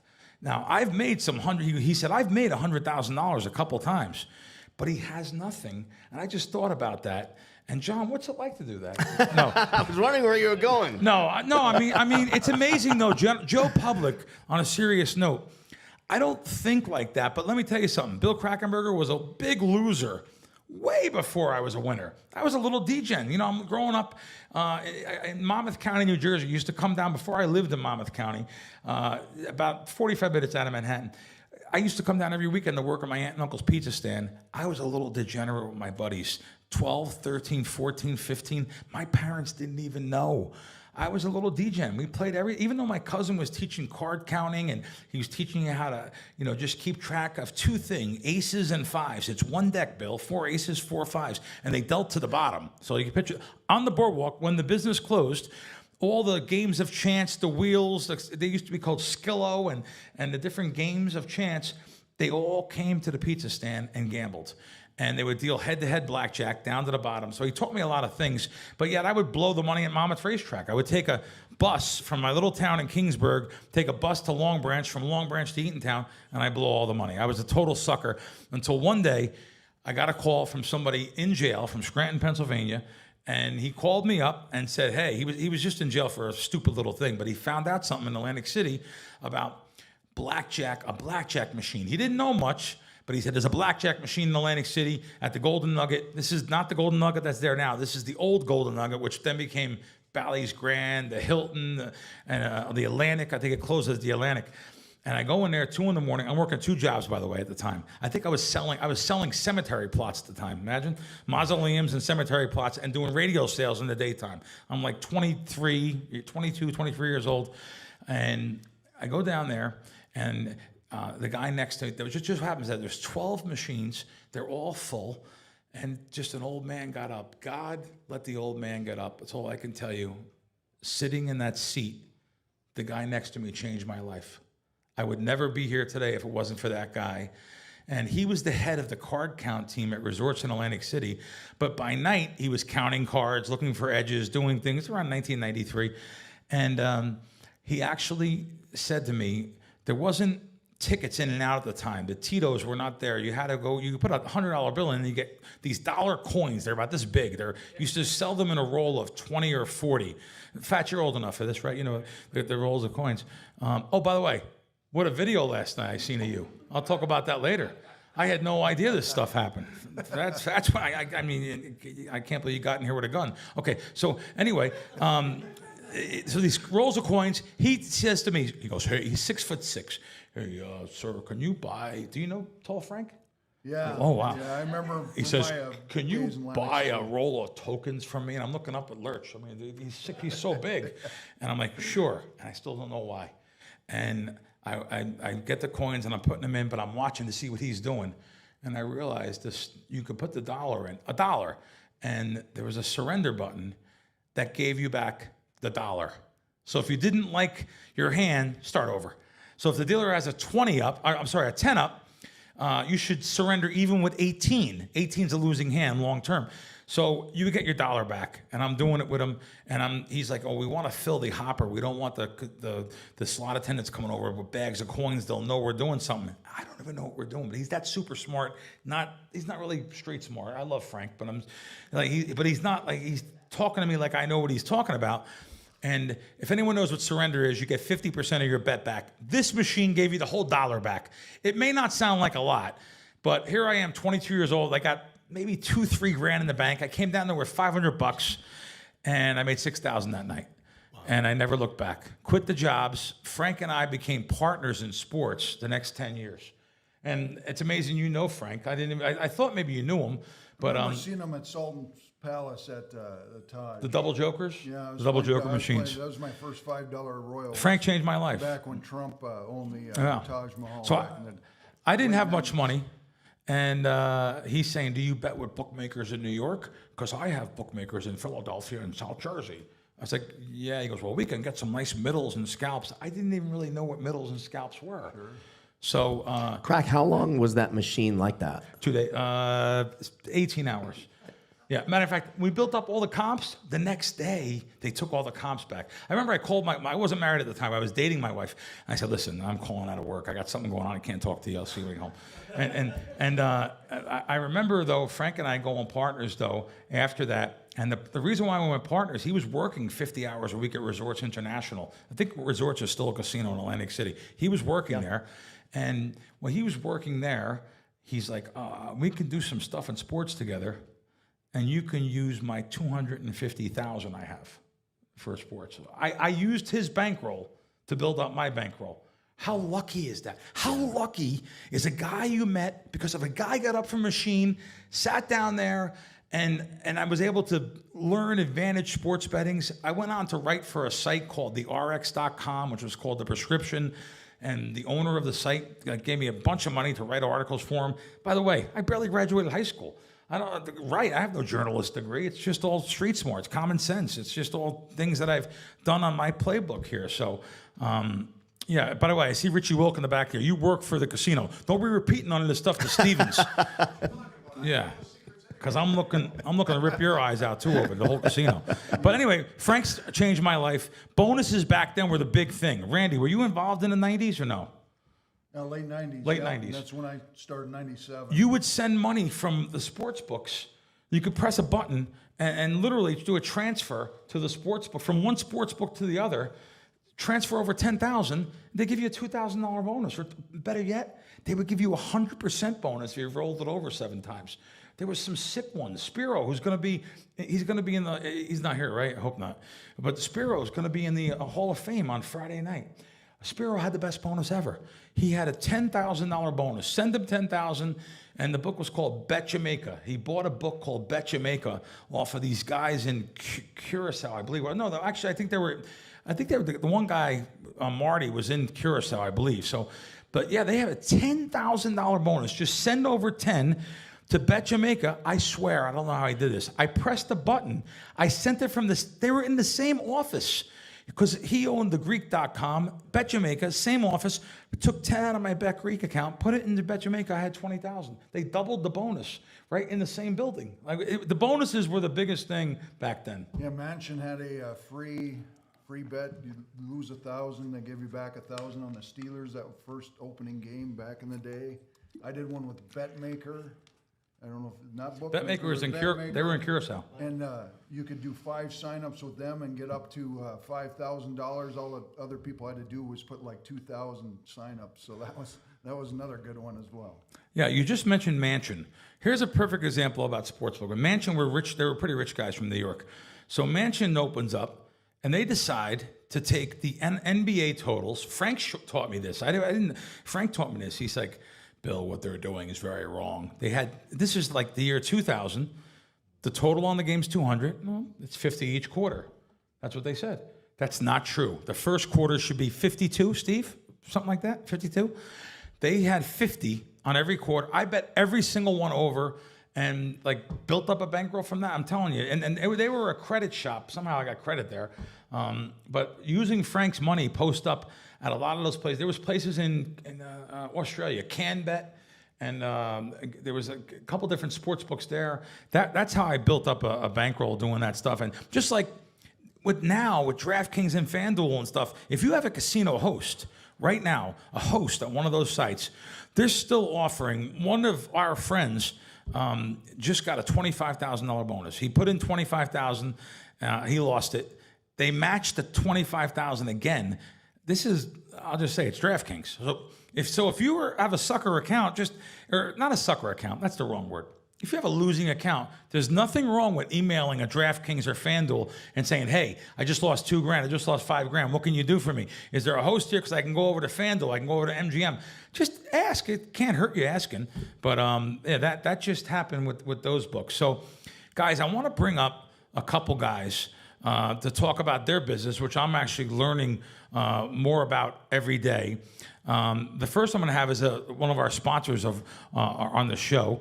We're going to come up here. Come on up, WagerWire. Come on up with us and introduce yourself to everybody and tell us how. I don't like parlays. They're really bad sucker bets, but that's what the books make their money on. 50%. Some of them are reporting more than that. So I don't look at anything parlay related.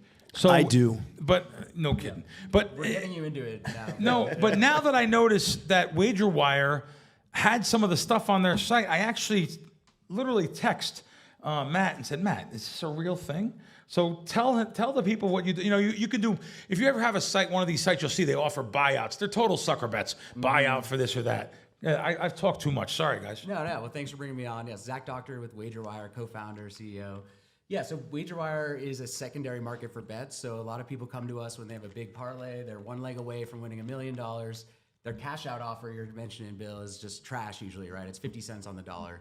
Actually, one of our most popular products is just our calculator if you want to just see what your bet is worth compared to the cash out. And then, we put it up on the market. Buyers come in. People here in this room might want to be buyers. You can buy that ticket. Basically, you have to beat the cash out offer.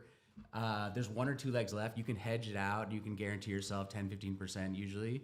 But we have a couple of monsters on here if you want to see a couple of our biggest ones we just got in.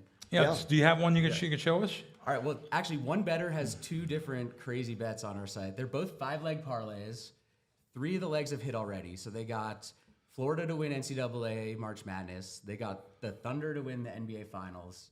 And then they got Edmonton Oilers to make it to the finals. So the first ticket will win $1 million, 7-figure payout. The last 2 legs are the Yankees to make the World Series. To make, not to win? To make the World Series. That's even tough, Still though. Tough, though. It's not happening. And then the Lions to win the Super Bowl. That's not happening. I don't really think the Lions are going to win it either. I like this Minnesota guy in that division. Yeah. He bet $100 to win $1 million. Right now, our bet value calculator, given the odds, I think on the Lions are like plus 1,000. Yankees is plus 500 to make the World Series. It's worth $15,000. And so a lot of times these guys don't have the capital to hedge it. They're facing a decision where that could be life-changing money to somebody, and they don't have really any out. So what WagerWire does, we do more than just the secondary market too. We're really just trying to help you after the bet is placed, get the most value out of it. But the same guy has another one with the same 3 legs hit. This one will win $555,000, but it has the Lions still as the winner, as the Super Bowl winner. But the other leg, instead of the Yankees, it's Dodgers to win the World Series. Now we're talking. Yeah, John, you should buy this one. This one's worth about $11,000. As long as the Dodgers win it, you're in the money. You could sell the Lions leg before it's over. Great question. Yeah, I think the cash out, I don't know if there's a cash out on the $1 million one. On the 555K, it's about 6,000, and the current value based on the odds of the 2 legs remaining would be more like 11,000. Okay, so 6,000 the site that you're betting it on would offer. Yeah. At WagerWire, it's going to be up for less than 11 though. Yeah. So like the happy medium is right. You Not could just, 8,500 or something. Yeah, like you could just new bettor today. You could just place a parlay on the Dodgers and the Lions. So that's kind of the ceiling of what it could trade for, right? Because otherwise, why would you buy it from this guy? You just place a new one. But then, so in between those 2 prices of basically laying 12K would be the placing it at the sports book versus the cash out price is kind of the floor you have to beat. So there's a big window, it's 40% margin in there in between basically. So WagerWire lives in that middle ground where it's a win-win on both sides. A lot of times our buyers will just buy that and hedge it out. Sometimes they'll be willing to take some positional risk on the other side. But I think, John, you should buy that Dodgers one. That one feels right up your alley. It is right up my alley. Tell him, please. The Lions, like, what do you guys think? I mean, yeah. Lions, that's not happening. That's going to be tough, right? No, Yeah. it's not happening. Because you've already got the 3 legs in, and the 2 remaining legs got a couple months apart from each other. Mm-hmm. And if it pays $1 million, you could bet just 100,000 against the first. There could be some hedging. Right. If you lose that, you could still bet 200,000 against the next one. You're either going to win $1 million or out 300. And if you win the first one, you already cashed 300. You know, Steve, I was on air doing a podcast with them and brought their thing up with John. When the podcast was over, I said, wait a minute, I'm not reading right. We're off air now. I called them. I said, listen, the math's not right here. Something's wrong. You're telling me this. I said, I could lock up like $6,000 right now by buying this. And they actually said yes. So I'm surprised they didn't have someone in there, you know, like trying to, I mean, some of the value is sometimes people don't even know the bids, the offers they put up. I don't look at anything parlay related. This opened my eyes to that a little bit. And thanks for your question though, Steve. Steve, by the way, Steve Diano, one of the sharpest guys in the business for years. Fats was one of the sharpest guys. He's been around every single major syndicate. I hope I'm allowed to say this. You know, and in and out of jail. I mean, it is what it is. We're all friends. No. No, but Steve's very sharp. Raz. I remember World Series many years. Poker. You want to get a Raz game going, and Steve was trying to get that Raz And guys that game are trying to get Raz games going, Got a usually they're question in the the back, smarter too, ones. I seen a hand. Hi. Somebody bet this in their DraftKings account, right? So now they're going to sell it there. Now DraftKings is going to go, well, we're not going to pay this guy because he never placed the bet. So, we work with DraftKings. We're actually talking about that. We have an integrated white label version of this that we're pitching them to actually plug right in as a feature in their app. So yeah, we've never had any problem with them trying to avoid something because it was traded. Like the bet stays in the seller's account, and then it doesn't actually move unless we're integrated with them. So it's really like DraftKings is kind of none the wiser for when it trades when we're not plugged in. But yeah, so we're trying to get this plugged in with them so it could be real-time settlement, instant transfer, the payout. That makes it a lot cleaner for taxes and everything else too. But we can facilitate it outside of the system as well. Do you have a hard time dealing with these guys with their fancy college degrees that have no common sense? No, I'm not saying DraftKings. In general, all of them, though, they're marketing guys. They're guys that never gambled in their life. I said it already. If I had a sports book or if I had a casino, if I was a casino owner, I would never hire anyone who didn't know what it is to lose a paycheck. I want my employees to know what it is to gamble and what it is to feel like that, sucker or something. You have a hard time getting to them? Every casino has levels where they pay people to say no. Right, so you don't get to, let's say, I'll use here. So, Derek's so hands-on, I can't really use here. Let's use a corporation. Let's use a Caesars. So you can't get to the guy at Caesars up top because he has many levels below him. And those people, they're petrified to make any decisions that's going to cost them their jobs. They want to just steal their paycheck and go home. And they don't want to be asked any questions. God, don't ask me a question today that I can get fired. Amen. No. So do you have a hard time getting to the right person at a DraftKings, FanDuel, all these big companies?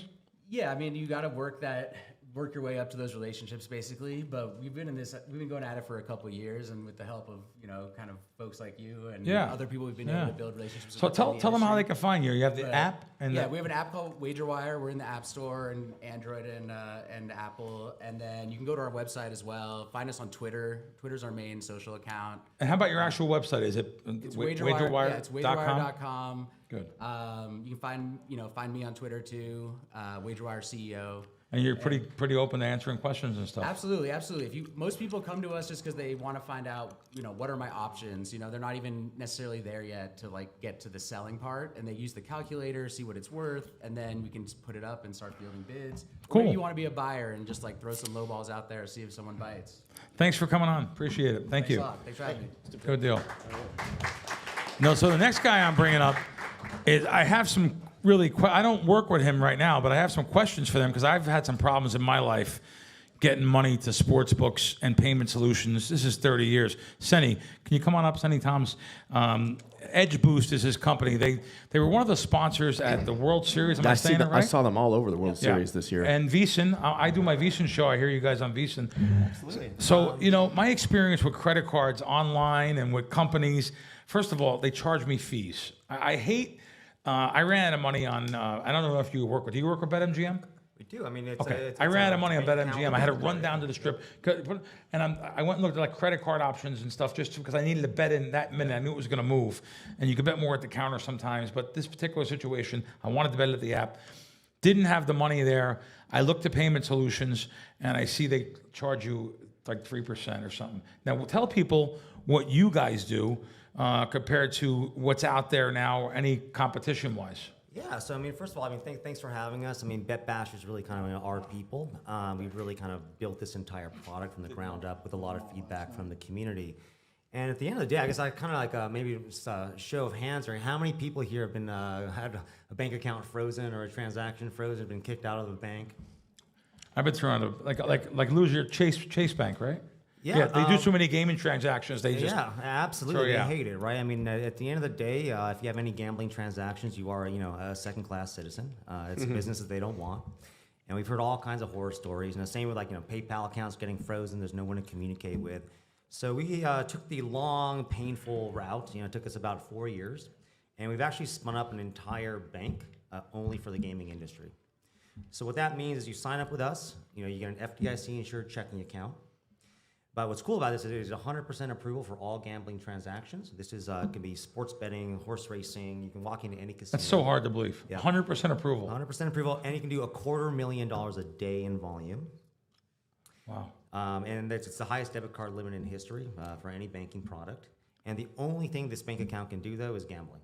So we kind of stay in our lane. We work with a lot of the regulators to say, hey, this is all we're going to do, but we're going to do it really well. And once you have that bank account, you can keep all these transactions off of your primary checking. It's really clean. We have a lot of great kind of budgeting and responsible gambling features built into it as well. And then what we're really excited to kind of announce, and we've been getting a lot of feedback here at Bet Bash, is we've been working actually. Circa's been a phenomenal partner. They have a lot of people. Obviously, they take a lot of great action. People flying in with $200K in their backpacks, right? So we can kind of help streamline, facilitate a lot of those types of transactions. But not only is it difficult to get money in, right? But to your point, outside of banking hours, it's pretty much impossible to access any money. You can walk into any casino. We try to get money in on a weekend, on a Saturday morning for some action on Sunday. It's not a lot of options. So we are now the first and only bank right now in the U.S. that's been approved for real-time bank-to-bank transfers. For gaming. And then coming in October as well, we've been approved for crypto to USD conversion for gaming as well. And we've basically built a compliance. Senny, you're the bank, though. We are a bank, yeah. I got to be blunt. I just found out this today. So now you're saying crypto. Isn't the government petrified of any of these things happening? Uncle Sam, Big Brother on top of you. How did you get this? You had your ducks in a line. It was really painful. I think I had to start dyeing my hair a little bit. But I had 2 kids along the way as well. Last 4 years. No, I'm just being serious. I'm just like, how can you get all these things approved? Yep. The government is so strict now. They're trying to charge us taxes on money we don't ever win. And here you have. It's a great question. But the real key to this is that we set this up as the first and only limited use checking account in the U.S. So at Circa, for example, you could walk up to the cage with our card, pull out $250,000. But if you went to the bar, the card is declined. So we stay in our lane. And actually, by blocking all of these transactions that are not a ID verified, KYC gaming transaction, we actually block a lot of the potential money laundering vectors, right? You can't go buy gift cards or swipe it at some shady restaurant. Yes. And the good news, too, is that if someone steals your card, the only place they could ever use it at is another account that is controlled by you. It has also been ID verified. I'm looking on this thing Randy gave me. So you guys are paying people back for using the card? We sure do. So we make money, right? So every single time that card is swiped, we generate about 1.3%. That's what pays for card rewards programs. And we actually do pass through up to 0.5% to our players. Let me be blunt. How do you make money? Well, on the rest of it, right? It's a volume game for us. We will have additional fees for some like the things around the crypto conversion and such. But yeah, I mean, it's really just a safe place where you can kind of sleep a little bit better. You'll never wake up with some kind of a freeze, or everyone here's gone through pain. Good deal. Can you deposit cash directly into you, or it has to go to your bank first and then It bounce has to it go over? to your bank first. That's a great question. John's always trying to skip things. I'm always trying to launder, No, kidding. Never ends. It Siri, never ends. stop recording. Siri, stop recording. Okay.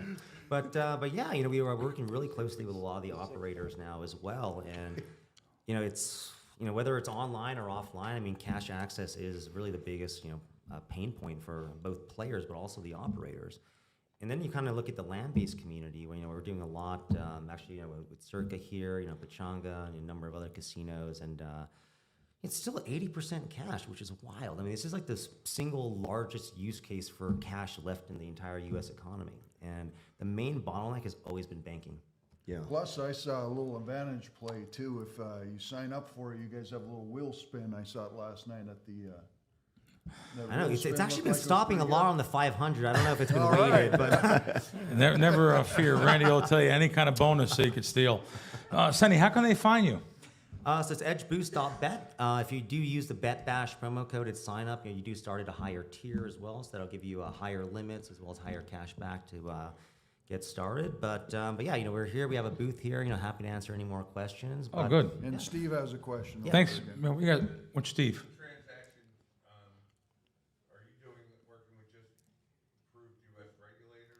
That is correct. No. So that is a very good question. So this is for U.S. residents, for legal U.S. operators. Again, we got to stay in our lane there. Any dollar that goes, cross border, it gets quite complicated. Well, Sonny, thanks for coming on. We appreciate it. No, thank you so I much. appreciate you telling us a You couple got things. Steve Fezzik, you sent me something. You're right. When we do get these bonuses, I learned this from you. When you do get a bonus, even the little $200 bonus or $500 bonus, and yeah, sure, yeah, sell your product and walk out. All right, so it is what it is. We're all, it is what it is. Okay, so this guy must be, he's like a college educated, very bright guy, lives in La Jolla. He must hate me. I ask him all the critical stuff. All right, so anyway, Steve, you're right. When you get these little $200 boost or bonuses, why should we play them at something plus money that's even a future, rather than just bet 200 on the Yanks tonight, minus 200, let me get my $100? Because if you play it against the spread, you're going to, let's say you have 8 bonuses, all right? $100, 8 bonuses. That's going to be worth 400 because you're going to go 4 and 4 probably, right? So you're going to win 4. They take away your money. So you're going to get $400. So that 800 in bonuses is worth 50 cents on the dollar. Well, let's assume you play some big underdogs. Let's say you play some 3-team parlays, right? You're going to go and play 8 of them, all right? Normally, we don't like to say parlays, but now we do like parlays. Yeah. So we go 1 and 7. That's what we're supposed to do. And in fact, you could play every combination of if there's 3 different games, and you're going to go 1 and 7. But guess what? You're going to get back 600 instead of 400. So you're going to get 75 cents on the dollar versus 50 cents on the dollar. So think about this. If you get a $1,000 bonus, that's like you're going to get $750 back instead of $500. Has nothing to do with handicapping. You don't have to handicap worth a lick. So always play like a big money line. You got to take a big money line dog or play a 3-team parlay. If they both allows you. So that's good. That's good to know, though, because most people will just say, "Hey, I'm betting my $200 parlay on my $200 bonus on the Yanks tonight because they should win, and they're minus 2 to 1." So that's good to know. On to a couple other things. Question? Who else? Of course. If you're using spreads on some of them to the whole point, like 3s and 7s in the NFL, you get the chance to push, so you might get more combinations come and make it worth a little bit more too. Interesting. And one more, if you bet your balls off on some teaser and take -7 down, -1, you're like, please God, Denver win week 1. Yep. And they've got them in Survivor also. Well, it's a natural to play the Titans with a bonus, right? So you just kind of played that back on the Titans plus 275. So think about it. If your Survivor pick on Denver goes up in flames, boom, well, at least you got a little consolation with that bonus bet on the plus 270 on the dog when you're teasing them or playing Survivor. Steve, while you're standing up, don't sit. While you're standing up, sorry, I want you to tell people, because I love that strategy for Survivor. Can you just tell them about the Eagles first week, what they should do? Or listen, we're all going to get in Survivor no matter what, but why should we get more entries if something happens? Can I come up? Yeah, come up. Of course. Get on video. Yeah, why not? Why? I'm all for it. No, it's actually a very good strategy. And I tell you what, I tell Frankie, my buddy Frankie in Myrtle Beach, he's got so much gamble to him. I said, listen, this is a good strategy. You don't even know this happened. I sent him the strategy. He goes, are you out of your mind? I'm getting 10 entries no matter what. But because he's just a gambler. But go ahead, Steve, tell the story. So it's fantastic that Circa and other shops let you enter up until Saturday for Survivor. But the games start on Thursday. So think about that. If you want to play Survivor and you want to optimize your entries, you really want to pass post the information. What happens if Philly beats Dallas? Boom. Now you're going to have like 4,000 or 5,000 people, assuming like 20-25% of the people are going to take Philly, right? And they're 1-0. You're 0-0. They're ahead of you. So you're now paying a rake. Survivor's a lot of fun. You still might want to enter, but recognize you are paying a rake, not because that Circa is charging you, but basically you're behind the 8 ball because there's a bunch of people who are already through to week 2. However, should Philly lose to Dallas, now you're going to have like 4,000 or 5,000 people all put in $1,000. It all goes into the pool. It's a fantastic overlay. So if you're trying to think like, how many entries should I have in Survivor? Should I have 3? Should I have 6? Well, if Dallas wins, you should have 10. Right. You know, that's going to be the best possible usage of your money because you're going to have like a 20% overlay. But if Philly wins, pump the brakes and probably go cautious. And to be honest with you, now you would think, like, look at the Dallas line. Today, a couple 6s popped up there. So there's 6.5. There's even 1-7. I'm looking at the live screen. There's a couple. Philadelphia doesn't have to beat Dallas. As we know last year, look what happened Cincinnati first week. I think they were a 7.5 point favorite.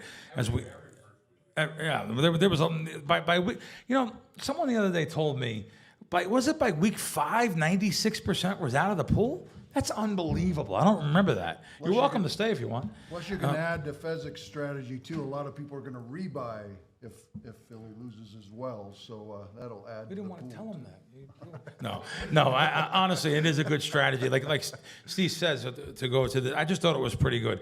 Now, this is a shocking thing that just came out that I was reading. Do you know Nevada leads the country in unemployment? 5.5% out of work. I had no idea. I thought our economy, even though we had a slow July, our economy's booming. There's no one taking up collection buckets for these casinos. They have made 1% more year over year gambling wise, but they're down double digit, 10, 11, 12, 15. You heard different things. But I didn't know that Nevada was down. We're the #1 unemployment rate in the country. Is that because they're gambling? I mean, is that because... According to what I'm reading here, and this is a really good site. This is casino.org. I get a lot of good stories off there. This story came from there. Good. There's some really good guys there. I just didn't know that we were that bad economy-wise. I didn't realize that. Richie left. Richie Wilk left. He's out. We can talk about Circa now. No. Richie's been around. I've known Richie 25 years. I wanted to know how long he was in town. I didn't know. Not that I want to talk about a bad thing, but there was a roof fire at Sahara the other day. Did you know about that? No. Roof fire at Sahara, evacuated most of it. It was quickly extinguished, but they evacuated a lot of the building. Now, this just happened over at the Cromwell, too. There was a fire at the Cromwell. But, of course, now they have sprinklers and stuff, so they got the people out. But it reminded me of something that probably almost everyone in this room won't know or remember about because it happened before us, but it happened in 1980. There was a big fire here at MGM Grand. Oh, big. Yeah, I remember that. Yeah. Okay. I feel like my dad was there. Was your dad actually there? I think so. Wow. Yeah. Wow. Well, what was there? I seen your dad there on a video. That was when MGM was where Bally's is, or now the Horseshoe. Now Horseshoe. Right. I seen your dad on a great video there with Muhammad Ali and D. Martin on the roast. The roast. So I know they used to do the roast in that building. But 1980 at MGM, these things they want to sweep under the rug, don't want to talk about this stuff now. 85 people were killed inside the casino. I didn't know that. 85 people. Like, no one even knows about that. But I just went back to that fire to see how did that possibly happen? No sprinklers in the casino except in the casino cage. That's unbelievable. The money. That's unbelievable. Just protect the money. It's unbelievable. There's another one in 2010. I don't know if you guys remember the Monte Carlo right around Yeah. approximately that Yeah. time. I was in town. He said if it would have been a windy day that day, it would have been real bad. The whole strip might have lit up if that wouldn't have been a Yeah. windy day. This So incident- that was one I remember Yeah. because I was in town that day. But since then, this incident that happened in 1980 literally led to the reformation of the whole safety code and sprinklers now everywhere. But I did not know until I seen the Sahara fire. I thought like a couple people died. 85. That was not giant news. I just thought it was, not that I like to get try to be, bring the show down. Also, Arizona. I find Arizona just amazing. Arizona, Chris, CRIS, which was offshore for years. Chris is now legal in Arizona. That's one thing, and I'm happy. I'm happy for them. I like that brand back east. It's called Prime Sportsbook. I like those guys. They've been around for a while, and I like they take on all comers. They don't throw out people. They're not like the other sports books that'll limit you. They'll learn off you and literally take your bet and move the lines. But the Arizona Department of Gaming this week has launched the first statewide public education campaign to protect consumers from illegal gambling risk from offshore sports books. I just can't believe, like, Arizona's protecting, they're going after the sports books offshore. They have a ton of their own sports books there. Right. And I read about this thing about protecting kids and listen, I'm one that tells it like it is, get myself in trouble a lot, cost myself sponsorship money. I want to tell you right now, if they didn't have to talk about the gambling with the kids and protecting people and stuff, I do it every week on all my shows. I talk about stuff like that. It just, when I read this stuff, it infuriates me though. Now you want to go after, what about looking at your own state and all the sports, and I'm not saying Chris, but they have DraftKings, FanDuel, all the big sports books are there, but yet they want to have a national campaign to go after sports books. Let me tell you guys about Randy and I. So I told you about Randy and I. We're professional bettors. I want to ask Randy. Randy, you have anything this is a cold question here. Have any futures? What do you like in the NFL this year? I haven't pulled the trigger. I'm still waiting for preseason. Of course, some of the RSWs I've looked at. Regular season wins. Yeah, so I've looked at some of the different divisions. I got kind of my top 4 teams in each division, and I talked to you that one about kind of like the Bears under. I haven't bet it yet, but that's one that we bet. That's funny. I bet the Bears under. But you could wait with the Bears because in this town, everyone loves to bet the Bears. There's a Chicago team, even the Cubs, but they loved. So you can get some people come in last minute to sign up for Circa, sign up for, and also do the bet on the Bears to win the Super Bowl. They always like to have a ticket to bring home. Well, you have no futures then for us right now, but you're looking at the Bears under, which I actually did get to bet the Bears We always under. start this show by being transparent. It is Tuesday. There were no games on Monday. We didn't do any shows over the weekend, so not really anything to talk about here today. But it's nice to have a big 5-game slate, and nice to be back here with you, Rob Vino. So I'll just ask you, how you doing today? How's everything been okay with you? Everything's good, Ski. Rough little preseason winner last night with Bengals and Commanders over the 43.5. So the football game got there easy for us, and ready to focus back in on the WNBA. All right, let's get to it. We got a loaded slate, so no need to waste any time. We'll go in rotation order like we always do. That means 6-13, 6-14. Minnesota and New York are up first. Open with Minnesota as the 1-point favorite. We've seen a flip of favorites. Now we see New York -3, even 3.5 popping up. Total open up 166.5. Not a whole lot of movement there. As far as injuries are concerned, still no fee for the Liberty. Still no Stewie, no Sabali, no Izzy Harrison. These teams will be playing for the 4th time so far this season. And I believe the Lynx have won 2 out of 3. If I'm not mistaken. They won all 3, maybe, actually. Let me double check here. The Lynx, yes, they won all 3 meetings so far this season. 193, 83-71, 86-80. No fee, no problem in that last one. Granted, there's no Stewie for the other side. But now the Liberty are back at home this time around. They did just play about, 3 or 4 days ago. The Liberty had a pretty poor start in that game, Rob, and, they had to do some catching up. It's tough when you put yourself in that big of a hole right out the gate. But they showed some fight. They showed some ability to play aggressive defense, and they were having success with that for a while. Do you think they can put it together for a full 40 minutes here in this one at home? and finally get a win in the column in this series this season.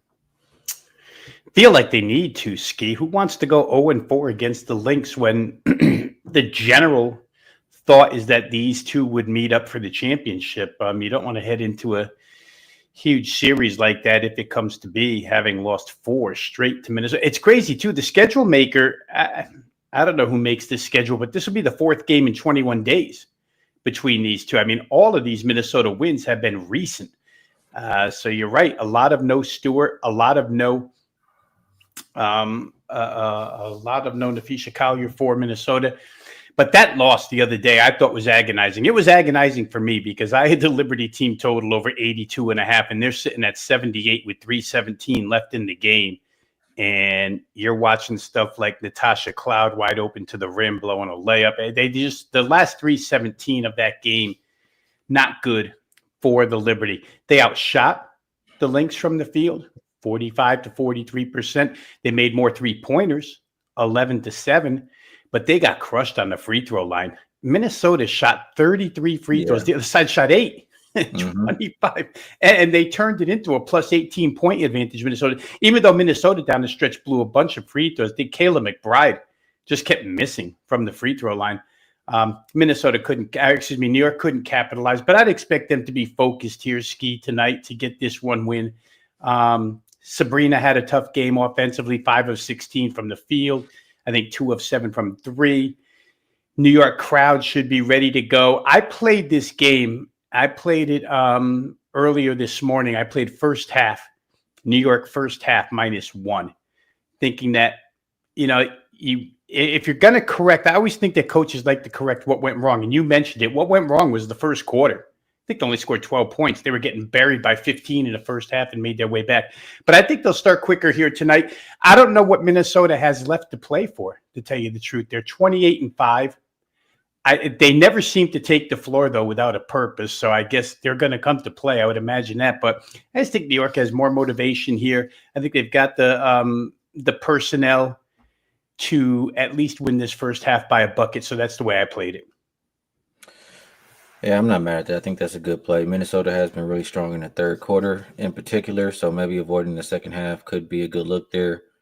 Man, what do the Lynx have to play for? I just think every time they see the Liberty, like it's up. They're ready, after last season. And Courtney Williams especially, she's done a lot of talking, about this matchup. She's shown up in all the games. I have a hard time thinking she won't show up again in this one.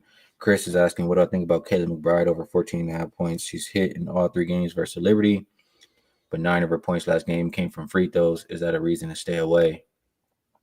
Yeah, if I'm betting on somebody, it's Courtney Williams. I mean, I don't want to necessarily talk you off Kayla McBride, but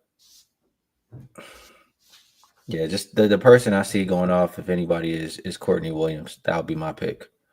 Mark says, Lynx still making a point. Haven't let go of last year's chip. I agree with that. In that last game, Rob, it was one. I think the first half was lower scoring, and then the second half they just started to go crazy and make everything right. That's exactly how it went. Yep. The total is right around where it was last time. I mean, we know both of these teams are great offensively. They're also 2 really good defensive teams. Liberty haven't been showing it as much lately, but they did show it, like I mentioned, and I believe it was that second quarter. It was a really good defensive second quarter. Sabrina talked about that and how they got to, build on that. That needs to be part of their, how do I say?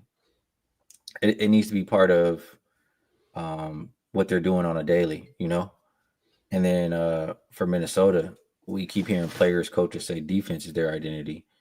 Do you think this one is played more like that first half, or do you think it's more like that second half? I would think it's a little bit more like the first half. I've been of the opinion since she went out, Ski, that New York would be worse defensively without Breanna Stewart.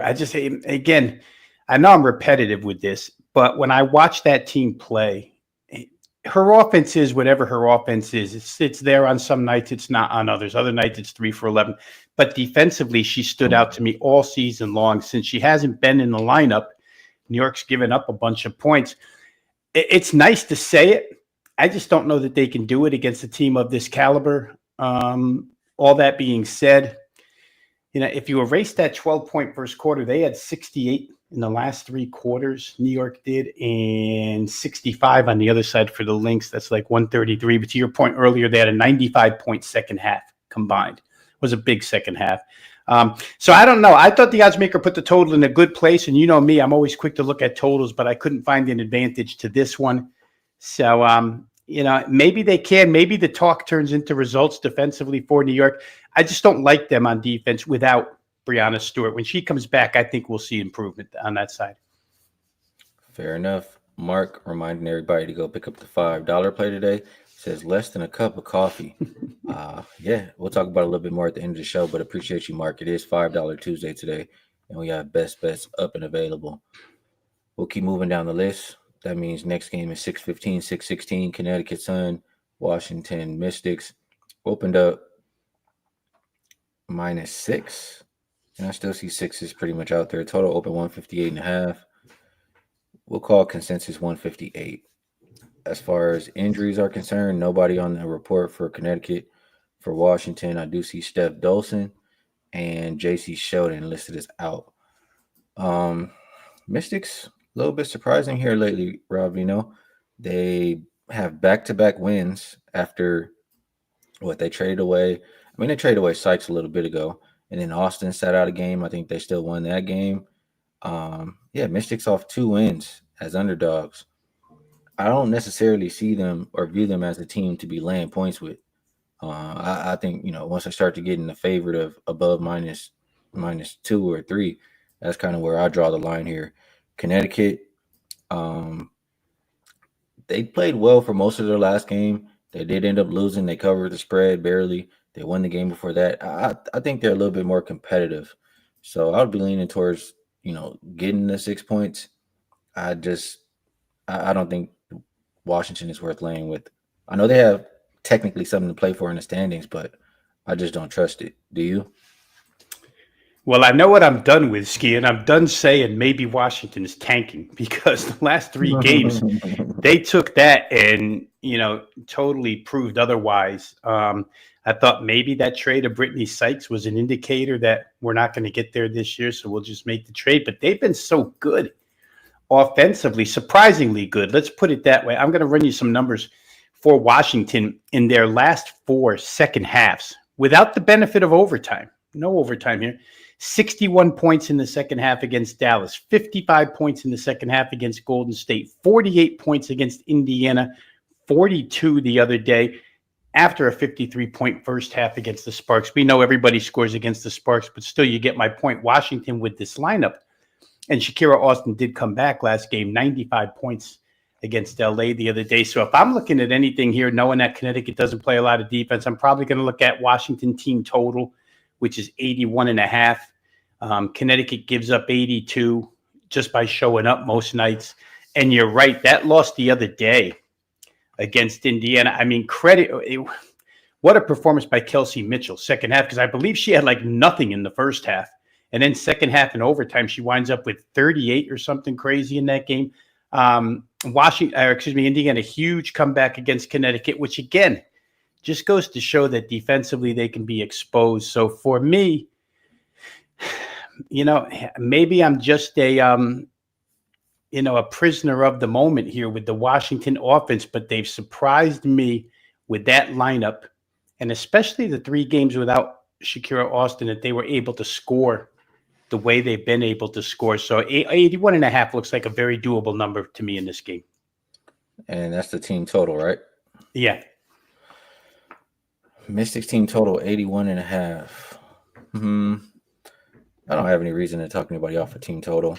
A couple guys in the chat looking at Tina Charles over her 14.5 points today, says just give her 24 plus minutes. I mean, I think Tina can score. I think the Sun will keep this one competitive. And if they do, and Rob Vino's team total hits, that means the full game is going over. So if we had the opposite, if we had Shakira out and Steph Dolson in, I would run to the window and go bet the over. Dolson just, a better shooter, not really great defender. Shakira not shooting it from outside, much better rim protector. I don't know. Just kind of keeps me off of the total for this one. But Sun, I could very well get to a window with. Next game up, we have 6-17, 6-18 Seattle Storm heading into Chicago. Take on the Sky. Opened up minus 11.5. Looks like minus 11 is the consensus. Total open 154. Looks like 158 is pretty much everywhere. Injury report. Nobody on there for Seattle.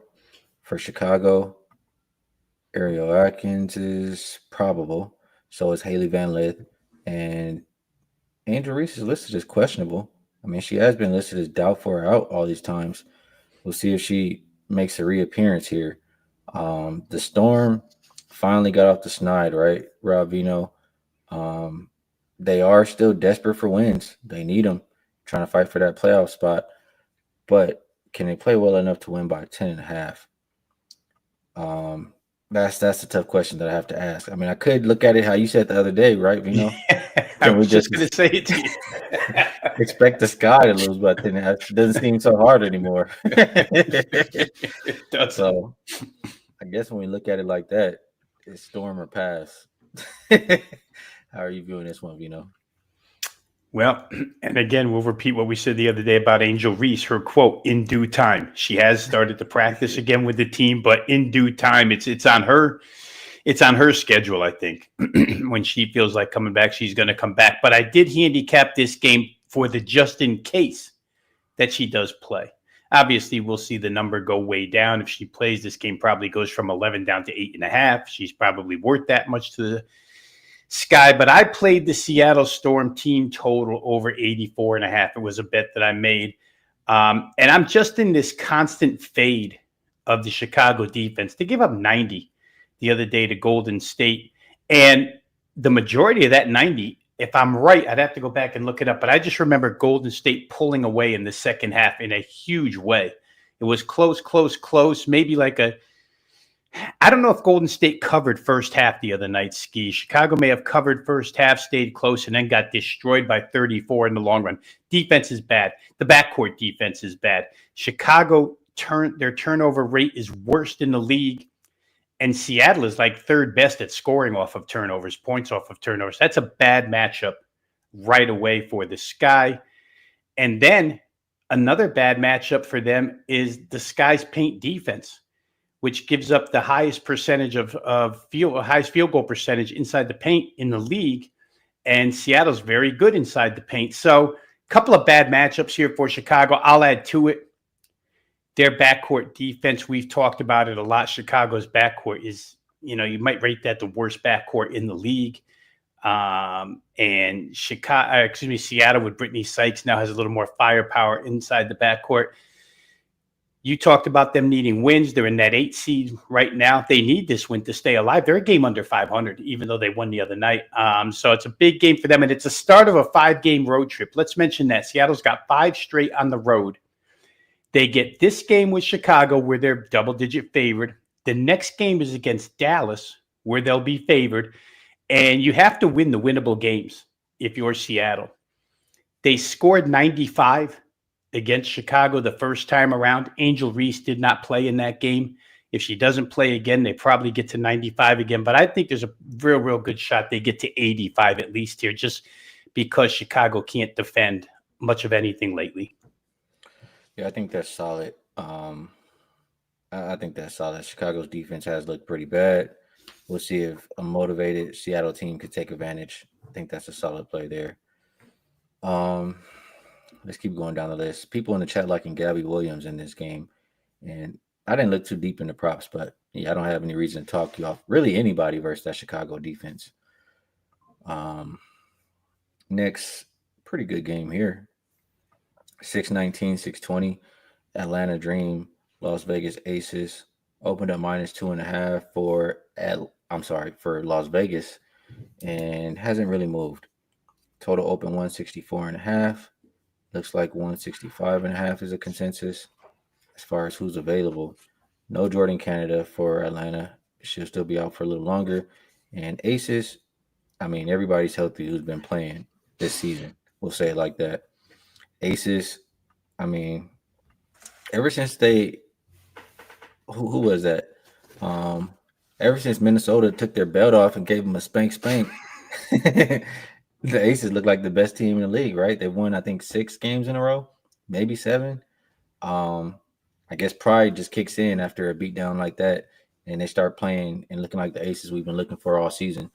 The Dream have also played well post All-Star. The Aces have beaten the Dream both times, I believe, this season. Or if they didn't play twice, they did beat them at least once. Let me just double check that. So they did play once. Aces won 87-75, so won rather easily. I mean, if we're just going off what we've seen lately, Aces playing the way they're playing at home, it's hard to look the other way. And if I'm looking at the total, I think I trust the Dream a little bit more than the Aces defense. So, yeah, maybe just more than anything, lean Aces here at the house. How do you feel about it, Vino? Yeah, Ryan Howard wasn't present in that game where Las Vegas won 87-72, their only matchup. But now Jordan Canada's not present, right? So Atlanta just seems to continue overcoming things. The other night, they didn't play very good. That game against Golden State, it was like 25-23 or something at halftime, something stupid. And then Atlanta broke loose in the second half, which they've been prone to do a lot this season. Their first half play has picked up, but their second half play, I remember beginning of the year, their second half totals were winning at a high rate, and they came up with 54 in the second half. They still find ways to score. They found a way to get to 79 in that game.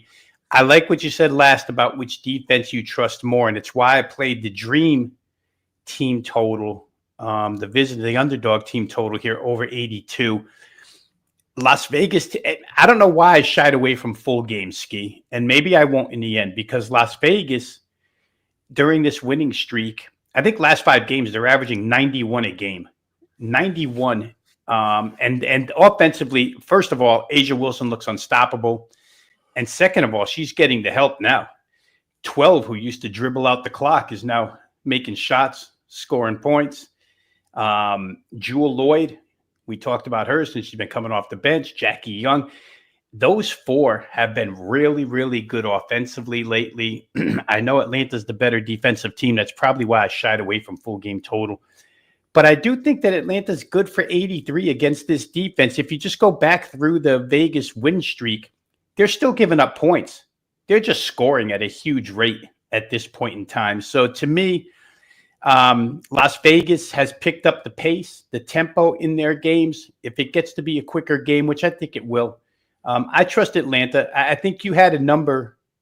I think you had a number last week about points scored by Atlanta on the road in, like, it was at the time their last 5 games or something. It was maybe 85 plus in every game. And then they just scored 79 on the road at Golden State. But that was with a 23-point first half or something crazy like that. I don't think that happens again. So probably a high-scoring game, probably a really, really competitive game. I don't want to bet against the Aces right now. That's for sure. But I do think Atlanta gets to 83 whether they win or lose. Dream have been making some money lately for me. I know I said I lean the Aces, but man, I'm just trying to glance at this last time they played, just seeing who all was available.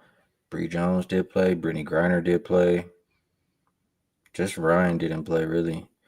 I mean, when I think about it a little bit more, I kind of agree with this comment from Mark. I think it was here. No. Yeah. He says Atlanta's size going to bother Las Vegas. He says Aces' recent wins not that impressive.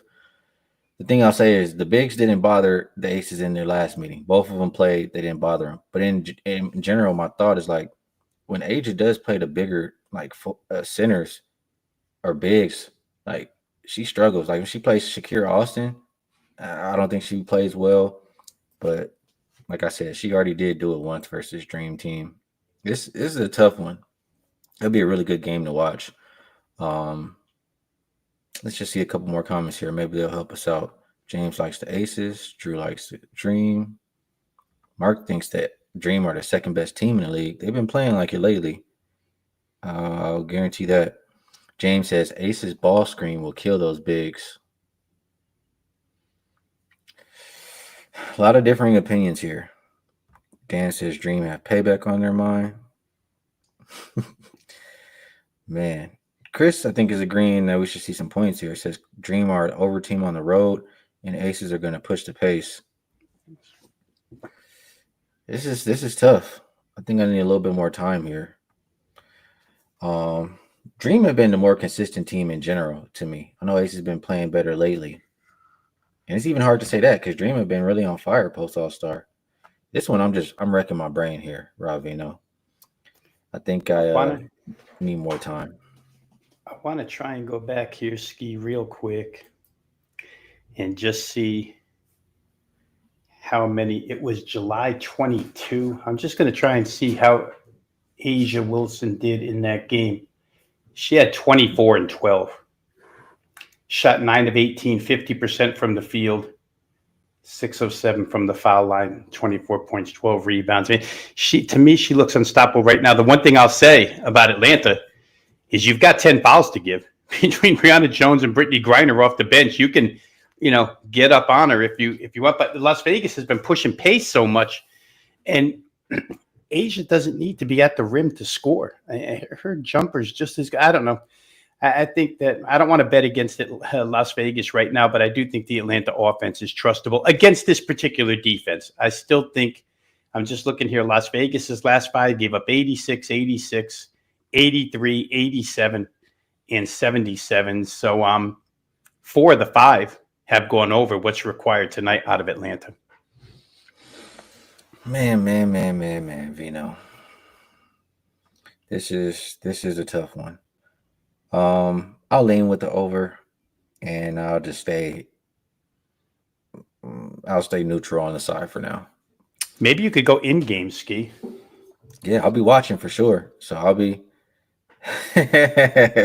Mark knows how to get me to the window. That'll be in one hand with a ticket in the other. He knows how to get me to the window for sure. It says needed tequila and a walk around the block. Ski. That walk around the block will seal the deal. All right. One last game for today. That looks like 621, 622. Phoenix and Golden State. This one opened up -6 for Phoenix. Not a whole lot of movement. We'll call it 6.5. Total open 156. And seeing it as low as 153.5. It's a lot of different numbers out there, but as low as 153.5. Injury report. Makani, I mean, she's on here, but it doesn't say anything next to her name. Let's see. Probable. This is probable. For Golden State, looks like Mo Billings, Maria C., and Ileana all out. Valkyries. All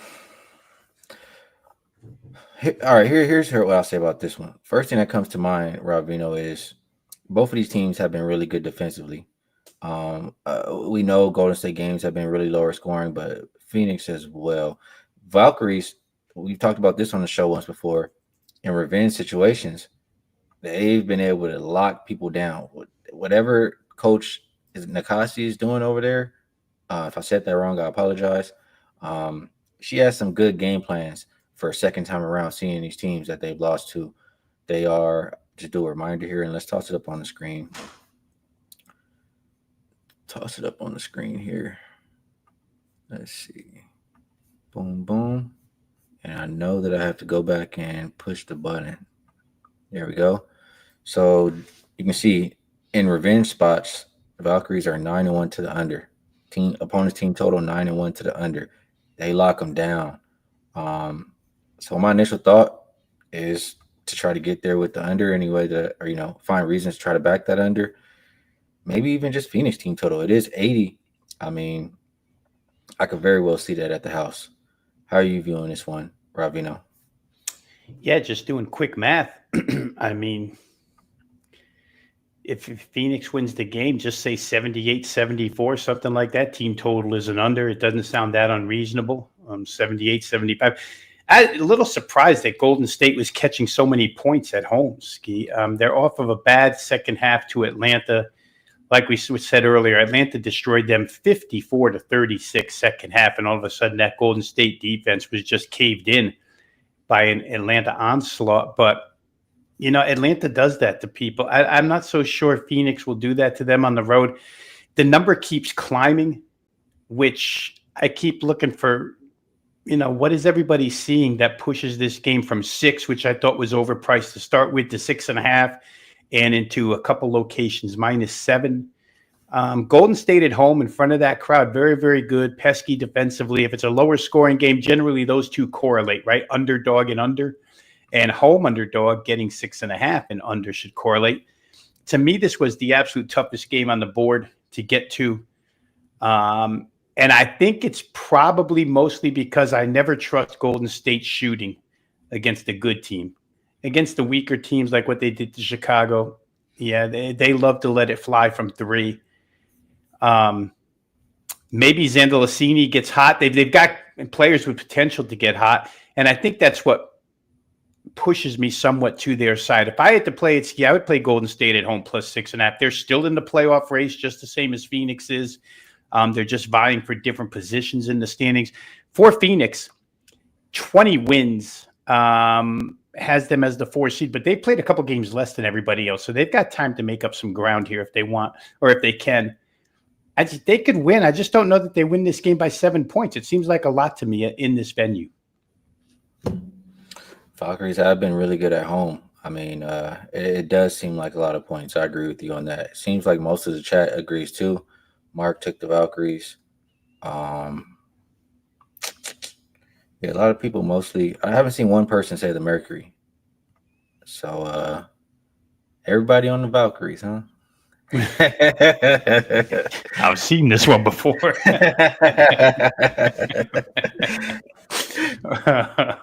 No, I'll let everybody be. I'm not gonna run to the window or try to make too many cases for Phoenix here. Makes sense. I mean, both teams do have something to play for, the playoff standings, but 6.5 points at home off of a really bad loss. Right. I think that they could play a lot better here in this game. So lean Valkyries, lean under. You put them together. That means Mercury team total under. And man, I don't know. It didn't seem like 30 minutes here, Ravino, but it's been 30 minutes. We got through all 5 games. I think we did a pretty solid job. So we'll move it on. Or before we move it to best bets, let's get Ravino on the screen. Ravino makes the graphic for this one. There we go. Yeah. $5 Tuesday. So somebody mentioned it earlier in the show, but yeah, we have top plays on our page, and you can get them today for just $5. So it's a chance for people to check out, maybe what a write-up looks like for one of us. See what you think about it. See if you cash out, and if you like what you see, you can come back and rock with us longer term. So on that note, Vino, I will pass it back to you and ask you if there's anything else you would like to promote. And if you have a best bet for the show, we would love to hear it. If you do not, no worries. Real quick, Ski. Besides the $5 Tuesday, which is always a great day for anybody who has never been involved with any of the handicappers, including Ski and myself, it's a good day to get involved. WagerTalk also released an offer this morning where you buy the month of September, get the remainder of August for free. We're sitting here on August 19th. It's a 31-day month. You do the math, you're going to get almost 2 weeks for free. On top of that, I think they do the math for me, so I could just read it to you. Less than $49 per week, or less than $7 per day if you join in now on the All Access Pass for September. And of course, with football here, this is the time of year, guys, where you start to get all these crossover sports. You're not just going to get WNBA. You start to get college football, NFL football. You get everything. So it's quite a bit. Probably a very good package price, reduced rate, therefore, by September, get the rest of August free. Move on to best bet, Ski. I've got a choice here to make, and I don't want to use my $5 play as the free, so I'm going to go to the one we talked about towards the end there. Atlanta team total over 82, a game that I bet, a game that I have released to clients here. I just, I gave a lot of reasons why. I trust Atlanta, to tell you the truth, and it really doesn't matter all season long, or hasn't mattered all season long, who's in the lineup and who's not in the lineup. They do what they do. Chris pointed out what I was saying in my analysis when he chimed in with Vegas is going to push pace, and Atlanta's been a very good road over team. Team totals over with Atlanta. And like I said, I think you had the numbers last week, 85 plus in maybe 6 of their last 7. So give me that one as the best bet for today. Going to be Atlanta Dream team total over 82. I like it. Good stuff there from Mr. Rob Vino. For myself, I mean, we did the $5 promo already. That's what I have. So what Rob said about what was it, by September, get the rest of August free? Is that what it was? Yeah, that will include what, college football, NFL, and I did win in both of those sports last season. I am going to have, I already know what my top play is going to be in college football. I just haven't put it out yet because I was just working on doing a good enough write-up.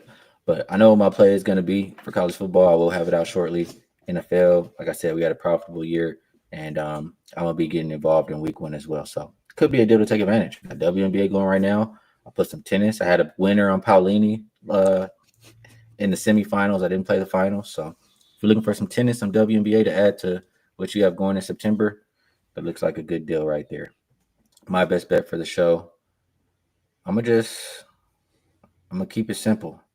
Keep it simple for me. And my thought process is I'm not a believer in Washington as a favorite by multiple possessions. I just, don't think they're that good. They've already outperformed twice in a row, winning back-to-back as underdogs. I think they come back down a little bit to earth here.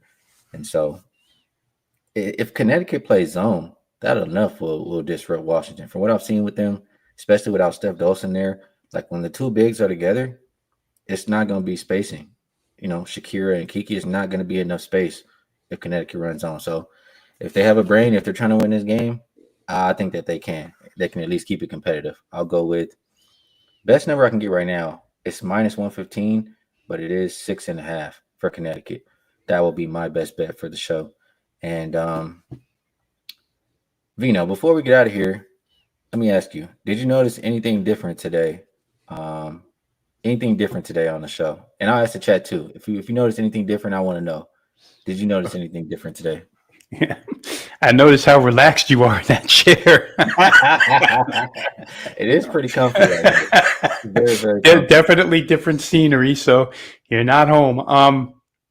Real quick, let me just ask the chat when the Lamar fans are going to start chiming in here, Ski, because you're due for a Lamar Jackson battle coming up pretty soon within the next 2 or 3 weeks. I'm ready for him too. I think of that one, is it a GIF or meme, however you call it? It's the guy with one guy with the sword and it's the whole army coming at him. I'm ready for y'all. But yeah, I am on the road. And man, I'm just thinking about this now. I might not be able to do a show the rest of the week, Vino. Got, a couple funerals, stuff to go through of that nature. Got some other family stuff I got to do. So this might be my last show for the week. So I guess we'll get back with you guys next week. Vino, the chat room here. Here they go. Let's get them, Jeff. Glad we could open up that can of worms early. Yes, it's always great to talk and break these games down with you, Vino. Appreciate you taking the time to do so. Everybody in the chat, we appreciate you as well. Great people, great cappers, and just help make the show what it is. So I always want to let you know you're appreciated. YouTube Shorts, Twitch, X, Kick, Spotify, Apple. We appreciate everybody out there watching. And I'll say something different today. Yes, I'm on the road. And 2, I didn't have my medicine today. So I just wanted to see if it was noticeable. But we'll be back again next week to break down all these games, and we'll be able to talk some college football next week too, Ravino, a little bit. So Yeah. it's some good stuff coming up. Best of luck, everybody, on all your action, and we will catch you guys later.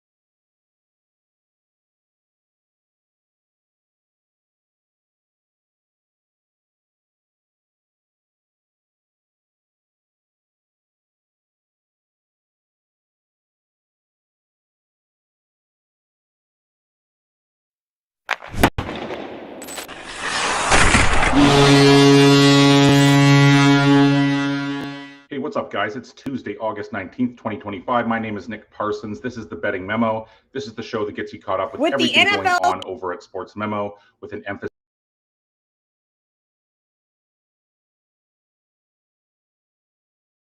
Hi, I'm Marco D'Angelo, co-founder of WagerTalk.com. We're going to do the continuing series of Behind the Bettor. Going to get you to know a little bit about me and what I'm all about. I've been betting sports professionally since 1980, and we're still going strong.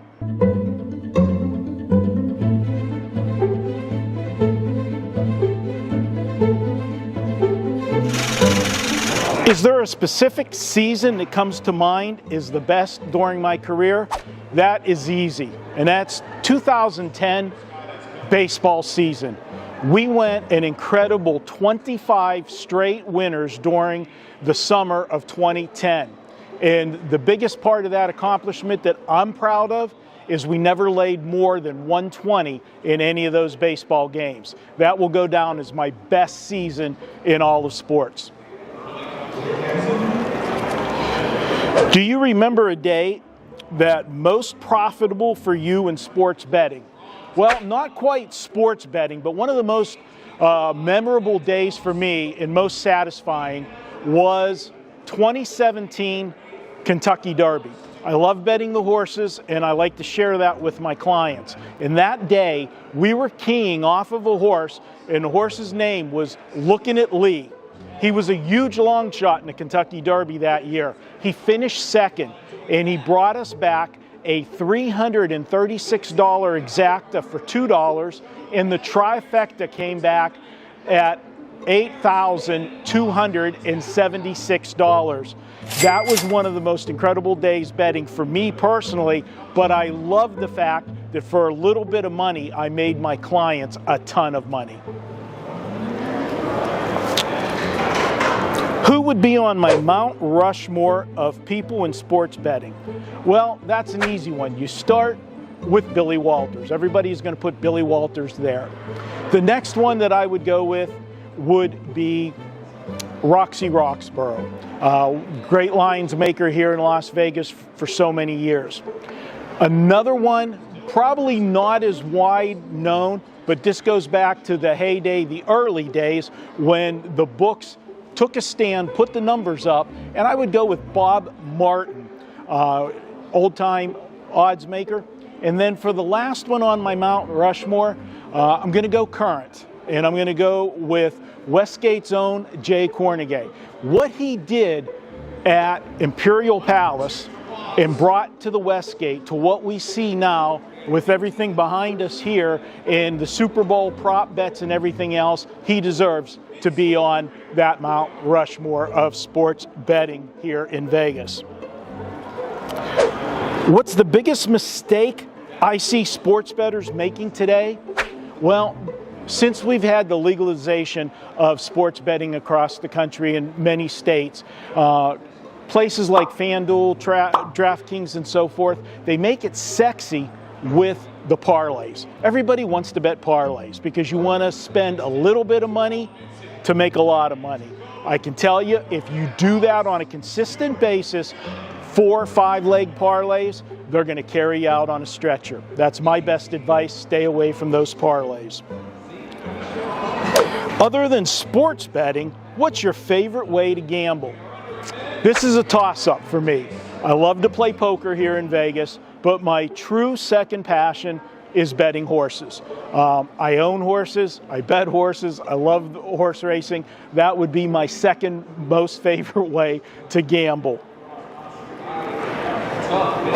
What's the best gambling movie ever? Well, that's going to be a great segue from the last question because it's going to be a horse racing movie, and that is, without question, Let It Ride. Richard Dreyfuss, Jennifer Tilly, absolutely degenerate gambling movie. If you've never seen it, you got to watch it. It's a great one. And as Trotter said in that movie, I'm having a very good day. I'm having a very good day. Do you remember your first sports bet? And if so, what was it? Well, my two first introductions to betting, one would be going to the racetrack with my dad, betting horses. That was probably at age 10. Then for my first sports bet, that would be an NFL 2-team 7-point teaser. My dad would let me play one teaser every week to watch the football games with him. And I was probably 13 or 14 whenever I was doing that. And that was my start to betting football. College football Saturdays or NFL Sundays? Boy, I could go either way there, but I really love college football. I love the emotional aspect of college football, of dealing with young kids on a weekly basis, the highs and lows, the rivalries. College football for me on the Saturdays in the sports book. If you could only bet one sport for the rest of your life, what would it be? Yeah, we'll go back to college football. I love the aspect of college football. I like that I get to break down the games. You got a week to do the games. You look at the emotion. You can study the injuries. Today, you know, one of the things about NBA, for example, you got to wait to see the lineups, who's in, who's out, load management, all that stuff. College football was still, to me, the purest sport to bet. What's your all-time favorite sports book in Las Vegas? All right, I'm going to cop out on this one. I'm going to give you a two-part answer. I'm going to go old school and new school. Old school, it's not here anymore, and that would be the Stardust. There was nothing like the Stardust Sportsbook. Whenever I was coming out to Vegas, I was coming 3-4 times a year, 5 times before I decided to move here back in 2008. Without question, my favorite sports book was the Stardust. I went there all the time. I had so much logo stuff from the Stardust that I would buy every trip. That was where the Las Vegas line originated. Every Sunday night, everybody waited to see that line come out. Now, my favorite, we're standing in it. The sports book here at the Westgate, the incredible screens, the fact that it is a non-smoking sports book, love that as well. You can sit here all day and enjoy the games. Not one of the best atmospheres in Las Vegas. What's the best sporting event you ever attended? All right, I'm going to go as a teenager back in Pittsburgh. The 1971 World Series, Game 3. The Pittsburgh Pirates were down 2-0 in that series to the Baltimore Orioles. They were up 2-1 in the 7th inning, and Roberto Clemente and Willie Stargell led off the inning. Clemente beat out infield single, the base runner, the first baseman got pulled off the base, and then Willie Stargell walked, put 2 runners on. Bob Robertson came up to the plate. The manager, Danny Murtaugh, put on the bunt sign. He was supposed to bunt those 2 guys over to try to get the insurance run. He missed the bunt sign and hit a 3-run homer. I was there, saw that. I was in the outfield, put the Pirates up 5-1 in that game. They went on to win that game and win the World Series that year. That was a big game for me. I remember that one well. Best advice for sports bettors. I'm going to give you something that my dad told me with horse racing, and I ended up applying that to my style of betting in sports. Okay, a lot of guys like to bet a lot of games, and I'm not saying there's anything wrong with that. That's just not my style. I like to limit my plays. When we used to go to the races, to betting horses, my dad would always tell me, you can bet a race, you can beat a race, but you can't beat the races. And I've used that same philosophy in sports betting. I can't beat the entire board, but I can pick my spots, find the highest percentage plays, and then make 1 to 3 plays a day, maybe on the bigger cards on a Saturday, 3 to 5 plays, limit my liability, find what I feel are the best winning situations, and capitalize on them. That's what I would say to young sports bettors today. What's your most memorable sports bet? Well, the Kentucky Derby one that I talked about earlier, but I remember Super Bowl, and I believe it was 1985. It was the Miami Dolphins versus the San Francisco 49ers. I was only 24 at the time, And when I made that bet, it was one of my biggest bets to date. I loved the 49ers in that game. Dan Marino, only second year in the NFL, gets to a Super Bowl. I just thought he was overmatched by the 49er offense, and they got destroyed in that game. One of the easiest wins I ever had, one of my biggest bets early on in my career. So that is one that sticks with me as my most memorable bet. What was my first job in the sports betting industry? Well, that was working for myself. I started my company back in 1980, and I'll never forget how I started the company. I started it the day after the Super Bowl in 1980. I ran an ad in a publication that used to be out here, H&H Sporting Times, and we ran an ad saying, "Attention, all Super Bowl losers. Call me tonight for a free winner." And the game was Florida State in college basketball. We gave them the correct side. I had people call, and all we did whenever they called is I said, "Listen, this play, no obligation. I want you to take this play. You like the analysis on the game, and you like how we do things. Give me a call tomorrow. I'll tell you about the packages that I have available." We won that game that night, and that started my career in this business. That's it for the questions, guys. Appreciate you hanging out with me and getting to know me a little bit. This has been WagerTalk's Behind the Bettor series. Again, I'm Marco D'Angelo, co-founder of WagerTalk.com.